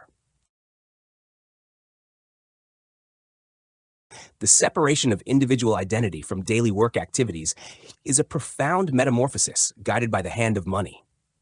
This transformation not only reshapes the fabric of our economic interactions, but also redefines personal freedom in ways both subtle and profound. In the annals of economic evolution, we witness how money, as a mediator of value, has liberated individuals from the intimate bonds of personal servitude and localized trade. Once, economic relationships were forged in the crucible of personal subordination, the apprentice to the master, the worker to the shopkeeper. These bonds were deeply personal, echoing the whims and dictates of individual personalities. Yet, with the ascendancy of money, a new order emerges, one where the sway of personal influence gives way to the objective rule of economic exchange. Now, whether a factory floor or a bustling retail outlet, labor and management alike find themselves beholden not to the caprice of individual personalities, but to the impartial demands of technical efficiency and economic necessity. This evolution has brought a curious duality to the modern worker. While the yoke of personal subordination may have lightened, the burden of technical subordination remains. The worker no longer serves at the beck and call of a singular master, but instead is bound by the imperatives of production efficiency and market demands, impersonal forces that dictate the terms of engagement. In this landscape, the worker finds a paradoxical freedom, freed from personal subjugation, yet tethered to the technical requirements of their role. This liberation, though, is not without its complexities. As the worker's labor becomes a commodity exchanged for wages, personal identity is distilled into a precise measure of economic input. A transformation that grants freedom from personal dictates while also abstracting the worker's role into a transactional unit. Simultaneously, this march of economic progress extends its influence beyond labor alone. Even in domestic realms once governed by personal bonds, like that of household servants, the advent of money has redrawn the lines. What was once an unmeasured service, tangled in personal duty and obligation, now transitions to a transactional exchange of specific services for wages. The servant, too, finds a newfound independence amidst this economic revolution. As we contemplate this shift, it becomes evident that the journey from personal to objective forms of economic organization is inexorably tied to the rise of the money economy. What begins as a liberation from personal tyranny unfolds into a complex dance of freedom and constraint, where the individual's essence remains undisturbed even as their economic role is standardized and commodified. Ultimately, this separation of person from economic function marks not just an economic evolution, but a profound societal transformation. It reshapes our understanding of freedom, identity, and the intricate dance between personal autonomy and technical necessity in the modern world, shaped by the imperatives of money. Imagine stepping into a world where every individual's fate intertwines with the flow of money, a force so potent it reshapes not just economies, but the very fabric of society itself. In this realm, as coins exchange hands, so do bonds of community and loyalty, once unbreakable, now yielding to the allure of personal gain. Long ago, our ancestors relied on tight-knit groups for survival, where mutual dependence was the cornerstone of existence. Yet, as the money economy dawned, a transformation began. No longer bound by the immediate needs of the collective, individuals found themselves embarking on paths distinct from their tribes and clans. With each transaction, the individual's sphere expanded, their pursuits diversifying into realms beyond communal duties. Money, the great equalizer and divider, granted newfound freedom, a liberation not just from material wants, but from the very essence of group identity itself. What was once a unified front, now fragmented into myriad aspirations, each person an atom unto themselves, navigating a landscape where personal wealth eclipsed communal solidarity. Across the centuries, societies shifted. Ancient city-states thrived on trade in goods, their wealth pooled for the greater good, while others, fixated on financial transactions, saw personal fortunes burgeon amid the decline of civic prosperity. In this evolution, the distinction between landed gentry and affluent merchants sharpened, a testament to how possessions, whether tied to the soil or mobile as gold, defined one's allegiance, either to homeland or to personal accumulation. As the tide of industrial wealth rose, so too did the dominance of personal fortunes over ancestral estates, reshaping governance and eroding traditional social ties. No longer did rulers govern by personal stake alone, but through bureaucratic machinations fueled by monetary tributes, marking a shift from communal stewardship to state governance.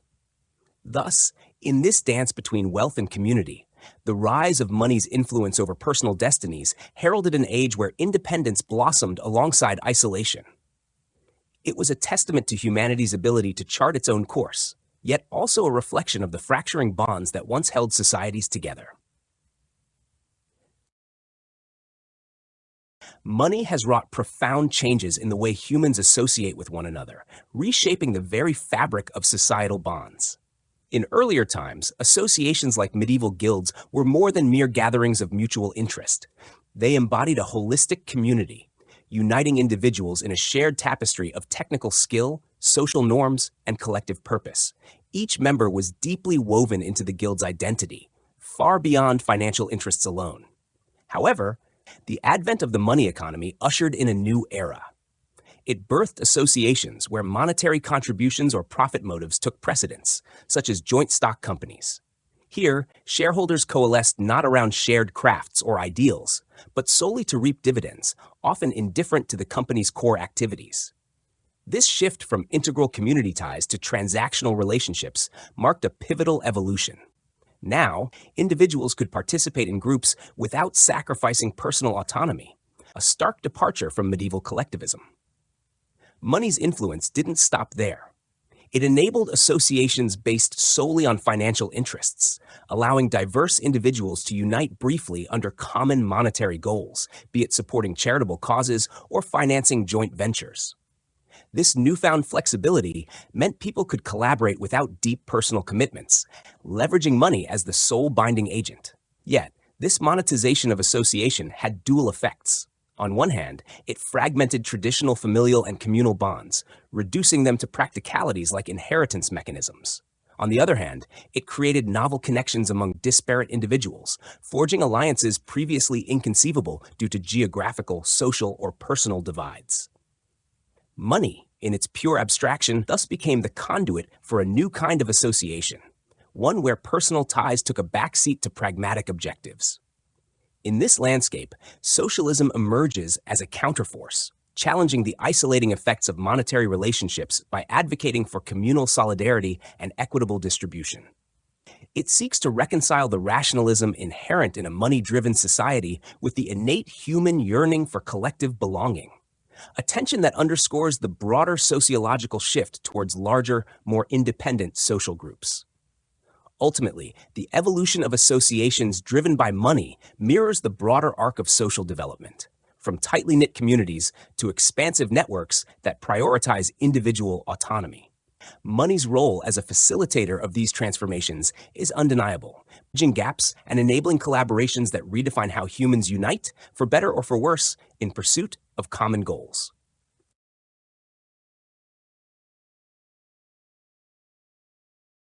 The intricate dance between a money economy and the principle of individualism unfolds like a tale of transformation and expansion. Picture this. In the bustling marketplace of ancient times, where goods change hands and fortunes are made, lies the essence of this relationship. Here, amidst the clinking of coins and the lively bartering, the contours of individuality take shape against the backdrop of communal exchange. Commerce, the heartbeat of the market, thrives on the burgeoning money economy, where every transaction echoes not just with economic value, but also with the essence of personal risk and prowess. Unlike the crafts or the age-old traditions of agriculture, trade is a realm where personal initiative reigns supreme. It's less tethered to inherited skills or familial legacies, allowing daring merchants to carve their path through the labyrinth of economic opportunity. In ancient India, where occupational roles were often hereditary, commerce stood apart, beckoning those willing to chart new territories beyond the confines of tradition. The traveling merchant, a pioneer of the money economy, defied the norms of his time. His success measured not just in wealth, but in the breadth of social connections forged across distant lands.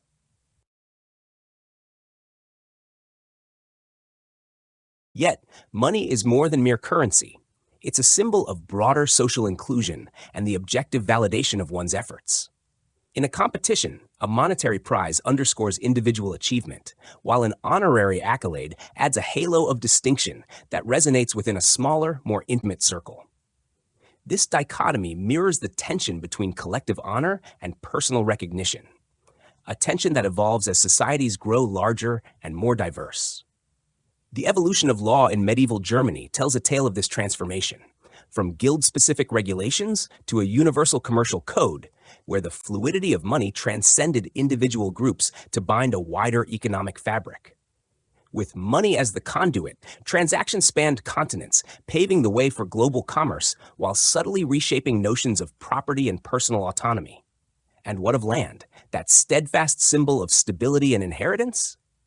Unlike the nimble exchange facilitated by money, land roots itself deep within familial legacies, resisting the flux of individualism that money propels. Inheritance laws, steeped in tradition, tether successive generations to ancestral holdings, embodying a communal continuity that contrasts sharply with the fluidity of money's mobility. In essence, the money economy and its implications for individualism form a narrative thread that weaves through the fabric of human history. From the bustling markets of antiquity to the modern complexities of global finance, money acts not just as a medium of exchange, but as a catalyst for the emancipation of personal agency. It heralds the triumph of individual merit over collective tradition, marking a pivotal chapter in our ongoing quest for economic and social identity. Imagine a world where the value of a life is meticulously quantified in silver coins. Welcome to early Anglo-Saxon England, where the concept of weregild was the linchpin of justice. Wergild, literally translating to man price, was the fine paid to atone for the killing of another person. This ancient system didn't just put a price on life. It wove the fabric of societal order, blending economics with morality in a way that feels both alien and eerily familiar. In this era, the value of a human life could be calculated down to the shilling. The murder of a king, for instance, was set at an astronomical 2,700 shillings, a sum so vast that it essentially meant the perpetrator and their entire family would be sold into slavery. This wasn't just a way to balance the scales of justice. It was a clear message that certain lives were beyond any conceivable price. Contrast this with the wergild for an ordinary free man, which was typically 200 shillings. This value wasn't arbitrary. It was a precise measure reflecting the man's social standing and economic worth within the community. The wergild system effectively turned human value into a currency, setting clear monetary equivalents for different members of society. Even the Magna Carta hinted at this valuation hierarchy, comparing knights, barons, and earls to shillings, marks, and pounds, respectively. It wasn't just about numbers. It was about the profound assertion that money could encapsulate the worth of a person. Beyond murder, the idea of fines extended to other offenses, illustrating a broader principle. Money was a universal measure of human actions. In Merovingian times, the solidus, a gold coin, became a standard fine, evolving from 40 to 12 denarii.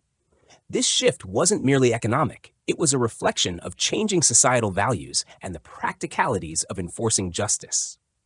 The intertwining of monetary and human value wasn't unique to Europe.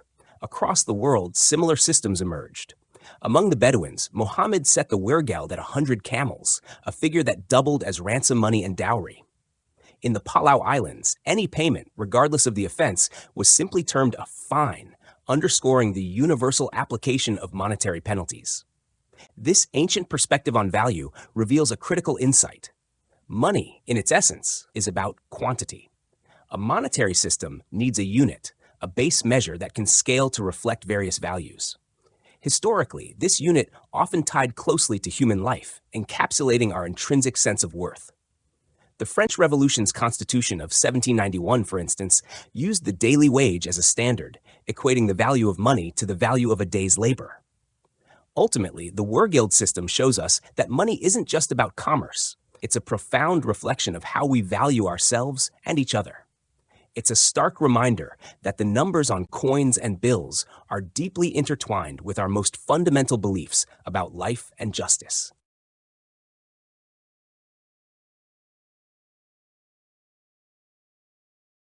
Imagine a time when the worth of a human life was measured not by inherent value, but by a utilitarian price tag, a concept that feels alien and unsettling today. This was the era of wergild, a practice where the tribe, clan, or family demanded compensation for the loss of one of its members.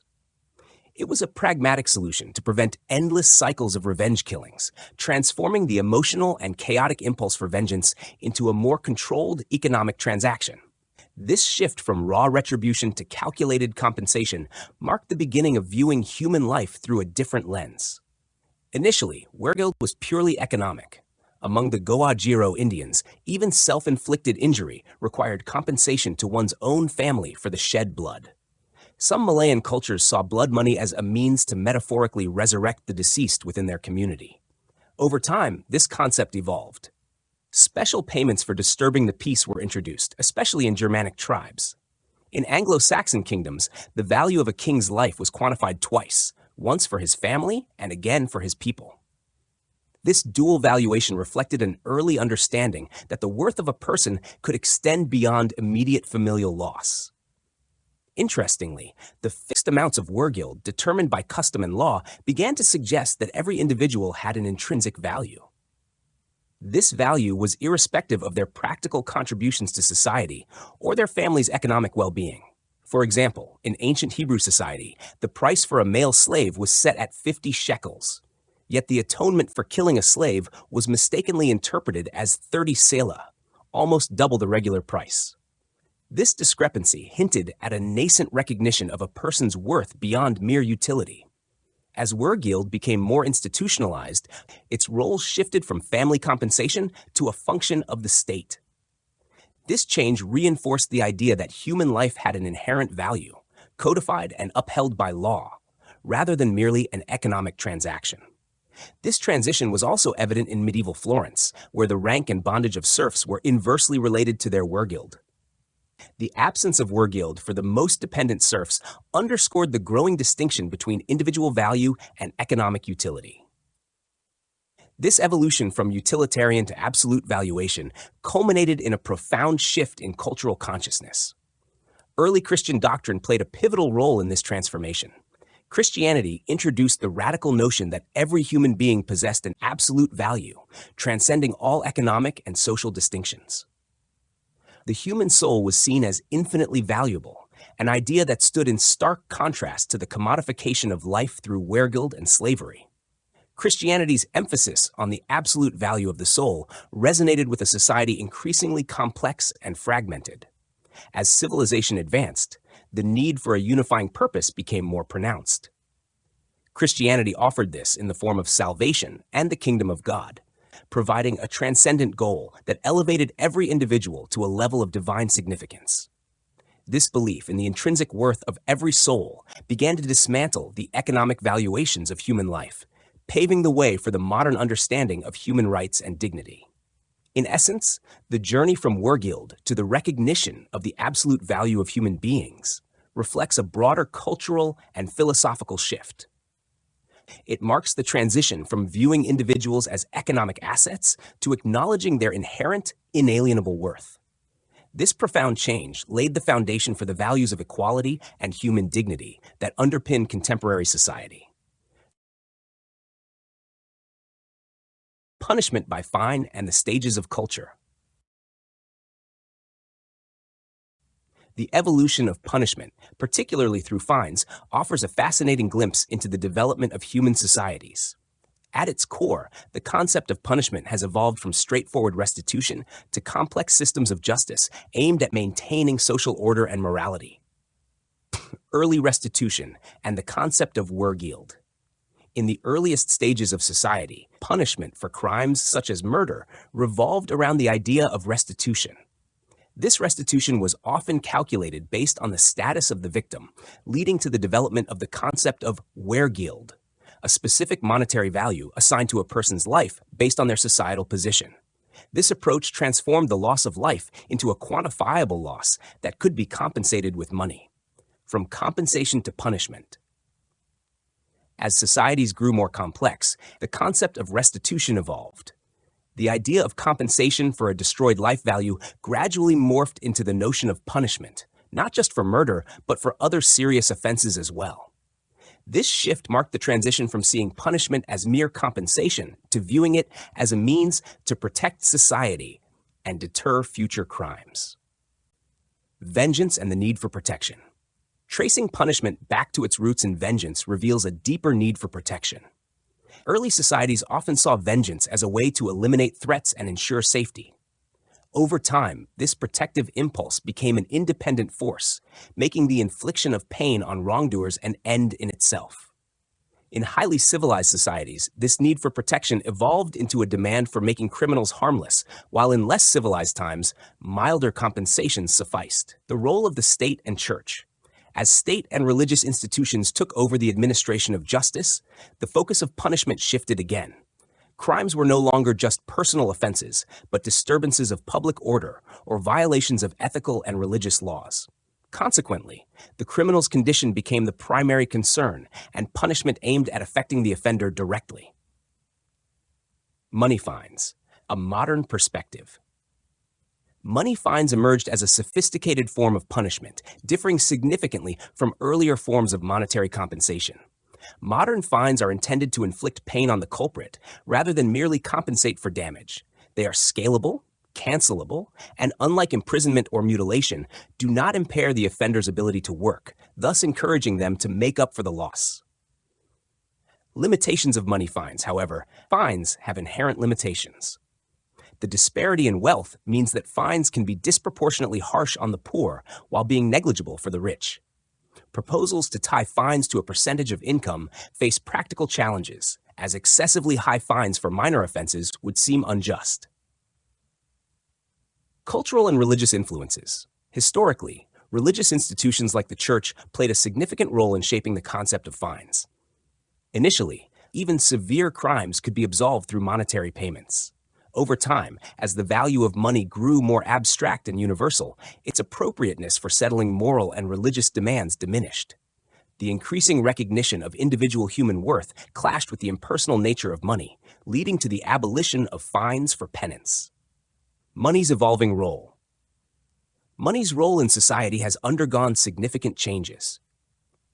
In primitive societies, where money had a sacred value and was reserved for significant transactions, it could serve as an adequate equivalent for life. However, as societies and economies developed, money's increasing ubiquity and indifference rendered it unsuitable for compensating for extraordinary losses like human life. Conclusion. The journey of punishment, particularly through fines, mirrors the stages of cultural development. From simple restitution to complex systems of justice, each stage reflects the evolving values and structures of society. Understanding this progression not only sheds light on our past, but also informs our present approaches to justice and punishment.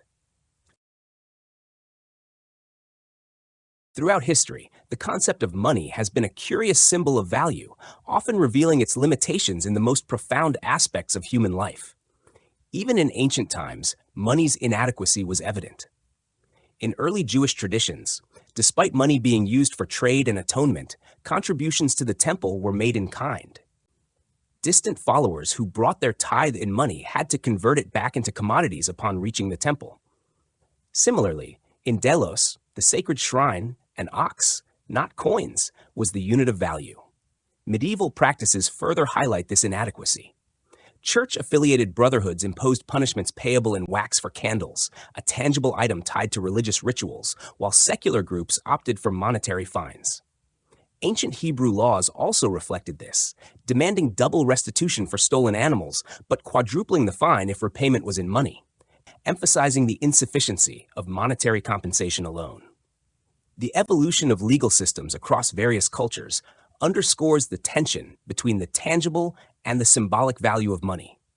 Medieval prohibitions on usury arose from the belief that money, unlike commodities, was inherently unproductive, and thus charging for its use was sinful. Paradoxically, during the same era, it was acceptable to treat humans as commodities, a stark contrast, highlighting the shifting values placed on money and humanity. As societies advanced, especially in urban settings, monetary compensation became a common remedy for personal and property damages.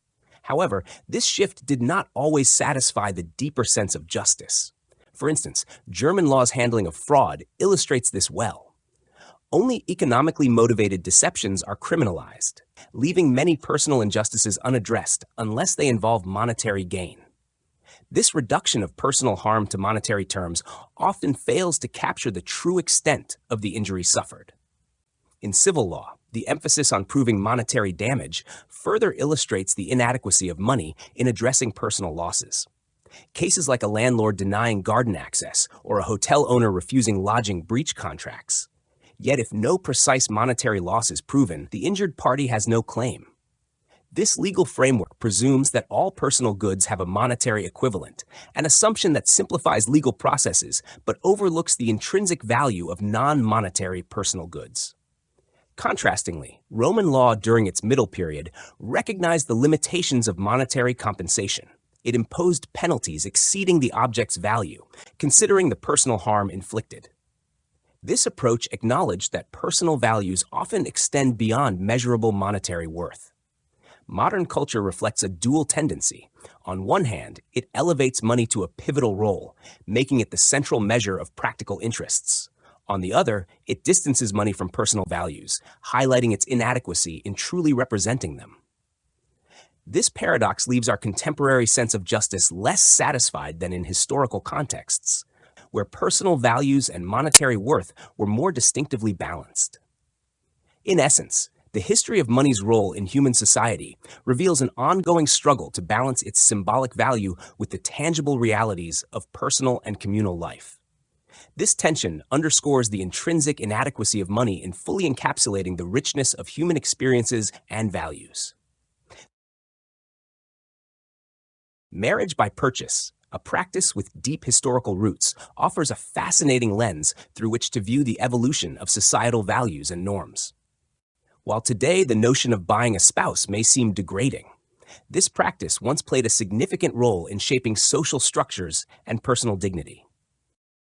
Historically, marriage by purchase was not a mere transaction, but a complex social contract. In early Germanic societies, for instance, personal worth could be expressed in monetary terms without diminishing dignity. The concept of wergild, a compensation for injury or death, reflect this valuation, underscoring a person's societal importance. Contrary to what might be expected, marriage by purchase was not confined to the lowest stages of cultural development. Indeed, some of the most barbarous tribes, as described by ethnologists, were unfamiliar with this practice. Instead, marriage by purchase often occurred in societies with defined social hierarchies and rigid economic systems. These transactions were far from casual. They involved intricate rituals, family negotiations, and formal agreements about the payment, highlighting their social significance. In many cultures, the groom's ability to marry often depended on collective contributions from his clan, much like how blood money was pooled to settle tribal disputes. This communal involvement in marriage transactions underscores the deep-seated social nature of these arrangements. Among certain Indian tribes, for instance, a suitor could enter into a partial marriage if he couldn't afford the full bride price, living with his bride's family until the debt was settled.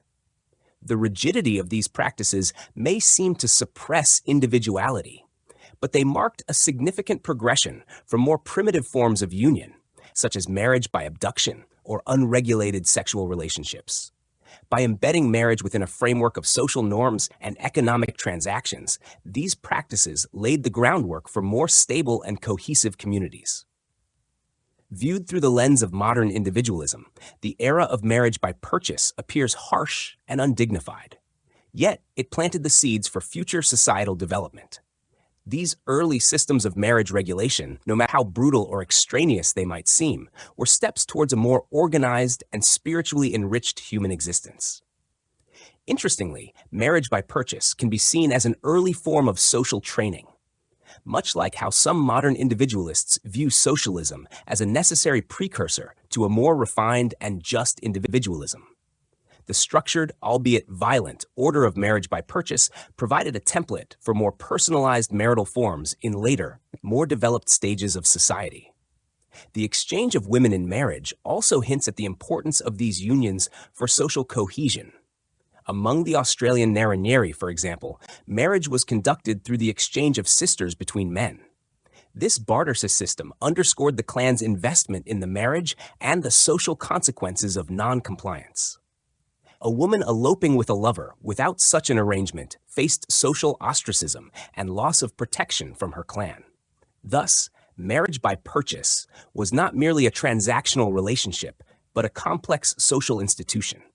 It provided a framework for stability and continuity in early societies, laying the foundations for the intricate social and familial structures we see today. In exploring the historical practice of marriage by purchase, a fascinating dynamic emerges concerning the perceived value of women. At its core, this tradition reflects an intriguing interplay between possession and worth, where the act of acquiring a woman through sacrifice and payment imbues her with a perceived value. This concept isn't merely transactional.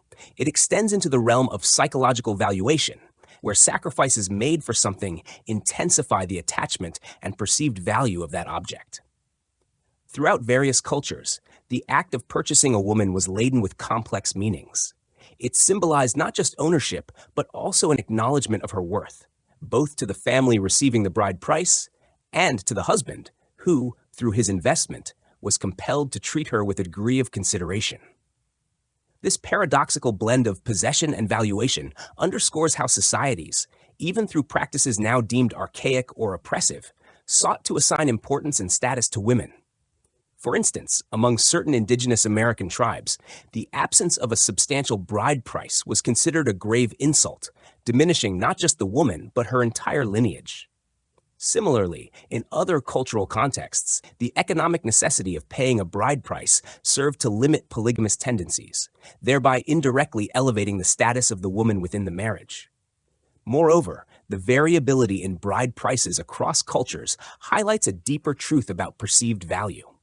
The more substantial the sacrifice required, whether in terms of material wealth or effort, the higher the perceived value attached to the woman.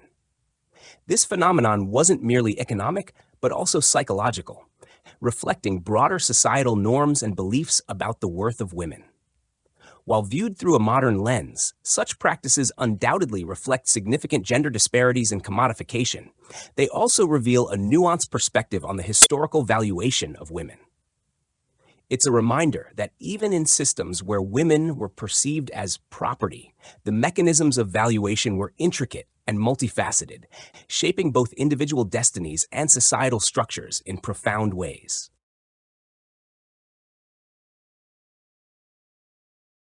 In the intricate dance of societal evolution, the division of labor between the sexes and the institution of dowry reflect profound shifts in economic and cultural landscapes over time. Imagine a bygone era where marriage was often sealed with a transaction, a groom's gifts to the bride's family symbolizing not just affection, but also a financial exchange. Yet, as societies transitioned, so did the customs.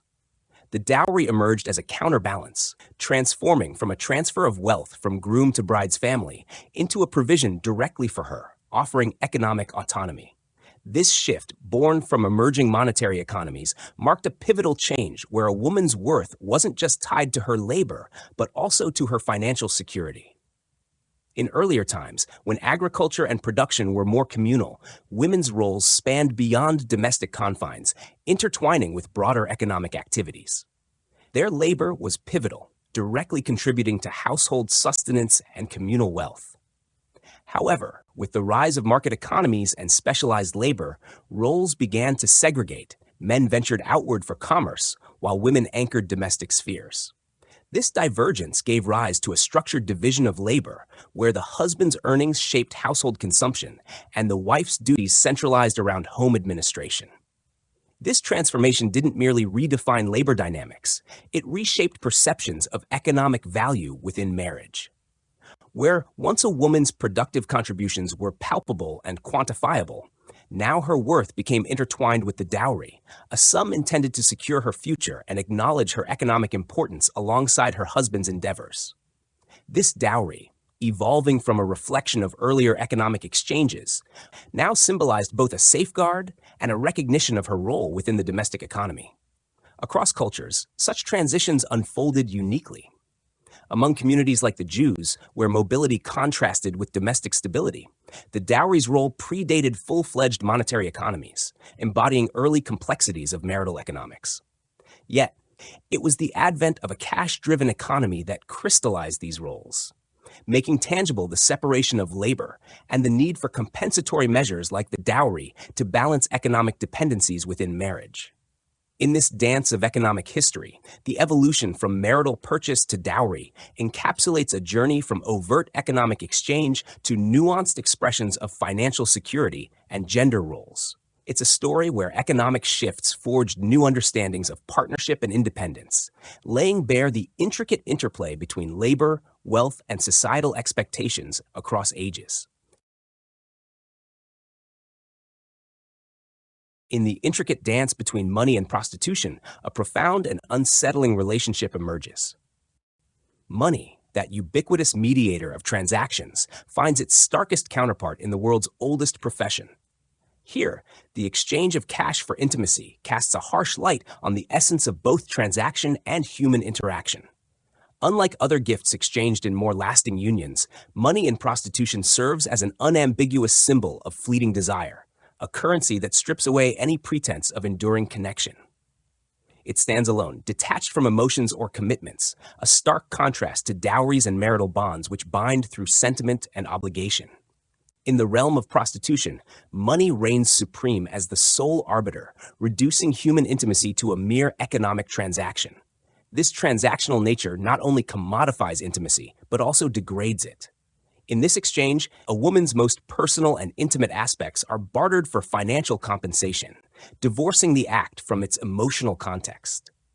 It's a transaction where human dignity is often sacrificed at the altar of instant gratification, where personal worth is measured in terms of economic value rather than intrinsic human qualities.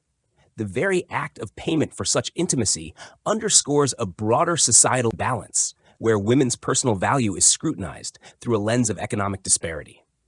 This disparity, rooted in historical and cultural contexts, casts a shadow over the true essence of human connection, replacing it with a stark economic calculus. Yet amidst this harsh reality, nuances emerge. Historical perspectives reveal varied societal attitudes towards prostitution, from acceptance as a necessary economic function to outright condemnation as a moral scourge. Such diversity underscores the complex interplay between cultural norms and individual agency in shaping perceptions of intimacy and its economic underpinnings. Ultimately, the relationship between money and prostitution illuminates not just economic exchange, but deeper societal values and the intrinsic worth of human interaction. It challenges us to consider the limits of transactional intimacy and the profound implications of commodifying human connection. Certainly. Here's a more engaging and structured presentation on the topic of marriage for money. In the labyrinthine world of human relationships, few intersections are as scrutinized and debated as the merger of hearts and wallets. The concept of marrying for money, once considered a pragmatic maneuver of the elite, has evolved into a nuanced discourse spanning anthropology, economics, and social psychology. Imagine a world where matrimonial decisions are currency-driven equations, where affection takes a back seat to financial compatibility. This phenomenon, far from being a modern aberration, finds its roots deep in history's tapestry, woven by societies where alliances were sealed with dowries and land grants. These unions, devoid of the romantic veneer demanded by contemporary standards, were pragmatic alliances safeguarding lineage and wealth. Yet, as civilizations matured and individualism bloomed, so too did the moral critique of such unions. The very notion that personal dignity could be bartered for material security sparked ethical quandaries, driving societies to cloak economic motives under the veil of love, even when genuine affection was absent. Critics liken marriage for money to a subtler form of prostitution, where intimacy becomes a transactional service rendered, and personal autonomy risks being subsumed by financial dependence. In this light, it is the woman, historically bound by societal norms, who often bears the brunt of such arrangements, surrendering her identity and energies to a union where her value is pegged not in love, but in monetary terms. A poignant contrast emerges between societal strata, where the very mechanism designed to facilitate matchmaking, the marriage advertisement, becomes a tool of exclusion for those dependent on economic criteria. Here, financial status eclipses all other attributes, reducing the quest for a life partner to a balance sheet calculation devoid of human complexity. Moreover, the narrative expands beyond individual anecdotes to societal repercussions. Money, wielded as a lever of power, distorts the natural equilibrium of relationships, often magnifying existing disparities and reinforcing hierarchies. The allure of financial security, coupled with the societal elevation of material success, perpetuates a cycle where marriages of convenience become microcosms of broader economic inequalities. Yet, amidst these critiques lies a paradox, the enduring human quest for happiness and fulfillment. Despite societal scorn and ethical dilemmas, proponents of marriage for money argue that pragmatic unions, when harmonized with mutual respect and understanding, can foster stability and security in an uncertain world. In essence, the debate on marriage for money is a mosaic of contradictions, a historical artifact, a social critique, and a personal choice fraught with moral dilemmas. It underscores not only the evolution of societal values, but also the perennial tension between pragmatism and idealism in matters of the heart. While the institution of marriage continues to evolve, the specter of marrying for money persists, reflecting not just economic disparities, but also the enduring complexity of human desires and relationships in an ever-changing world. In the intricate dance of human interactions, bribery emerges as a shadowy figure, draped in the folds of currency and whispered promises. It's a transaction that transcends mere exchange. It's the purchase of influence, the subtle manipulation of destinies. Here, the power of money reveals its dual nature, both a tool of discretion and a veil of secrecy. Imagine the scene: a clandestine handoff, a transfer of wealth that molds the contours of power. Unlike goods that bear the marks of their origins, money slips through fingers unseen, carrying with it the weight of intentions and the allure of silence. It's a formless entity, capable of traversing vast distances and entwining itself in the fabric of decisions without a trace. In this realm, the act of bribery dances a delicate ballet between shame and necessity. The bribe, whether a hefty sum or a modest offering, seeks out vulnerabilities in the human spirit, testing the limits of integrity and ambition. Yet, its potency lies not merely in the exchange, but in the echoes it leaves behind, the compromises made, the identities reshaped, and the moral landscapes altered. From ancient marketplaces to modern corridors of power, the dynamics of bribery unfold with a chilling logic. Small sums may tarnish reputations, while grand gestures invoke a strange dignity, a facade of invulnerability that both shields and isolates. It's a theater where roles blur, where givers become receivers and vice versa, in a choreography of ambition and self-preservation. But amidst its shadows, bribery unveils a deeper truth: the erosion of public trust, the distortion of ethical boundaries, and the fragile balance between disclosure and deceit. It's a testament to the complexities of human desire and the enduring allure of forbidden exchanges. Thus, bribery stands not just as a transaction, but as a prism through which societies reflect their values and aspirations. It's a tale as old as governance itself, where the allure of influence meets the frailties of human nature, shaping destinies and rewriting histories with every silent exchange of wealth.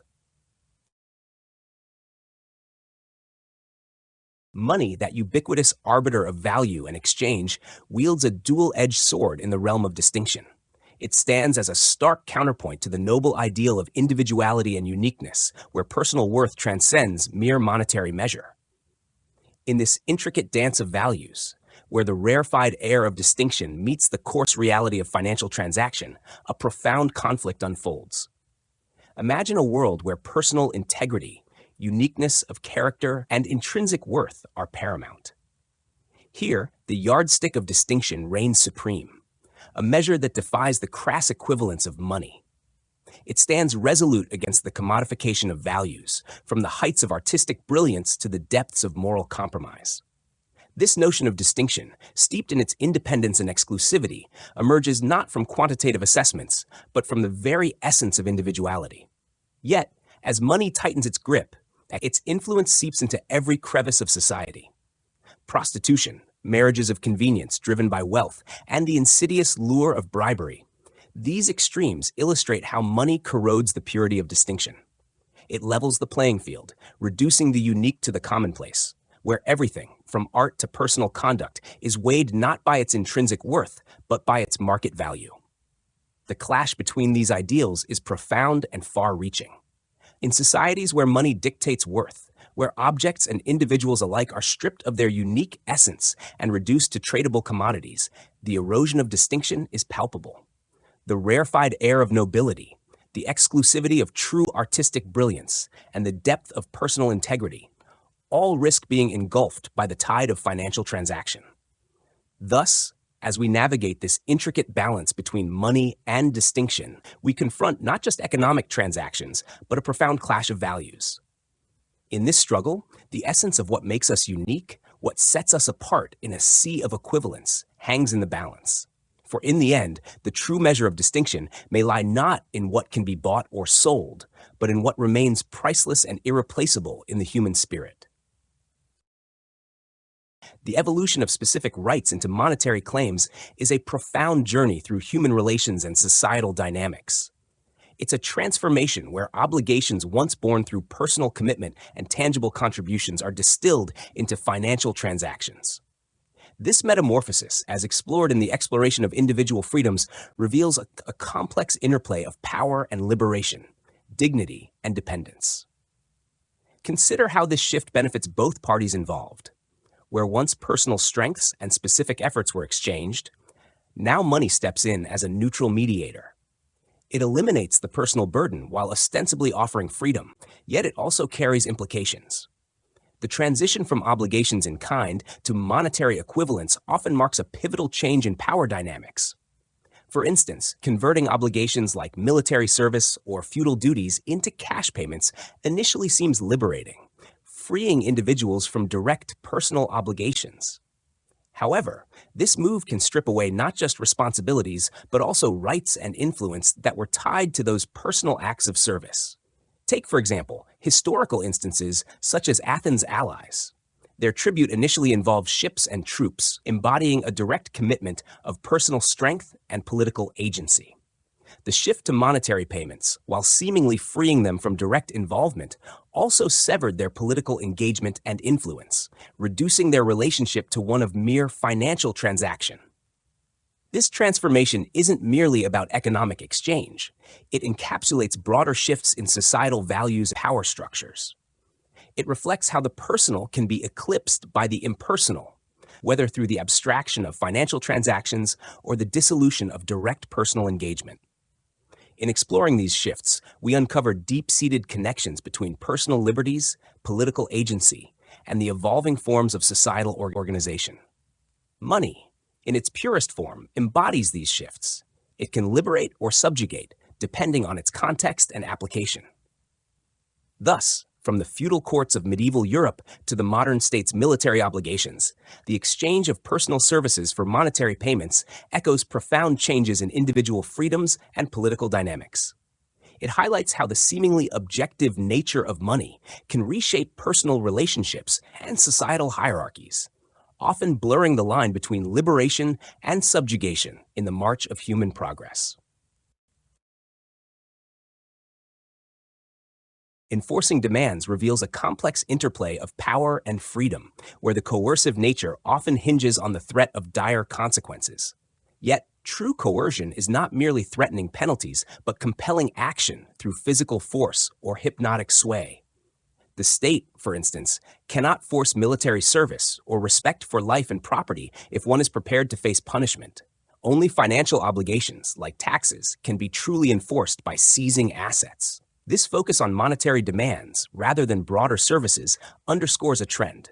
Despotic regimes often prefer monetary compliance for its ease of enforcement, aligning with a mercantilist emphasis on money's value. Money demands impose the least reliance on goodwill, contrasting sharply with other obligations that may face resistance. This pragmatic approach grants subjects relative freedom in personal matters while ensuring compliance in fiscal ones. Thus, while despotic rule may curb political freedoms, it paradoxically fosters individual growth in private realms, a phenomenon evident across history from Renaissance Italy to Napoleonic Europe.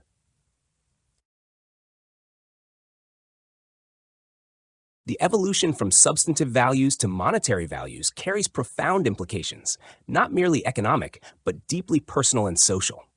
Consider the serf, whose ability to settle obligations with coinage rather than labor once marked progress.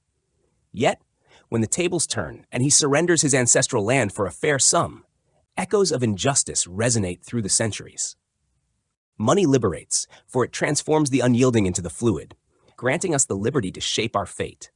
Yet, in this metamorphosis lies a peril. What price can measure the worth of a peasant's land, his very lifeline? To him, land isn't just property. It's purpose, identity, a tether to life's meaning. When reduced to mere monetary value, he loses not just land, but a part of himself, inching toward a fate of proletarian insignificance. Similar shifts echo in agricultural life, where once bonds of service and trust were woven through reciprocal duties. Now coinage dictates terms. The hired laborer, once bound by mutual exchanges of service, now finds dignity slipping through fingers that count coins. The warmth of personal connection, fostered through shared endeavors, yields to the chill of impersonal wage transactions. Even on the threshing floor, where the rhythmic beat of shared effort once echoed, mechanization has supplanted it, bringing efficiency, but also severing the ties that bound laborer to master in a web of mutual respect and support. Thus, as we tally gains in monetary freedom, we must also tally the losses of connection, of purpose, of the very fabric that once knit communities together. In the relentless march from substantive to monetary values, we find not just economic shifts, but a profound transformation of the human experience itself. The concept of freedom, when viewed through the lens of money and its influence, reveals a paradoxical dynamic. Initially, freedom appears as a release from constraints, a shedding of burdensome ties that limit one's actions. Yet, this negative aspect of freedom, freedom from, is incomplete without its positive counterpart, freedom to. This duality becomes starkly evident in various spheres of life. Political movements seeking not just emancipation but also power. Individuals gaining financial freedom, yet finding themselves adrift without a clear purpose. Take the case of the peasant liberated by cash payments from feudal obligations. Here, the newfound freedom from serfdom paradoxically strips away a deeper sense of purpose and community attachment, leaving only a hollow liberty devoid of substantive direction. Similar narratives unfold across different scenarios. The merchant turned rentier or the civil servant seeking retirement all experience a liberation that, while relieving immediate burdens, often leads to an existential vacuum. Money, in these instances, symbolizes a transactional freedom, a liberation from specific entanglements, but lacking in the richness of personal fulfillment. The allure of cash payments in exchange for deeply rooted possessions, be it land, artisan crafts, or personal legacies, illustrates this dilemma poignantly. The Greek peasant women, torn between their beloved embroidery and the monetary compensation, exemplify how money's abstract promise of freedom fails to replace the intrinsic value and personal connection embedded in their craft. Moreover, as possessions and roles become commodified in the modern money-driven economy, they lose their grounding in personal identity and community. The rapid turnover of property and positions, facilitated by monetary transactions, fosters a superficial freedom that undermines deeper human connections and individual purpose. This unsettling trend towards detachment and transience, while liberating in its immediate sense, erodes the stability and meaning that once anchored personal and societal identity. Ultimately, the quest for true freedom, beyond the mere absence of constraints, entails not just liberation from external obligations, but also a meaningful engagement with life's inherent complexities and responsibilities. Money, as a vehicle of liberation, often falls short in providing this deeper, more substantive form of freedom, leaving individuals grappling with a sense of emptiness and a longing for enduring significance amidst the flux of modernity.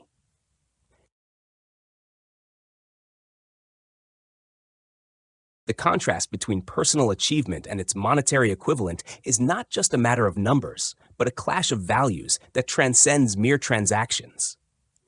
Money, with its universal appeal as a medium of exchange, often fails to capture the essence of personal endeavors and the intrinsic worth we attach to them. It's akin to trying to measure the immeasurable, as seen in the artist who seeks not just payment, but applause. The teacher who craves respect alongside salary, or the performer who desires recognition beyond financial remuneration. In these interactions, something ineffable, something deeply personal, always seems to evade the grasp of currency. It's a realm where subjective pride and fulfillment refuse to be equated with any sum of money, where the value of a task completed or an emotion shared is steeped in nuances that defy quantification. This disparity highlights a fundamental tension. While money strives to quantify and standardize, personal achievement embodies uniqueness and subjective worth that elude such commodification. Thus, amidst the everyday hustle of economic transactions, there remains an elusive charm, a richness of life, that resists being reduced to a mere monetary figure. It's in this tension between the measurable and the unmeasurable, the objective and the subjective, that the true complexity and beauty of human experience unfold, reminding us that some values are simply beyond price.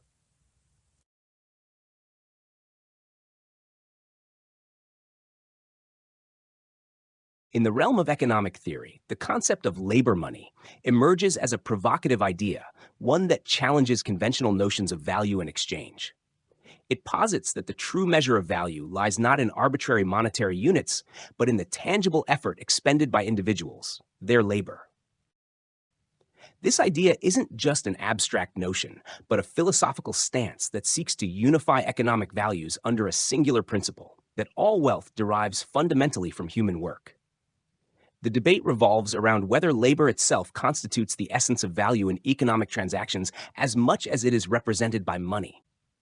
Advocates argue that since labor is the sole creator of value, it logically follows that any claim to the products of labor should be based on the amount of labor contributed. Hence, the concept of labor money arises, suggesting that the right to consume or exchange goods should be commensurate with the amount of labor one has invested. In socialist thought, this notion takes on added significance, proposing that if natural resources are held in common, then labor, as the universal input into production, becomes the only justifiable unit of economic exchange. This perspective seeks to strip away the complexities of monetary valuation and return to a more direct measure, the effort exerted by individuals. Critics, however, argue that reducing all economic value to labor oversimplifies the intricate dynamics of production and consumption. They contend that factors beyond labor, such as capital investment, technological innovation, and market demand, also play critical roles in determining value. Yet, proponents of the labor theory of value counter that these elements are inherently tied to labor itself, either as products of human ingenuity or as tools employed in the process of production. Ultimately, the debate over labor money reflects deeper philosophical questions about the nature of work, value, and economic justice. It challenges us to reconsider how we measure worth in a society where the fruits of labor are increasingly mediated by complex economic systems. Whether or not labor truly represents the definitive source of value, its proponents argue that recognizing its primacy in economic theory is not just about economics, but about affirming the dignity and importance of human effort in shaping our material world. Thus, labor money stands not just as a theoretical construct, but as a call to rethink our understanding of wealth and its equitable distribution in a world driven by human endeavor. The unpaid contribution of mental effort stands as a paradox within the fabric of labor economics. Unlike physical exertion, which is easily quantifiable in the sweat and strain of muscle, mental labor defies conventional cost metrics. It exists beyond the realm of depreciation and physiological compensation, weaving itself into the very essence of creation without a tangible ledger of expenses. When a craftsman shapes a chair, it's not just the deft movement of hands, but the ancestral echo of countless minds past, each contributing an intangible design heritage. The intellectual blueprint, once conceived, transcends individual ownership. It becomes communal property, perpetually available for all to draw upon, a testament to the boundless reach of thought. Yet, despite its pervasive influence, this mental labor eludes economic valuation, remaining a silent partner in the production process, unrecognized by traditional accounting measures. In the quest to unify the concept of labor from physical to mental realms lies a transformative potential akin to the standardization brought by currency. Imagine a world where the qualitative distinctions between human endeavors dissolve into a singular quantitative measure, where the value of ideas and emotions, ethics and aesthetics is gauged by the same yardstick as physical toil. This aspiration mirrors a socialist ideal, seeking not just equality of opportunity, but a recalibration of societal worth based on broader, more inclusive criteria. In this vision, economic interests serve as the foundational bedrock, consolidating disparate human pursuits under one overarching ethos. It's a proposition that challenges the very fabric of our social structure, aiming to bridge the chasm between innate inequalities and communal aspirations. Yet, amidst this bold ambition lies the perpetual tension between preserving individual uniqueness and striving for collective equity, a dilemma at the heart of every attempt to redefine human value. Thus, the saga of mental labor, its unpaid contribution echoing through the annals of productivity, remains an ever-evolving narrative of societal progress, seeking not just economic parity, but a richer, more holistic valuation of human endeavor. Imagine a world where the value of labor isn't just about the effort exerted, but about the intricate layers that define its essence. This isn't merely about how much sweat and toil one puts in, but rather the very essence of skill, intellect, and specialization that intertwine to form its core. It's a journey through the realms of craftsmanship, where a master's touch can condense years of practice and inherited wisdom into a single effortless stroke, far surpassing the brute effort of mere repetition. In this view, labor isn't just a matter of physical exertion, but a symphony of history and innovation, where every note played by a virtuoso represents not just the hours of practice, but the generations of learning and refinement that preceded it. It's a canvas where the brushstrokes of genius reveal not just talent, but the culmination of centuries of artistic evolution and technical mastery. This perspective challenges us to see labor not as a simple quantifiable input, but as a tapestry woven from the threads of tradition, education, and societal progress. It's a reminder that what truly defines the value of labor isn't just the hours clocked in, but the intricate web of human endeavor and ingenuity that underpins every remarkable achievement. Let's dive into the fascinating realm where manual labor emerges as the foundational unit of all labor. Imagine, if you will, a world where every ounce of effort, whether physical or mental, can be distilled down to a common measure. A measure not of mere movement, but of the raw energy expended in shaping our world. Consider the assertion that manual labor stands as this elemental core. Yet, we must challenge this notion under the light of evidence suggesting that mental exertion may not bear a comparable cost. Could it be that in the future, we might discover mechanical and psychic equivalents? Picture a scenario where the energy exerted in a thought process, as a cerebral endeavor, becomes as quantifiable as the force exerted in lifting a weight. In this thought experiment, manual labor, while traditionally seen as physical, reveals its interwoven complexity with intellectual faculties. Even the most physical tasks require a degree of mental engagement, blurring the lines between pure physicality and cognitive finesse. Indeed, the very sustenance we derive from labor, our means of existence, is intricately tied to these acts, where physical toil nurtures the foundations upon which higher mental endeavors rest. Could it be, then, that all external prerequisites for mental labor find expression in quantities of manual labor? This theory posits that the value of mental work might someday align with the costs incurred in its production, akin to certain forms of manual activities. While this idea stretches the boundaries of conventional economic thought, it suggests a unified perspective where all forms of labor, physical and mental, contribute to the tapestry of value creation. Yet, the notion of equating the value of mental activities with the means of subsistence derived from physical labor seems paradoxical. Nevertheless, exploring where these realms converge offers insights into the intricate relationships between intellectual endeavors and their economic foundations. As we contemplate these ideas, envision the modern intellectual whose productivity hinges not just on personal prowess, but on the nurturing environment that sustains their unique contributions. Their existence embodies a delicate balance, requiring tailored conditions that optimize both physical and mental capacities. In essence, the dialogue between manual and mental labor transcends mere productivity metrics. It delves into the very essence of human endeavor, where physical exertion and intellectual pursuit intertwine, shaping the world we inhabit and the values we create.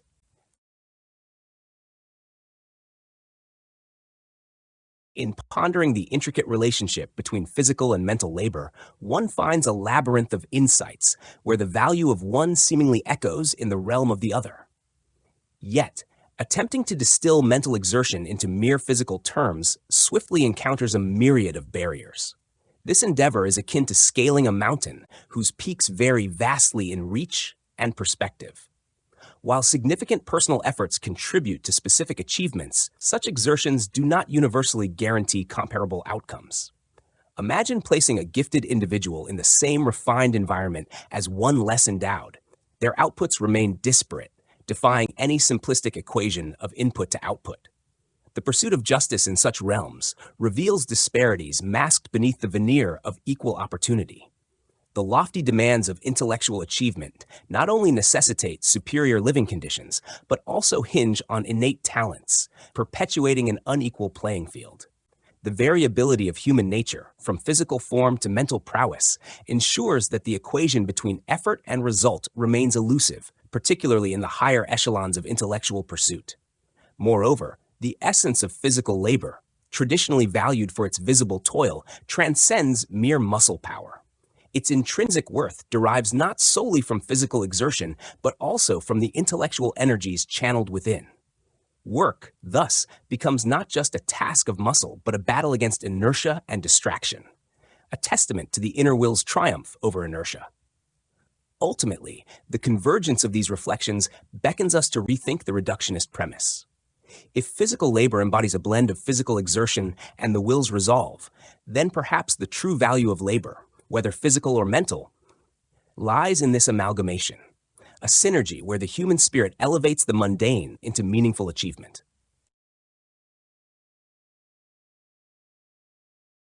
The debate over labor money delves into the very essence of value and utility in economic theory. At its core lies a challenge. Can the value of goods and services truly be equated solely with the amount of labor expended? Proponents argue that the exchange value of goods should reflect the labor embedded within them, a notion central to socialist thought, aiming for a society where labor's utility shapes economic relations.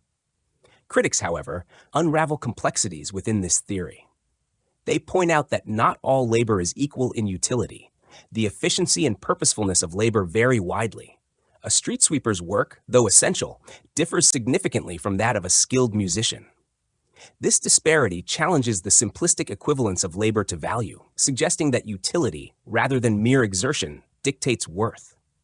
Moreover, the concept faces a practical hurdle. How to ensure uniformity and interchangeability, the essence of money, based solely on labor? To achieve this, each unit of labor must yield precisely equivalent utility across all products, necessitating a meticulously rationalized economic order akin to socialism's ideal. Here lies the dilemma. While basic necessities might conform to such a system, more complex, culturally nuanced products resist standardization. This divergence complicates efforts to equate labor directly with value, exposing the impracticalities in real-world applications. Fundamentally, labor money challenges conventional notions of currency. It strives to redefine value as deeply personal, intimately tied to the labor expended. Yet, paradoxically, it risks intensifying uniformity and undermining personal differentiation, qualities often attributed to traditional money. This tension underscores a broader philosophical quandary. Can money, in any form, truly embody both personal value and universal exchangeability without sacrificing one for the other? In essence, the discourse on labor money reveals not just economic theory, but also societal aspirations and practical limitations. It probes the depths of value, utility, and the intricate dance between personal worth and collective exchange. A dance where every step carries profound implications for our economic future. In exploring the impact of the money economy, it's clear that intellectual capabilities have taken precedence over emotional responses.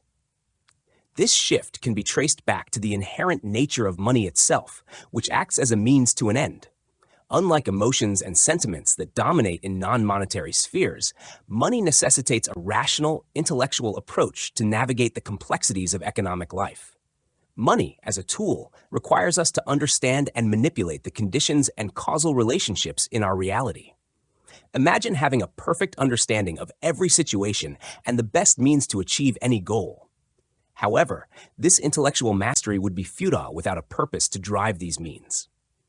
Purpose, in turn, is born from the will, which, though sometimes perceived as blind, actually derives its direction from external content. Without a specific aim, the will remains inert, much like an orchestra without a conductor. In the money economy, the will finds its content through intellectual comprehension of the world's structure. Every means we employ is evaluated through a lens of objective reality, stripping away emotional influences and focusing purely on practicality. This intellectual approach aligns our volition with the independent nature of being, making our actions more calculated and less driven by impulse. The evolution of this intellectual dominance can be seen in the complexity of our activities. As societies advanced, the chain of means and ends grew longer and more intricate. Primitive societies, with their shorter series of means, experienced more frequent emotional engagements, driven by immediate needs and simpler goals. Conversely, Modern life, with its endless series of interconnected purposes, often delays emotional satisfaction, placing it at the distant end of prolonged intellectual efforts. Historically, even during the Middle Ages, individuals experienced more frequent points of emotional fulfillment due to the varied and immediate nature of their work and social connections. In contrast, today's money economy extends the journey towards satisfaction. Money, by uniting disparate economic activities under a common interest, elongates the series of means, often pushing the goal beyond the individual's immediate horizon. Money's omnipresence transforms it into a universal measure of value, reshaping our perception of ends and means. It reduces once ultimate goals to mere stepping stones in an unending teleological network. This transformation mirrors the scientific understanding of nature, where emotional interpretations of natural phenomena have been replaced by objective intelligence. As a result, our practical world becomes a domain governed by intellectual calculation, progressively sidelining emotional influences to the rare moments when final goals are achieved. In summary, the dominance of intellectual functions over emotional ones in the money economy is a consequence of money's role as a central means. It demands a rational, calculated approach to life, interweaving various aspects of existence into a complex web of means and ends, and relegating emotional fulfillment to the culmination points of these long intellectual journeys. In the intricate tapestry of human existence, a curious thread winds through epochs and spheres dominated by intellect and money, intertwining in a paradox of characterlessness. Here, character isn't just a moral compass or a distinctive trait, but a deeper commitment to a singular mode of being, starkly absent in both intellect and money. Intellect, as the impartial mirror of reality, reflects all facets equally, devoid of preference or prejudice. It lacks character not in deficiency, but in its refusal to be swayed by subjective inclinations. Similarly, money, that universal arbiter of value, treats all holders equally, reducing individuals to mere digits in its transactional dance. Yet, this lack of character goes beyond mere neutrality. Society demands definition, a clear stance that intellect and money, in their detached universality, fail to provide. Theoretical minds, understanding all yet committed to none, irk us with their objectivity that resembles divine detachment more than human engagement. Meanwhile, the moneyed economy, ostensibly democratic in its dealings, paints everything with the same cold brushstroke of currency, blurring the lines between noble endeavor and base exploitation. This colorless landscape extends to modern occupations where purpose blurs into profit, where livelihoods lack the solidity of vocation, and instead orbit aimlessly around the gravitational pull of monetary gain. These are the realms of economic activity where every action, every decision circles relentlessly around the singular fixed point of money. Here, work loses its essence, becoming mere motion without meaning, a mechanical repetition devoid of character or consequence.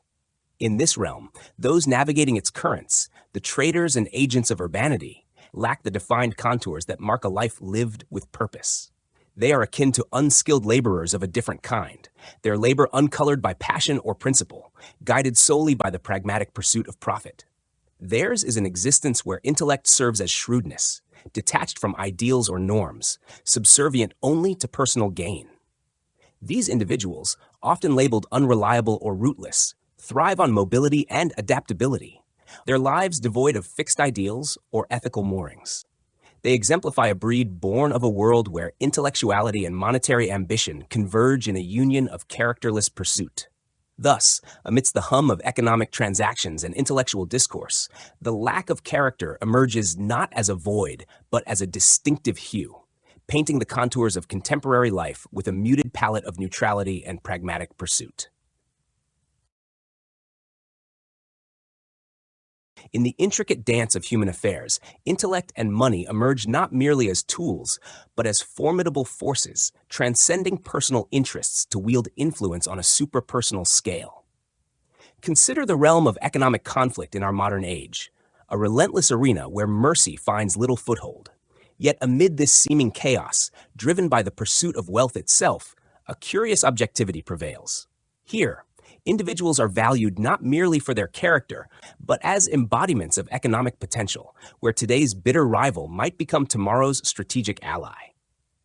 Such is the paradoxical nature of the moneyed world, where rules within its sphere often defy those elsewhere, yet subtly influence them all the same. Similar complexities arise in the realm of intellect. Just as logical disputes among thinkers can be resolved through theoretical discussion, independent of personal emotions or biases, so too does the moneyed economy operate on principles that transcend personal sentiments. A purely rationalistic approach to human affairs may seem callous, yet it is rooted not in malice, but in the impartial logic of its processes, a logic often misunderstood by those who criticize its seeming indifference. Indeed, both intellect and money share a characteristic objectivity, a detachment from personal whims and biases. Money, as a medium of exchange, epitomizes this objectivity by its very nature, indifferent to the identities or qualities of those who possess it. It stands apart, a neutral arbiter in transactions, echoing the impartiality seen in theoretical laws governing nature. In this objectivity lies a form of power, a superiority that transcends the subjective biases of personal engagement. Just as money grants leverage in economic dealings, intellectuality bestows a broader perspective, capable of seeing beyond immediate emotions or circumstances. Both exert influence not through personal charisma or emotional appeal, but through their capacity to navigate the complexities of human interaction on a plane detached from individuality. This elevation above personal interests is not without controversy.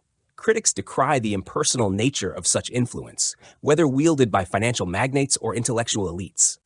Yet, it is precisely this detachment that allows for a broader understanding, one that operates on principles of fairness and objective correctness, transcending the limitations of personal egoism or altruism.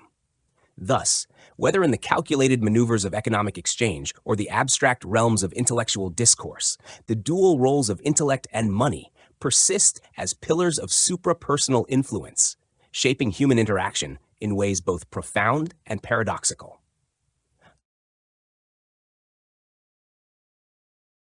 Intellect and money, while distinct in their nature, share a fascinating duality in their roles. Both are individualistic and egoistic in their functions.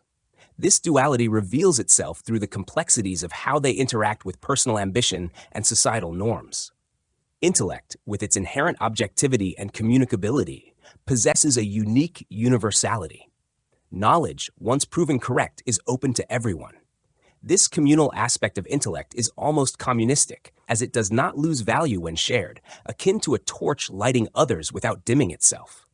The intellect's power lies in its ability to be universally persuasive, making it a formidable tool for those who wield it. However, this very universality also fosters individualism. Superior intellect, being universally valid, grants an undeniable advantage to its possessor, thereby accentuating individual differences rather than leveling them. On the other hand, money, despite its impersonal nature and objectivity, also cultivates economic individualism and egoism.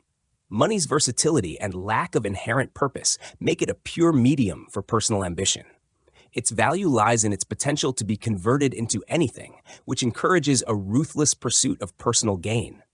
The more money one accumulates, the greater the disparity between individuals, similar to how superior intellect creates a hierarchy based on cognitive endowment. The correlation between intellect and money deepens when we consider their historical and practical implications. Intellect, though universally accessible in theory, often leads to educational elitism, where access to knowledge and its benefits is unevenly distributed. This creates an intellectual aristocracy, much like how wealth disparities create economic classes.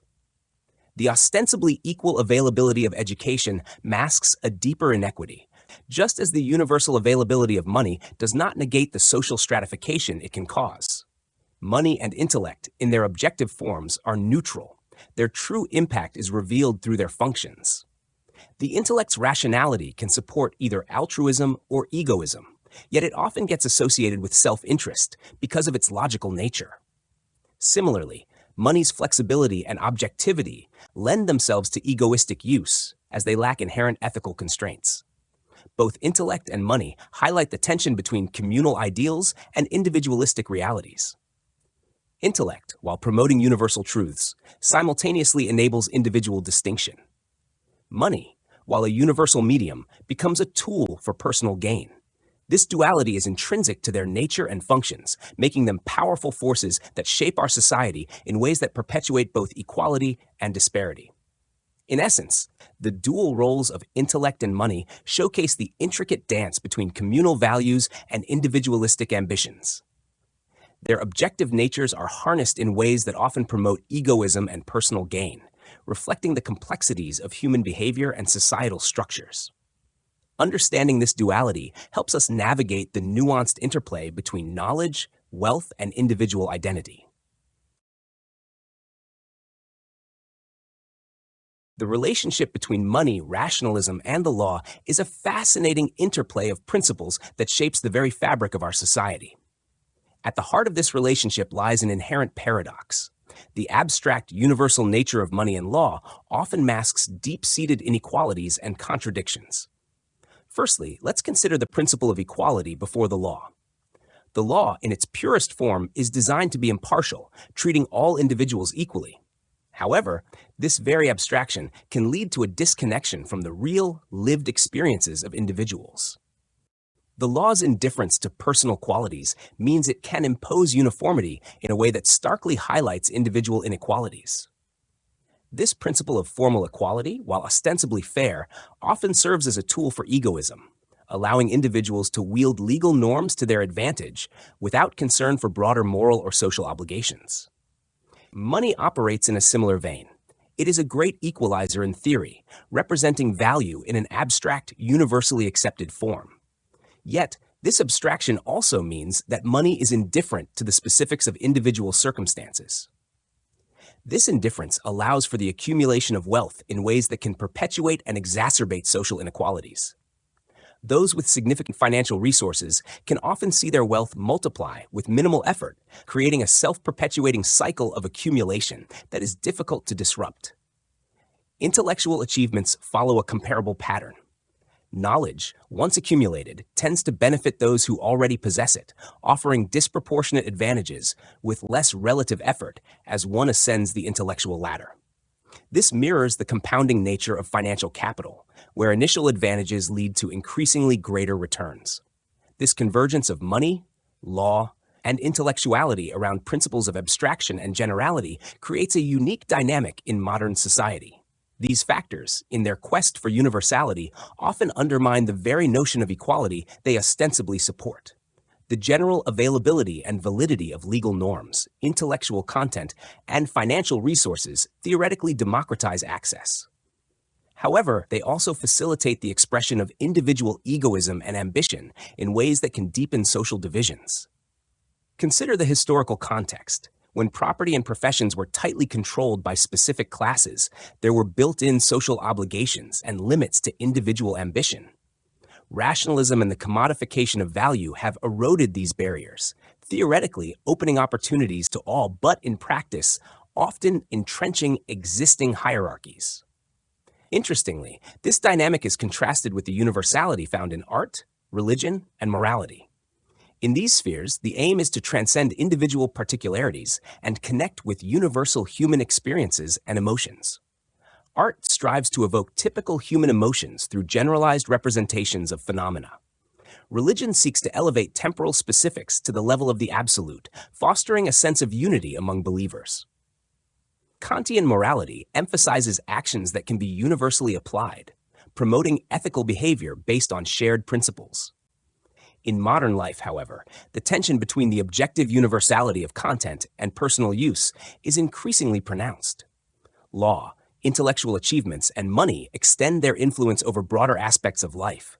Yet they also enable the full development of personal differences. This creates a complex landscape where the abstract principles of equality and universality often clash with the concrete realities of individual existence.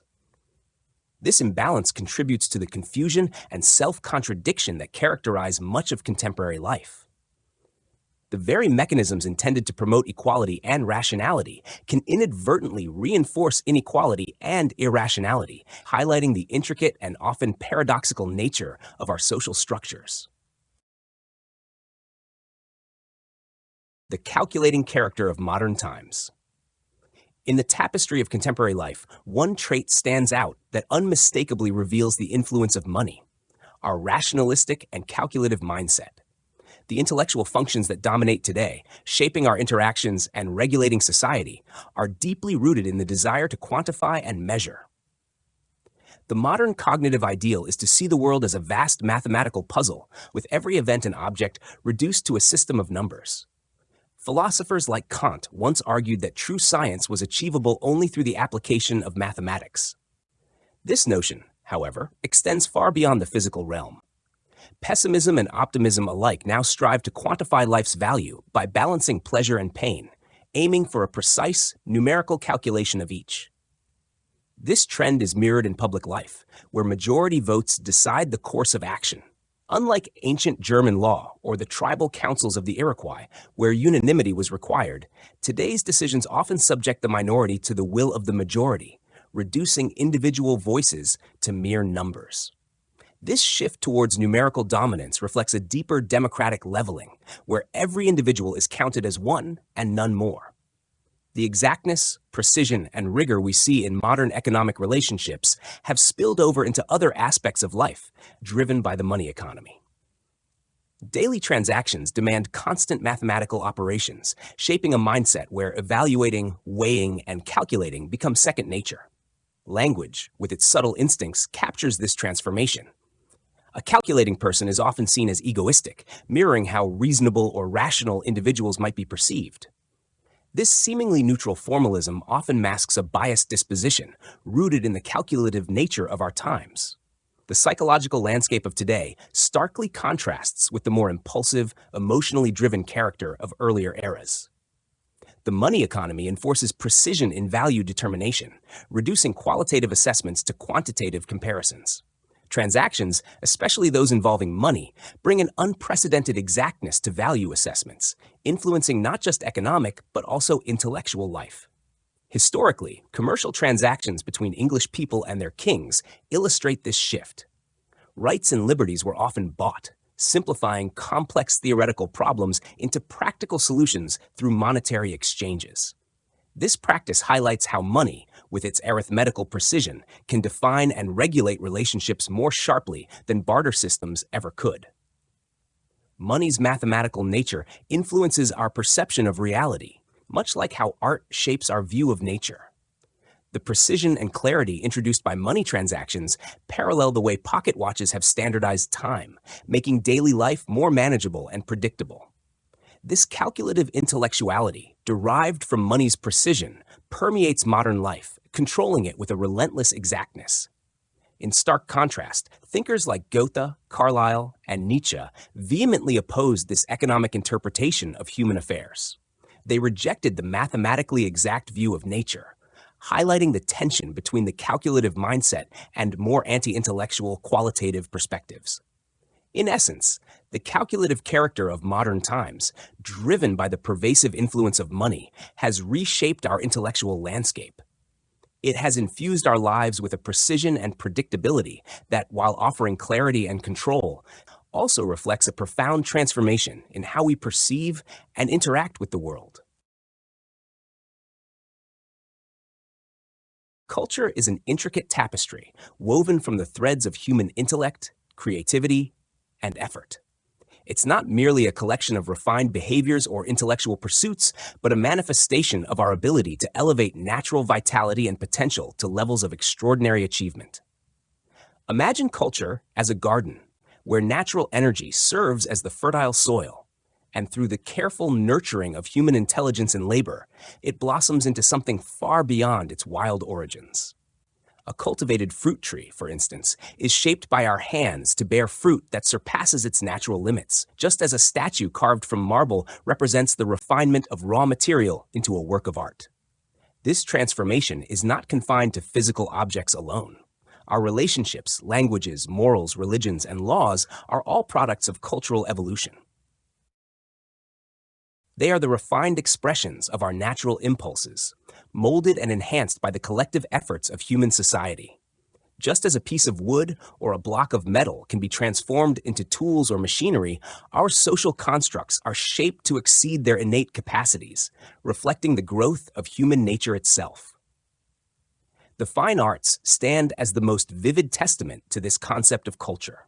They showcase the tension between the natural form of objects and their artistic interpretation. A painting or a sculpture distills the essence of its subject into a purer, clearer representation, transcending the mere physical properties of the materials used. This process of artistic creation, aiming for an objective value, mirrors the broader cultural endeavor to refine and perfect the raw potential within us and our surroundings. From a cultural perspective, the significance of our achievements in art, science, ethics, and even religion lies in their ability to propel human development beyond its natural state. These milestones mark our journey along the path of cultural evolution, where each achievement is a step forward in our quest to refine and surpass the limitations of nature. In essence, culture is the ongoing process of shaping and enhancing the world around us and within us into something that reflects our highest ideals and aspirations. It is the perpetual endeavor to create in our own image, to cultivate the raw energies of nature into expressions of human excellence. This journey, marked by both continuity and controversy, defines the ever-evolving boundary between the natural and the cultural, much like the shifting hues of dawn and dusk define the transition between day and night. To understand the contemporary culture, let's draw a comparison with our culture from a century ago. While our tools, transportation, and technological advancements have reached astonishing levels of sophistication, individual cultural development has not kept pace. In many ways, it has even regressed. Take language as an example. Both German and French have evolved to include a plethora of nuanced expressions. Yet, despite this linguistic richness, everyday speech and writing have become less precise and more trivial. Conversations today, whether casual or intimate, tend to be more superficial and less profound compared to those of the late 18th century. This disparity is also evident in the workplace. The complexity of machinery far outstrips the understanding of most workers who operate them. Similarly, the military has seen immense advancements in its impersonal organizational structures and technologies, while the fundamental duties of individual soldiers have remained static or even diminished. Even in intellectual circles, the vast array of ideas and knowledge available today is often handled without a deep grasp of its significance. People frequently use terms and concepts without fully understanding them, much like passing around sealed containers without examining their contents. This is reflective of a broader trend where objective culture, our collective body of knowledge and achievements, expands rapidly, while subjective culture, the personal, intellectual, and emotional development of individuals, lags behind. This widening gap can be perplexing. Despite the intertwined nature of human and material culture, the development of objects often seems to progress independently of individual mental growth. The intellectual efforts of countless generations are embedded in our languages, customs, political systems, and technologies, but no single person can fully grasp this accumulated wisdom. Moreover, this objective culture, rich and ever-growing, often feels detached from the individual. Much like a book's significance remains intact regardless of its readership, cultural products stand ready for consumption, but are often absorbed only in fragments by individuals. This dichotomy between the abundance of available knowledge and the limited capacity of individuals to fully engage with it highlights the complex relationship between societal progress and personal development. Philosophically, this can be likened to Plato's myth of the soul's pre-existence, where knowledge is seen as a recollection of truths once fully known. In modern terms, our understanding of the world is always an approximation of an ideal realm of complete knowledge, an ideal we strive towards but never fully attain. This ideal acts as a guiding norm, shaping our intellectual and moral pursuits. Thus, our lives are characterized by a continuous effort to align with these ideals, making our fragmented and imperfect actions part of a broader, more meaningful pursuit.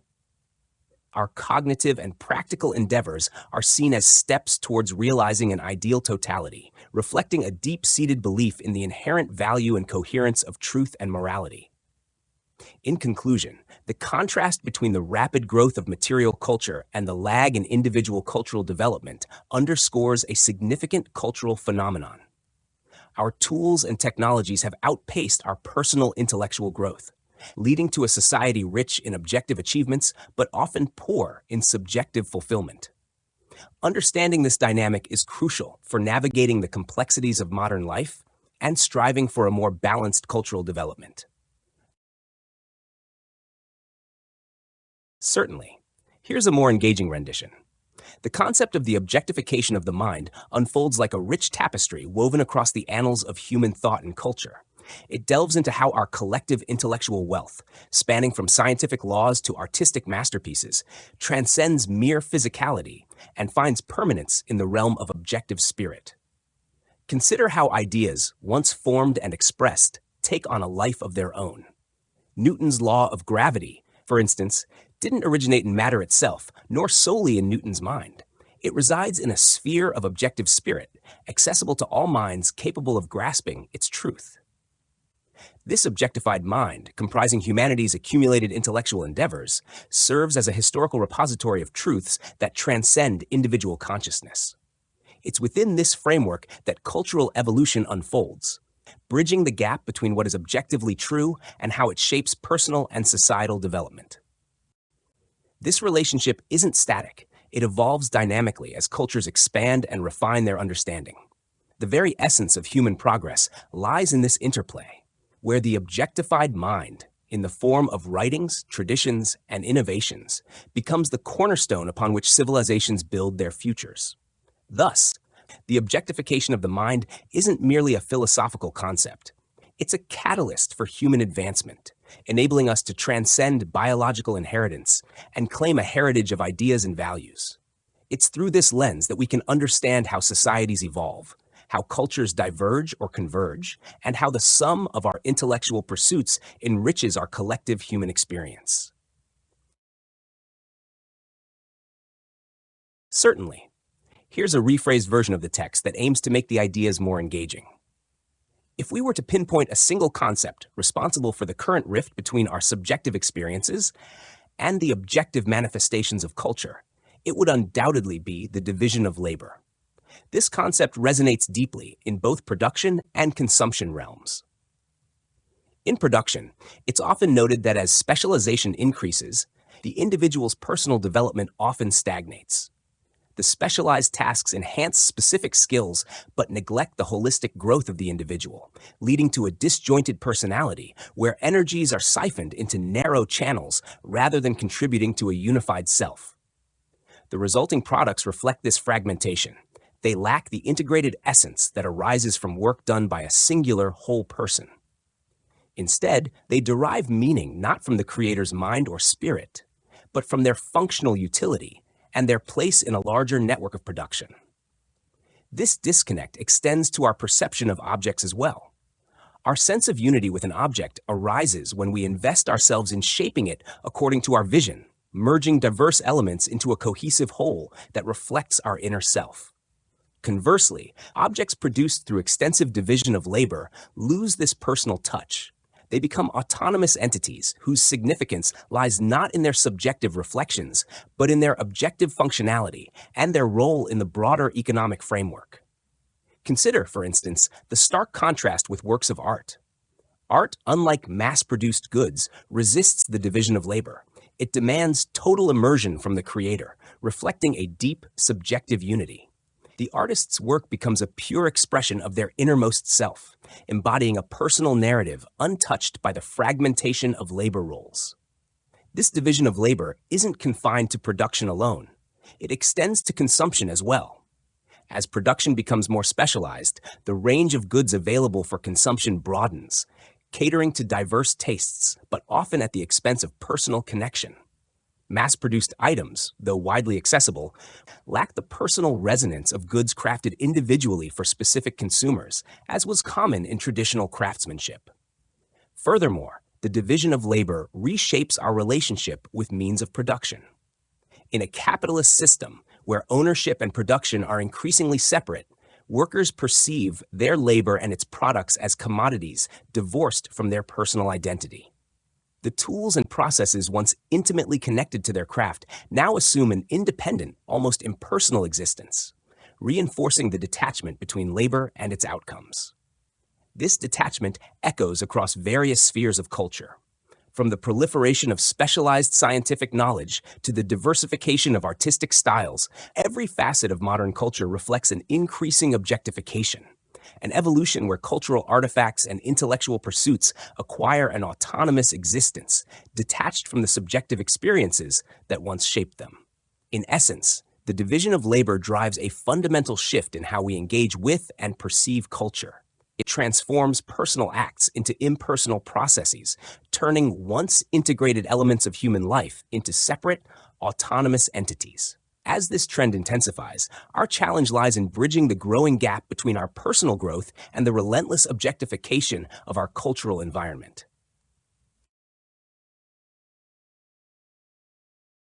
The ebb and flow of cultural evolution reveal a fascinating interplay between the objective and subjective realms of human experience. At times, the objective, embodied in institutions, technologies, and social structures, surges forward, outpacing the subjective capacities of individuals. This phenomenon is vividly apparent in the modern landscape, shaped by complex divisions of labor and rapid technological advances. Consider the modern state as a prime example. An intricate synthesis of countless individual efforts, it stands as an entity surpassing any single human intellect in its scope and functionality. Yet for all its prowess, it lacks the cohesive spirit and personal touch that only a unified human soul can imbue. This disparity often leads to tensions between the mechanized efficiency of objective culture and the rich, nuanced depths of subjective experience. In marriages and societal norms alike, we witness this divergence. Established forms, once vital, now strain against the evolving aspirations and identities of individuals, particularly women who find their roles redefined amidst technological shifts and changing social expectations. The clash between rigid institutions and personal growth underscores a broader truth. While objective culture races ahead, cultivating efficiency and expanding possibilities, it risks leaving behind the very essence that gives life its meaning, the intimate, subjective fabric of human existence. Plato's realm of ideas, pristine and flawless, offers a stark contrast. Here, the objective spirit of things reigns supreme, yet it lacks the warmth and vitality that only personal spirituality can provide. In our quest for progress, we must navigate this delicate balance, harnessing the collective power of objective culture while cherishing the irreplaceable essence of individual subjectivity. Thus, the evolving relationship between objective and subjective culture defines not just our societal structures, but our very way of life. It prompts us to ponder. In a world increasingly shaped by the mechanized efficiency of objective culture, how do we preserve and nurture the unique, soulful dimensions of our humanity?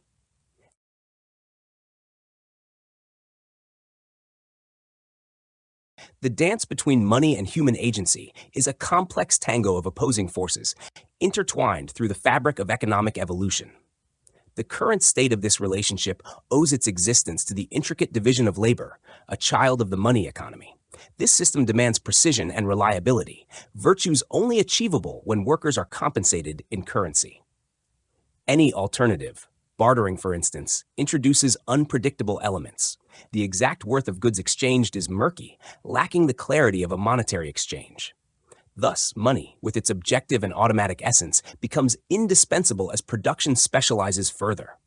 As economic transactions unfold, money emerges as the mediator par excellence. It embodies the principle of reciprocity, ensuring that desires are met through a universally accepted medium. This role grows more crucial as product diversity expands, facilitating exchanges that would otherwise falter amidst differing wants and offerings. Specialization deepens this dependency. Direct barter proves insufficient, yielding ground to the streamlined efficiency of monetary exchange. Beyond mere economic function, money casts a profound shadow over the style of life itself. It stands as a sentinel between objective and subjective cultures, symbolizing the dominance of material concerns over personal realms. This cultural dichotomy, exacerbated by modern production's relentless march, finds its unity and expression in the fluid circulation of currency. Money, akin to a bloodstream, nourishes societal organs with equal vigor, enabling the abstract existence that distances man from direct engagement with his material surroundings. Yet, amidst this march towards objectivity, a countervailing force emerges, a quest for purity, for personal essence untouched by the mechanization of life. The typewriter serves as a poignant example. Once a vessel of individual expression, it now channels uniformity, stripping away personal idiosyncrasies in favor of efficiency. This tension mirrors broader societal struggles, where the balance between external objectivity and internal subjectivity shapes cultural and aesthetic ideals. Ultimately, the influence of money extends beyond mere economic transactions. It permeates the very fabric of life, coloring our existence with its dual promise of efficiency and estrangement. Whether it fosters refinement or reinforces materialism rests not with money itself, but with humanity's choices. In this way, money reveals its kinship with the aspirations of socialist societies, promising liberation from individual struggle while potentially amplifying spiritual pursuits or material pursuits to unprecedented extremes. In essence, money is akin to language, formal, functional, and quantitative, yet capable of shaping the most nuanced aspects of human experience. Its historical power lies not in its uniformity, but in its ability to interact with and influence the qualitative directions of life, spawning new formations and enriching the tapestry of human endeavor. Thus, the significance of money in shaping lifestyles is not diminished but underscored, showcasing its capacity to both reflect and mold the evolving contours of human existence. The fluctuations in our relationship with the world around us are not just incidental changes, but intricate reflections of how we live. Imagine a spectrum where every shift in the closeness or distance between ourselves and objects mirrors a unique way of existence. Consider the interplay, how our perceptions mold themselves around what's tangible and immediate. It's not merely a matter of proximity, but a dance of interpretation, where our inner landscapes sculpt the contours of our interactions. Objects, people, ideas, they all orbit our central selves, sometimes drawing nearer, at other times receding into the periphery. Art, for instance, embodies this dynamic eloquently. It reshapes our gaze, bridging the chasm between us and reality, while simultaneously veiling it with layers of interpretation. From the stark realism of everyday life to the abstract expressions that defy convention, each artistic style reshuffles the cards of perception. Naturalism, striving to capture reality in its raw essence, paradoxically distances us by framing it through a stylized lens. In this endless interplay, the space between self and the world becomes not just a physical or emotional distance, but a narrative of our styles of living, a testament to how we perceive, interpret, and redefine our existence through the ebb and flow of these distances. In the tapestry of modern thought and culture, there exists a fascinating interplay between two contrasting tendencies: the inclination to bridge distances and the allure of increasing them. Consider the aesthetic pulse of our era, where art often thrives on distancing itself from the immediate and familiar. There's a peculiar charm in styles and influences that hail from distant times and places, invoking a rich tapestry of thoughts and sensations far removed from our daily lives. These distant echoes, though lacking in direct relevance to our personal concerns, stir within us a complex array of emotions and ideas. It's as if the historical spirit itself, with its labyrinthine connections to distant epochs, heightens our sensitivity to the tumultuous currents of our immediate surroundings. This flight from the present isn't merely escapism. It's a delicate dance with reality, where the allure lies not in direct engagement, but in a tantalizing brush with the obscure, a mere fragment, an illusion, a symbol. Across the arts and literature, this approach distances us from the tangible essence of things, touching reality with a hesitant hand that quickly withdraws, leaving behind only a shimmer of suggestion. Yet, this aesthetic distance mirrors broader philosophical and scientific shifts. Where once materialism sought direct apprehension of reality, today's subjectivist and neo-Kantian theories advocate for a more introspective approach, embracing the gap between observer and observed as a means to deeper understanding. This subjectivism fosters an inner turn, celebrating our inner landscapes while exercising caution in rendering the external world too plainly. Simultaneously, however, modernity also brims with efforts to collapse distances, be it through scientific exploration delving into the minutiae of existence or ethical frameworks transcending immediate utility for loftier moral principles. This duality of bridging and widening gaps pervades not only intellectual pursuits, but also personal relationships, where intimacy with the familiar often wanes in favor of connections with the remote and the unfamiliar. In this grand narrative of contemporary evolution, the paradoxical interplay between closeness and distance unfolds, shaping our perceptions and engagements with the world. As the outer realms draw nearer through technology and exploration, the inner landscapes seem to recede, shrouded in an enigmatic allure that beckons exploration and interpretation. This intricate dance of proximity and remoteness defines our modern condition, a delicate balance between embracing the accessible and yearning for the distant, weaving a tapestry where each thread, whether near or far, contributes to the rich fabric of human experience.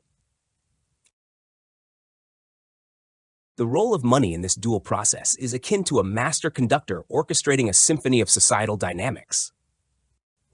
On one hand, it wields the power of collapsing distances, rendering geographical barriers moot, as it facilitates a German capitalist's stake in Spanish political changes, or a German worker's interest in South American revolutions. It's the universal translator of value, enabling individuals to partake in global affairs from the comfort of their own economic sphere. Yet, its influence extends far beyond mere connectivity. Money acts as a catalyst for separation and detachment. In the realm of family and personal relationships, it introduces a new calculus where individual economic interests supersede collective bonds. It transforms livelihoods into commodities, evaluates specialized skills in terms of monetary worth, and fosters interactions where personal connection yields to financial transaction. This shift, while fostering economic efficiency, erects subtle barriers between people, cultivating a necessary psychological distance amidst the crowded chaos of urban existence. Moreover, money shapes our relationship not only with others, but with material objects themselves. By mediating our interactions through its value, it alienates us from the intrinsic qualities of goods, transforming our perception of them into mere monetary equivalents. This detachment is not confined to commodities alone, but extends to our perception of nature, where urbanized life, intertwined with the money economy, fosters a romanticized yearning for the distant and unattainable, enhancing our aesthetic appreciation through the lens of separation. In essence, money is both a bridge and a barrier, a force that connects us globally, while simultaneously distancing us from the immediacy of human and natural experience. It's through this dual nature that modern life finds its equilibrium, allowing for both expansive global interactions and a necessary retreat into the contemplative solitude of economic abstraction. Credit, in its essence, is not just about financial transactions. It's a narrative woven into the fabric of human trust and societal dynamics. It transforms mere exchanges of goods into intricate webs of reliance and expectation. Where cash transactions mark immediate settlements, credit introduces a different cadence, an interplay of distance and trust. Imagine a world where a promise, a mere stroke of a pen, carries the weight of value. It's a realm where a businessman defines a gentleman not by how promptly he pays, but by the trust he commands to defer payment. Credit, thus, transcends the transactional. It becomes a marker of distinction, a symbol of faith in one's integrity. In the dance of credit, trust takes center stage. It's not merely about the money exchanged, but about the belief that obligations will be honored. This trust, delicate yet powerful, shapes relationships and economies alike. It's akin to the distance that both separates and connects, fostering a realm where transactions are not just about goods and services, but about the intricate balance of human interaction. In modern times, as complexities deepen and desires intensify, credit stands as a mirror of societal tension, a mechanism where means often overshadow ends. The extension of credit reflects not just financial prudence, but societal norms and expectations, embodying a delicate balance between immediacy and deferred gratification. Indeed, credit is more than financial fluidity. It's a reflection of our beliefs and our interdependencies. It shapes not only economic landscapes, but also the very fabric of trust upon which societies thrive. In the grand tapestry of human endeavor, technology has ascended to an unparalleled prominence. Yet, amidst its dazzling achievements and relentless progress lies a subtle danger, a peril of mistaking means for ends. The allure of technological marvels, with their intricate perfection and boundless capabilities, often seduces us into believing they define the very essence and purpose of existence itself. Consider the fervor over each new technological leap, the triumphs of acetylene over oil lamps, the wonders of telegraph and telephone speed. Yet, in these celebrations, do we not sometimes forget what truly matters? Are we not occasionally ensnared by the mere brilliance of our creations, mistaking their utility for profound significance? This tendency to glorify the tools at the expense of their purpose is not new. It echoes through history, manifesting in our modern fixation with efficiency, productivity, and technological prowess.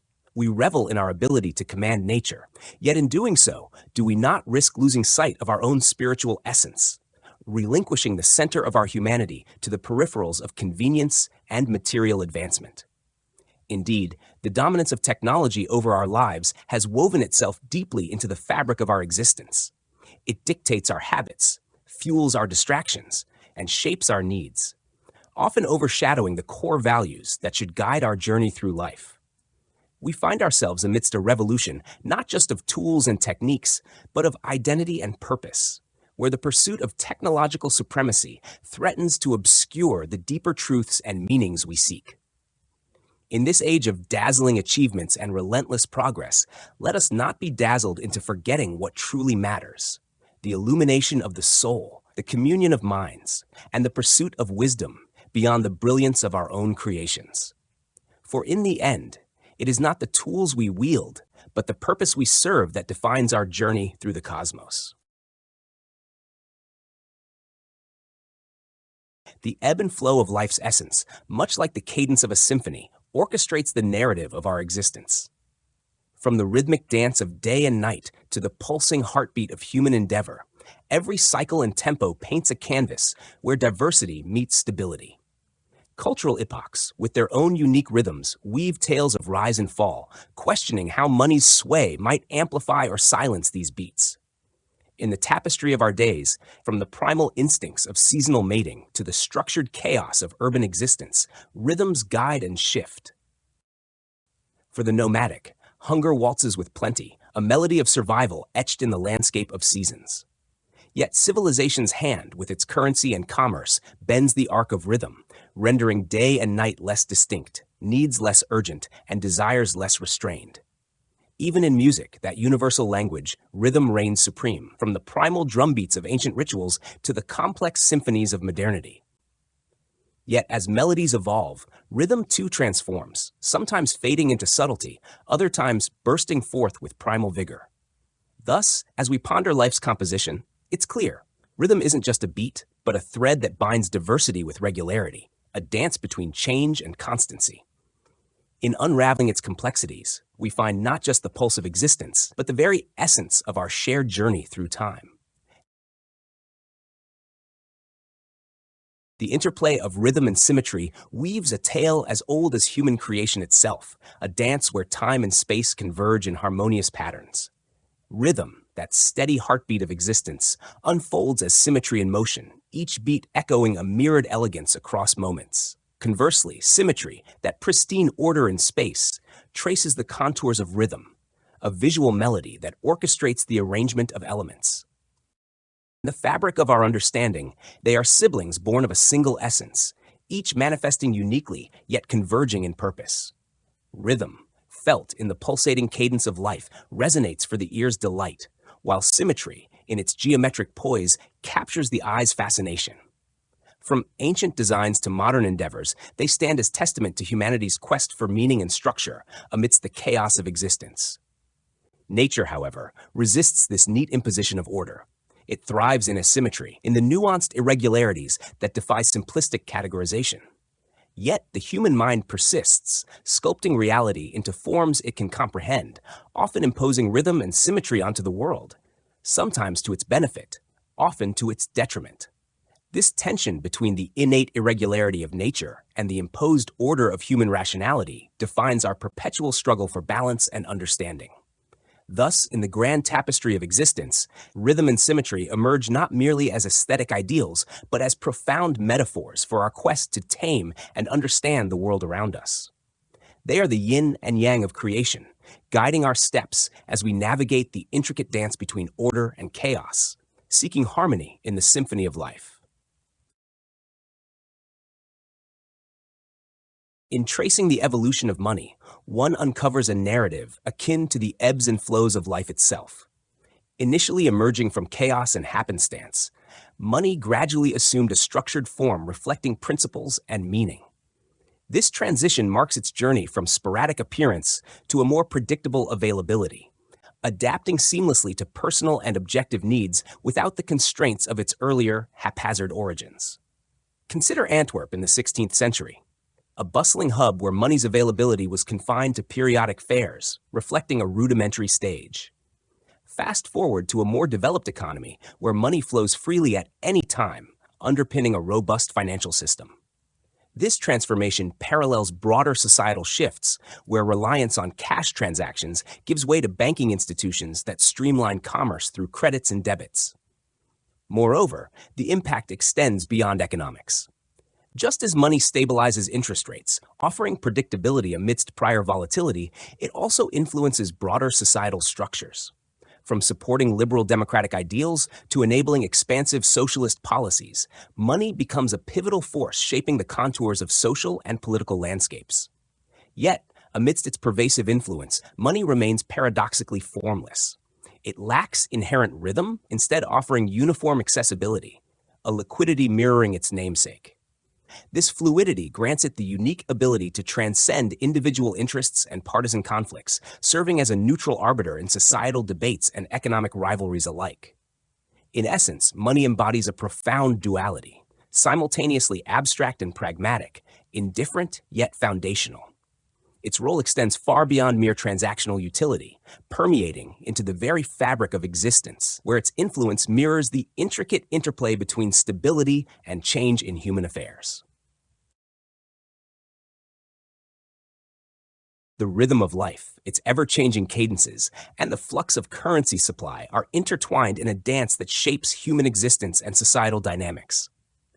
Imagine life as a symphony conducted by the ebb and flow of money, where each change in tempo mirrors shifts in economic tides and human aspirations. At its core, money doesn't just facilitate transactions, it orchestrates the pace at which societies evolve. From the bustling markets of ancient times to the frenetic stock exchanges of today, monetary fluctuations have echoed through history, altering the very fabric of daily life.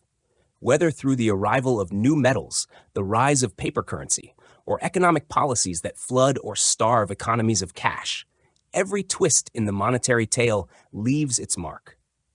Picture a world where the introduction of currency reshapes the landscape of desires and opportunities. An influx of money doesn't just inflate prices, it quickens the pulse of commerce and the pursuit of prosperity. It stirs impulses, tempting spending sprees and fostering economic churn. The rise and fall of prices under the sway of cash injects a sense of urgency into every transaction, heightening the drama of economic life. Yet, this symphony isn't without discordant notes. The devaluation of currency, like a jarring chord, disrupts established harmonies. It triggers frenzied speculation, altering fortunes overnight and prompting a rush to adapt to new economic realities. The very essence of stability is upended as financial stability gives way to volatility. In this symphonic narrative, money isn't just a means of exchange, it's a catalyst for change. Its presence accelerates economic pulses, propelling societies forward with an irresistible force. Each rise and fall in the supply of money sets off a chain reaction of adjustments, reshaping relationships and redefining prosperity. Thus, the melody of life, played out against the backdrop of currency flows, paints a vivid portrait of human endeavor and societal evolution. As we navigate the ever-changing tempo of economic life, we are reminded that the sway of money extends far beyond the material. It shapes the very rhythm of our existence. The heartbeat of economic life pulses strongest where money converges. It's not just about the tangible flow of currency. It's the gravitational pull that draws transactions into a few vital nodes. Imagine these nodes as bustling epicenters where money, that ethereal force, condenses into its most potent form. Here, in the financial citadels of our world, every dollar, euro, or yen transforms, linking disparate corners of the globe into a network of financial interdependence. Cities emerge as natural hosts to this financial ballet, echoing historical echoes where London, not just England's purse, but often its cerebral hub, held sway. From ancient Rome to modern Wall Street, the story repeats. Finance, with its centrifugal allure, fosters competition and stability alike. It's where values are calibrated, investments seek refuge, and fortunes rise and fall with the ticking of stocks and bonds. This isn't merely about markets, it's about the alchemy of value itself. Unlike grain or goods whose worth is intrinsic to their locality, money's value is relative, its fate entwined with global flows and vast sums jostling for equilibrium.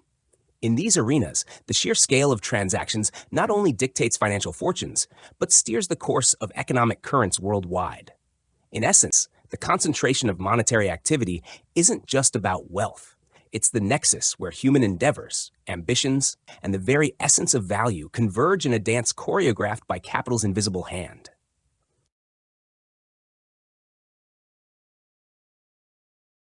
In the intricate dance of economic life, money emerges not merely as a medium of exchange, but as a catalyst for a profound transformation in the fabric of human existence. It accelerates the rhythm of our days, not unlike the relentless ticking of a clock wound tight by capitalism's embrace. As money flows and accumulates, it converges energies and interests, drawing disparate individuals into a frenzied tango on the crowded floor of the stock exchange. The stock exchange itself, that nerve center of financial fervor, epitomizes this mobilization of values. Here, economic worth is distilled into numerical form, traded at lightning speed in a whirlwind of optimism and pessimism, where every fluctuation in price sparks reactions swift and profound. This nexus of commerce is where the pulse of economic life beats most vigorously, each transaction a heartbeat in the narrative of wealth and power. Even the physical form of money reflects this ethos of acceleration. From ancient globular currencies to the polished coins of today, the very shape of money, smooth and rounded, mirrors its function, to roll swiftly through transactions, smoothing corners and erasing friction. Yet, beyond its physicality, money's influence extends into realms once governed by slower tempos. It reshapes taxation, shifting from land to income, injecting flexibility into revenue streams while fostering volatility in individual contributions. It transforms even the concept of ownership, turning land into a negotiable asset, its value measured by its fluidity in the market. And as economic life quickens, so too does the pace of daily existence. Movables become mobile, furniture lightens, and transactions accelerate. What was once anchored in place now moves freely, propelled by the momentum of capital and commerce. In this relentless march, even legal principles bend to the will of money's velocity. Where once stolen goods demanded restitution, now commerce's demand for continuity and efficiency prevails, echoing through legal codes and commercial practices alike. Thus, in the mobilization of values, we witness not just an economic phenomenon, but a profound restructuring of life's cadence. Money, as both catalyst and conductor, accelerates our collective heartbeat, pushing us ever faster toward an uncertain future shaped by its relentless drive. Constancy and flux stand as dual lenses through which we grasp the essence of existence itself, a dance between the enduring and the ever-changing, the permanent and the transitory. In contemplating the world, we encounter a profound dichotomy. There is constancy, evoking the notion of unalterable forms that persist through time. Think of the rainbow, its vibrant arcs steadfast against the shifting dance of water droplets. Even in organic life, where cells endlessly regenerate, the form endures amid the molecular churn. Yet, alongside constancy, there is flux, a ceaseless motion where nothing remains static. Every particle, every element, is in perpetual movement, unseen but profoundly felt. In this restless flux, Heraclitus' vision of perpetual change finds resonance, the world in constant becoming, never fixed, always evolving. Moreover, beyond the immediate, empirical view lies a deeper constancy, the realm of laws and principles that govern nature's course. These laws, timeless and immutable, underpin reality's order, indifferent to the ebb and flow of individual moments. They embody the eternal essence of constancy, defining the very fabric from which reality weaves its intricate tapestry. In contrast, flux embodies transition and impermanence. It captures the essence of reality's unfolding drama, where forms emerge only to dissolve swiftly into the ever-shifting currents of existence. Here, nothing endures beyond its fleeting manifestation, a perpetual symphony of creation and dissolution. In this interplay of constancy and flux lies a profound understanding of the world, not merely as static or dynamic, but as a harmonious synthesis of both. It is a worldview that reconciles the enduring laws of nature with the ephemeral dance of individual forms, each contributing to the intricate mosaic of existence. Thus, whether contemplating the enduring laws that transcend time or the perpetual flux that defines our moment-to-moment experience, constancy and flux emerge as complementary forces, each essential to comprehending the rich tapestry of the universe we inhabit. Money, throughout history, stands not just as a medium of exchange, but as a profound symbol of existence's ever-shifting nature. It embodies the ceaseless dynamism of the world itself. Money's essence lies not in static possession, but in perpetual circulation, its value realized only through movement, forever relinquished to gain significance. In its stillness, it ceases to be money, losing its essence and reducing to mere substance. Yet, paradoxically, money also represents stability amidst flux. As a symbol, it defines reality, its value in constant flux yet grounded by economic law. Like a numerical proportion guiding diverse objects, or a natural law amidst varied motions, money maintains constancy amid changing relations. It epitomizes the balance and indifference between phenomena, an ephemeral tangible, yet profoundly stable in content. Money's purpose transcends mere economic transaction. It mirrors the dualities of reality itself. It navigates between the relativistic flux of existence and the idealized order of lawfulness. In its institutional form, it fosters a unique bond with objects, embodying abstract value and defining economic activity. As society's life intertwines further with monetary relations, the relativistic character of existence finds voice, reflecting the value imbued in all things. Thus, money stands not just as a measure of wealth, but as a symbol of life's perpetual motion and stability, intertwining both in an inseparable dance where each complements the other, defining the essence of our conscious reality.